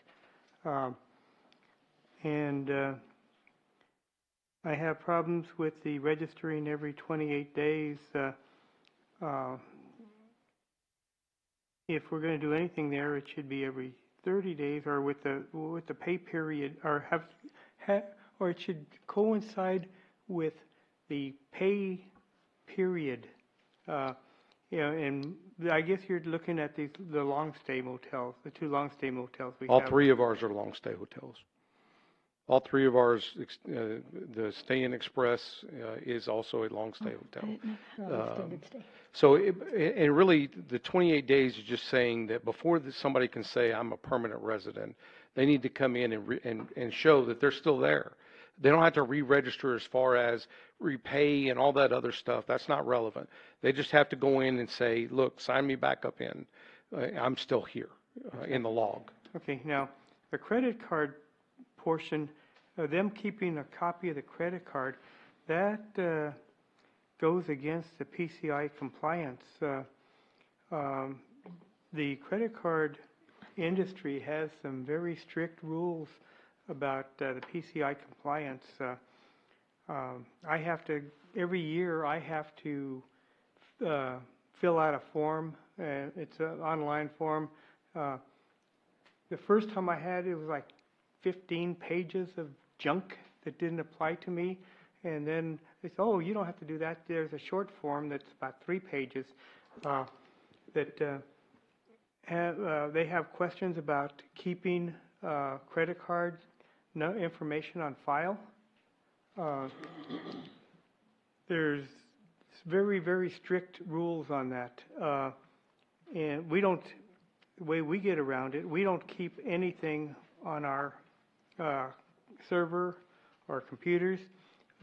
If one of our customers wants to pay by credit card, we log on to the my credit cards processing website. We enter, it's a secure website. We enter the information on that, and that absolves me of any PCI compliance issues. Because, if the motel was going to keep credit card information on their server, they got hacked. Now they're in for a lot of problems reporting issues, and it'll be a major issue. Well, I can tell you that it's already being done for the last 14 years in San Antonio and other places I looked.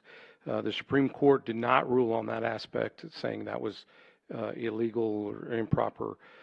So those types of things have already been looked at, and legally, I don't see anything in the record that says that's wrong and they shouldn't be doing that. So it doesn't require them to actually, make a copy of it.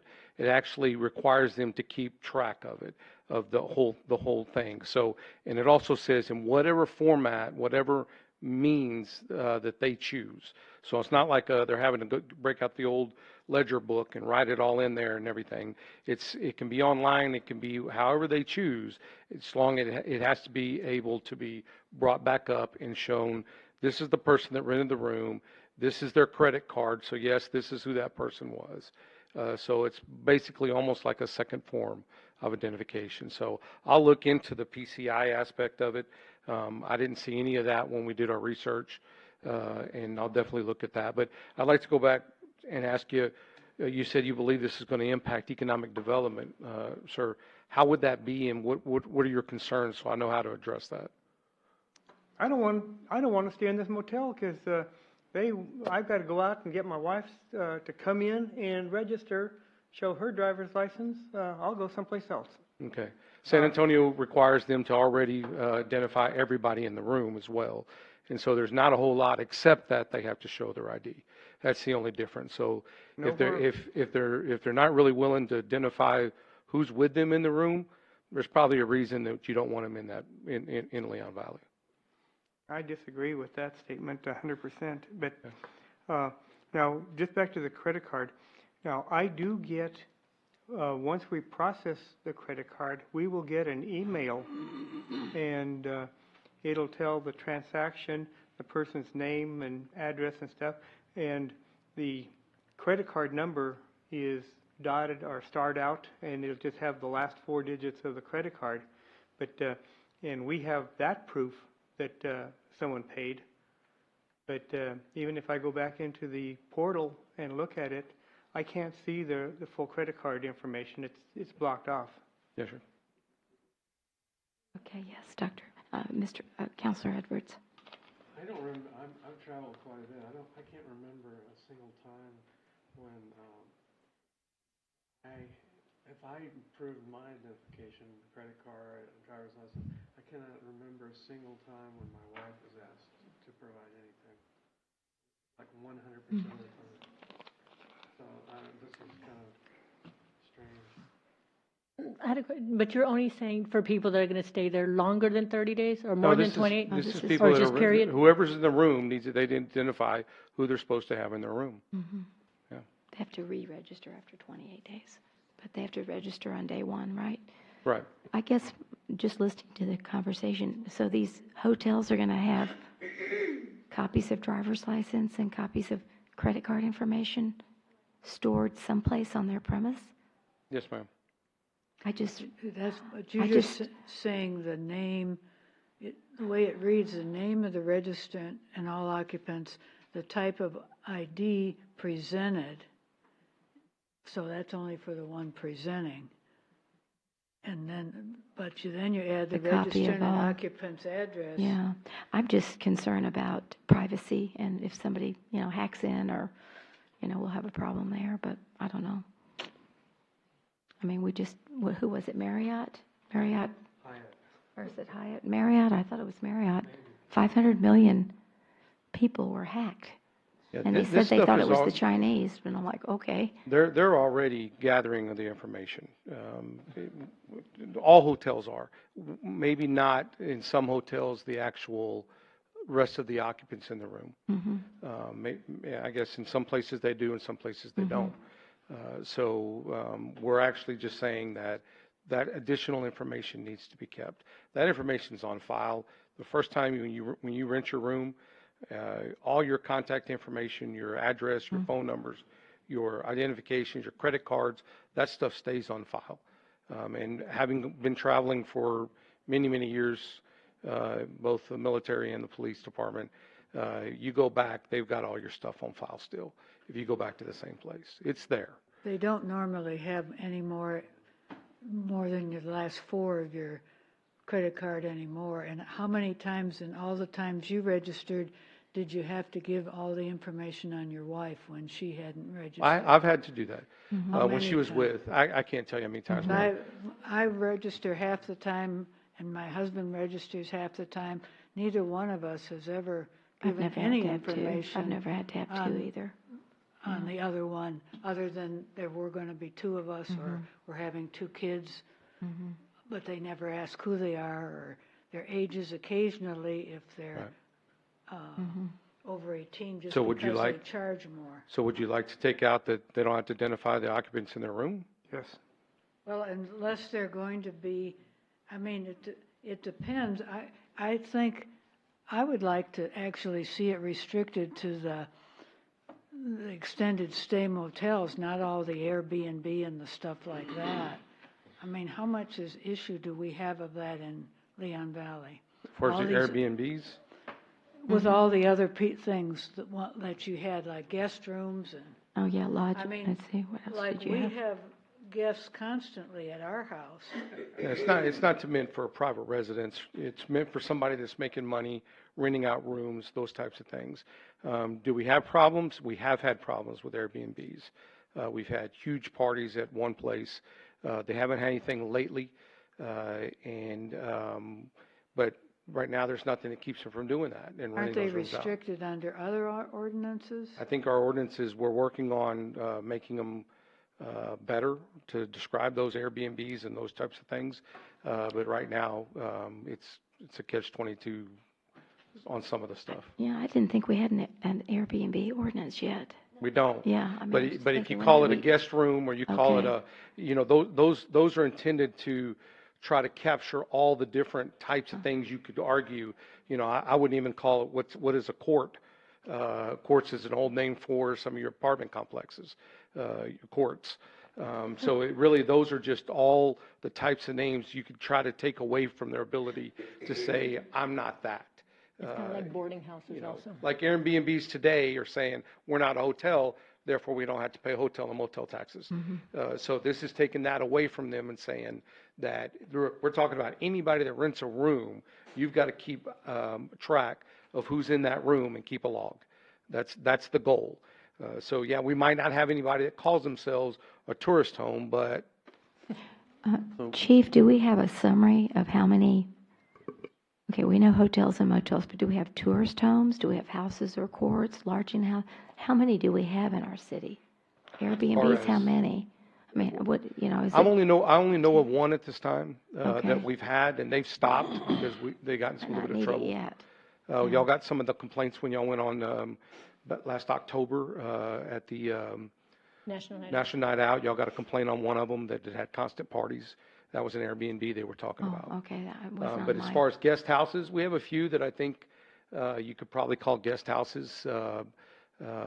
But really, it's not whether we have them now. It's how do we keep them from becoming, and how do we keep them from just renting to everybody and being able to do what they want without some kind of oversight and making sure that the right people are in there and they know who's in there and they're not renting them out to the criminal element, regardless of what name they call themselves. Has this been challenged, the right to privacy? Do I Yeah. have to tell people who I have in my room when I go to? Yeah. No, I'm serious. I you don't have to tell people who yeah, I have an It was issue with discussed that. at the Supreme Court. It was discussed, and what they did say is that nobody has come forth at the time and challenged this on a individual.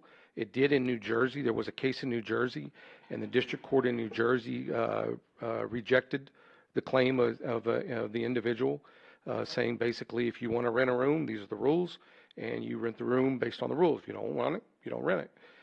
And so, but it has not gone to the Supreme Court. There's not any cases that made Court of Appeals level yet. So that was 4 years ago, and so not yet.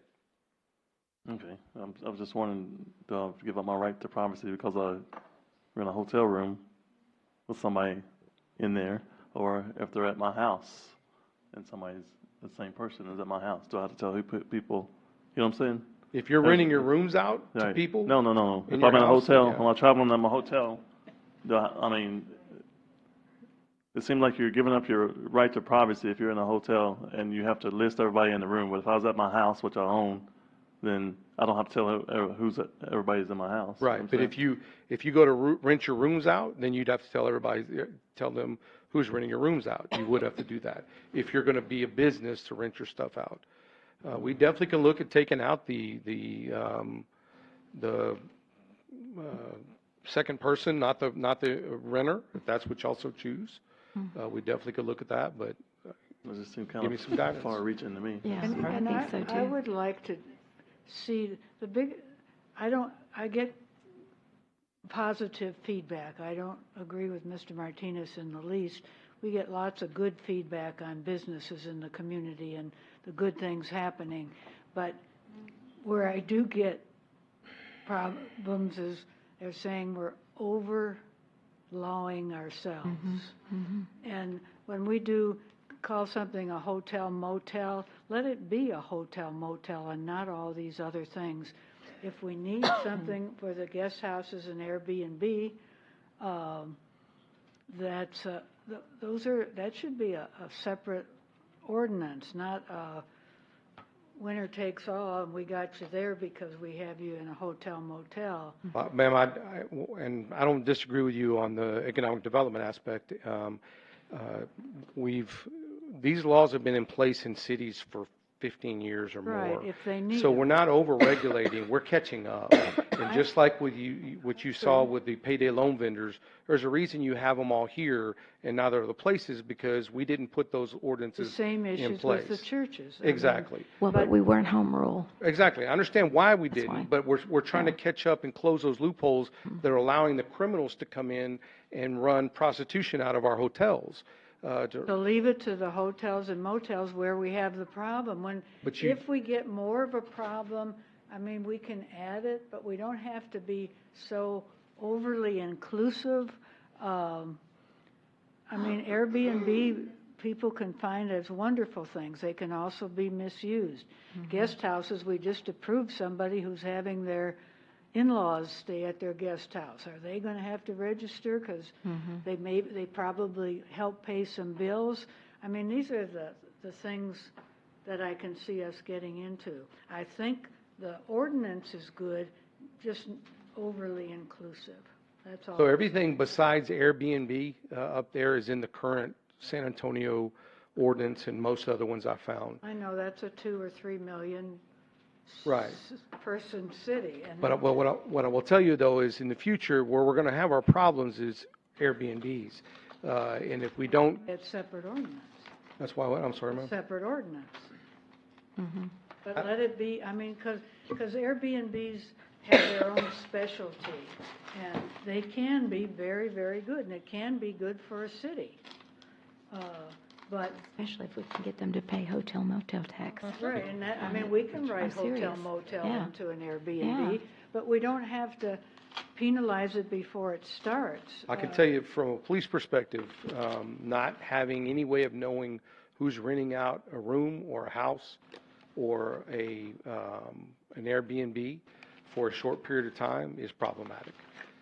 It's been nothing but problems for us. And so from that perspective, I'm not saying it happens every day, that every renter's a problem, but I can go pull up story after story of them trashing the place. And But are they renters or leasers, and they don't seem to be covered here? If you're leasing a house, no, it's not a person that's leasing it. We're talking specifically about Airbnbs where they're renting it for a day or 2 or 3 or whatever, overnight usually. Those are the ones that become the problems. And so we have nobody that we can go to and say, who's supposed to be in that house? Because the process doesn't even allow us to do that. Well, they can't complain then either, saying, we don't know who trashed it. But it's the neighbors that are complaining. It's the neighbors that are having to deal with that. So I know we're looking at putting an ordinance in place for that as well. But I have no problem taking it out if that's what you also choose. When you rent, I haven't done it that much, but 1 or 2 times, when you rent an Airbnb, it goes through this big corporation. It's a multinational corporation. So I'm sure they have all this information. I'm sorry. I'm sorry. Go ahead. I was just saying, you know, an Airbnb, if you rent an Airbnb, it's a big multinational corporation that, you know, you use a credit card, you buy access to the Airbnb for 2 days or whatever. So, I mean, I'm sure they have that information, right? But you wouldn't, as a police officer, you go to an Airbnb, you don't know who it belongs to or why they're there.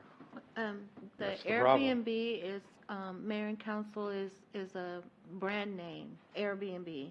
There are several homeowners who own other houses who rent them out for that purpose. And so it doesn't always necessarily go to a huge corporation. It just may be a homeowner who has another home that they're renting out as a, we call it an Airbnb, but I think it's something else in our code. I can't VBRO, vacation I by can't remember what. rental by owner or something. VBRO, is that it?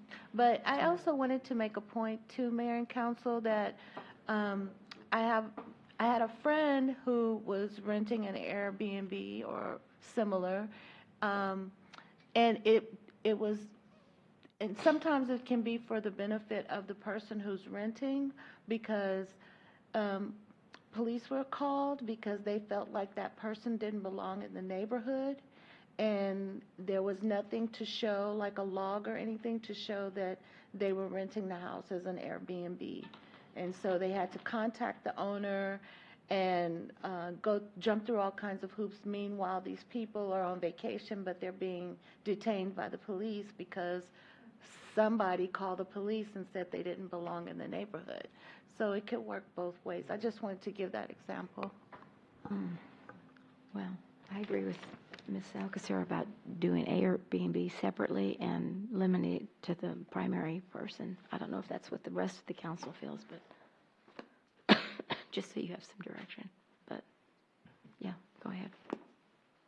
Mr. Martinez, I'm sorry. One thing that just this whole ordinance kind of bothers me is I think we have to be cautious and not turn our city into an HOA.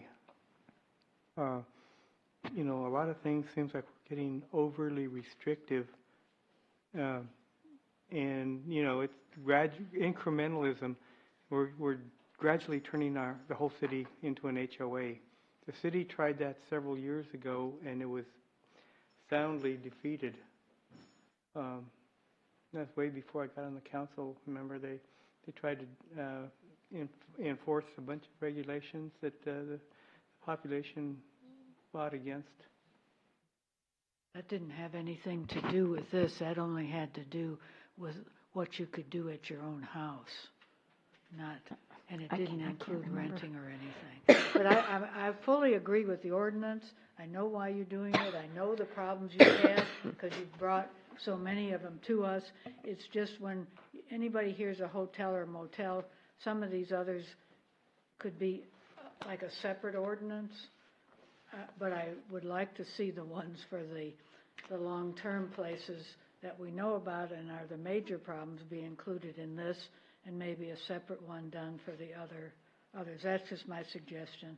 And I do think only the one who's renting the room should be the occupant, and that part's good, but I don't think everybody, I mean, it's just a circumstance that everybody else, maybe you can limit how many can stay, but telling everybody you have to have the names and addresses of everybody in the room seems way too much Big Brother.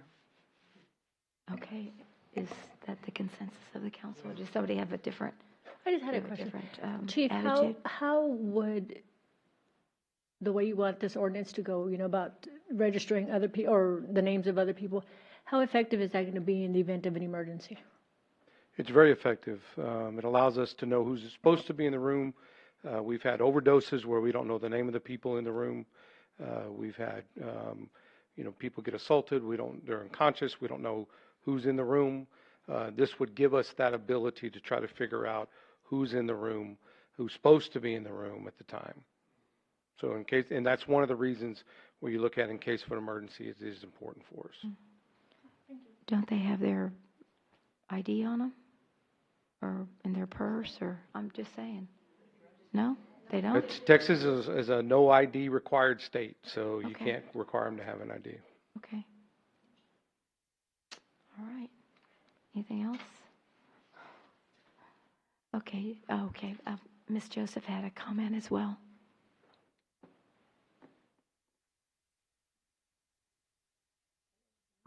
Yes. Just from my perspective, I've stayed out of country. I've stayed all over the United States. I used to always call, say I'm on a reservation and all that stuff, and they still ask me for my name, of course, my ID and all that stuff. And they'd say, how many are traveling with you? 2 children, no. And they would ask, that was about it. But I've never had to show an ID for my husband, because I usually make the arrangements for everything. And the only time I've been asked that is, of course, for flights. But I can't think of an incident where I know when we've gotten to the hotel, then they ask Dukes, because they want to, it's a matter of hospitality now. They want to cater to you, so it's Mr. Joseph, Mrs. Joseph, stuff like that. But that's when we've had to present. Did you have to present IDs then? No, just the name. Oh, just the name. But no IDs. Okay. Well, I had to present mine. Yeah, I was right. the one that had done Your the credit husband. card. And what about people that are coming from out of country? With spring coming up, and a lot of people come up for Easter and all that. And that's when you probably have a lot of people paying cash or different credit cards from other countries, IDs. Credit cards. How does that help you with their IDs if they're from Japan or something? In this country, legally. Their passports, they have to have their passports. So you should have that. Okay, thank you. Okay, so again, first read. Chief, you have any other questions on the direction of the council? Okay, very good. Okay, on agenda item number 8.6, I'm going to give everybody an early Christmas gift, because I looked at this and I went, Chief and I talked at break. I was requesting a discussion on the wanding policy, or the wanding, and it's very encompassing, all-encompassing. So due to the lateness in the hour, if we could just postpone this to the next agenda, January 15th, if that's okay with the rest of the council. And I'll make a motion, and we keep table it- this till a future meeting. Keep it, Chief has preferred to do it all encompassing rather than just the wanding. That's what I had requested, so. we'll Right, keep so it'll be the entire presentation. It'll is what be the you're saying. entire presentation Okay. instead, and it's very long and it's late, and I don't think there's an emergency, and there's not a first or second read on this, so, if that's okay. Chief, is it going to take a long time for this presentation? Depends how many questions you have. I mean, I'll also try to go through as quick as possible. But it's I mean, totally you up to stayed here this late. I mean, might as well hear it already. I prefer we wait. Oh, I've made a motion, we wait. Okay. So we've got a motion and a second to table. All those in favor say aye. Aye. Any opposed? I'm opposed. So were you, Councilor Jordan and Councilor Augusto, were you ayes? I just wanted entire presentation, so Yeah, we right. can wait. I just, The entire presentation. right, and I just said if it could be the 15th of January. So, but we're not going to change the presentation? No. Just continue on with what we have? Yeah. Yes. Right. I just wanted to say Yes, ma'am. that was, when I looked at it, I went, whoa, I didn't request all of that, but I'm glad that you decided to look at it I was globally. particularly impressed with that. Oh, I did too. I appreciated it, and I thanked you for it. I just, it was a lot of work, and I do appreciate that. Thank you. Thank you. Y'all, take care. There's no, yes, there's no objection. We move to adjourn at 10:55 on December the 18th. Yep. Citizens to be heard. Oh, citizens to be heard. Would y'all like to say anything? Hello. Thank you. You can tell, see, I'm really getting tired. Okay, so we're still going to adjourn at 10:55. Maria, I wanted to talk to you.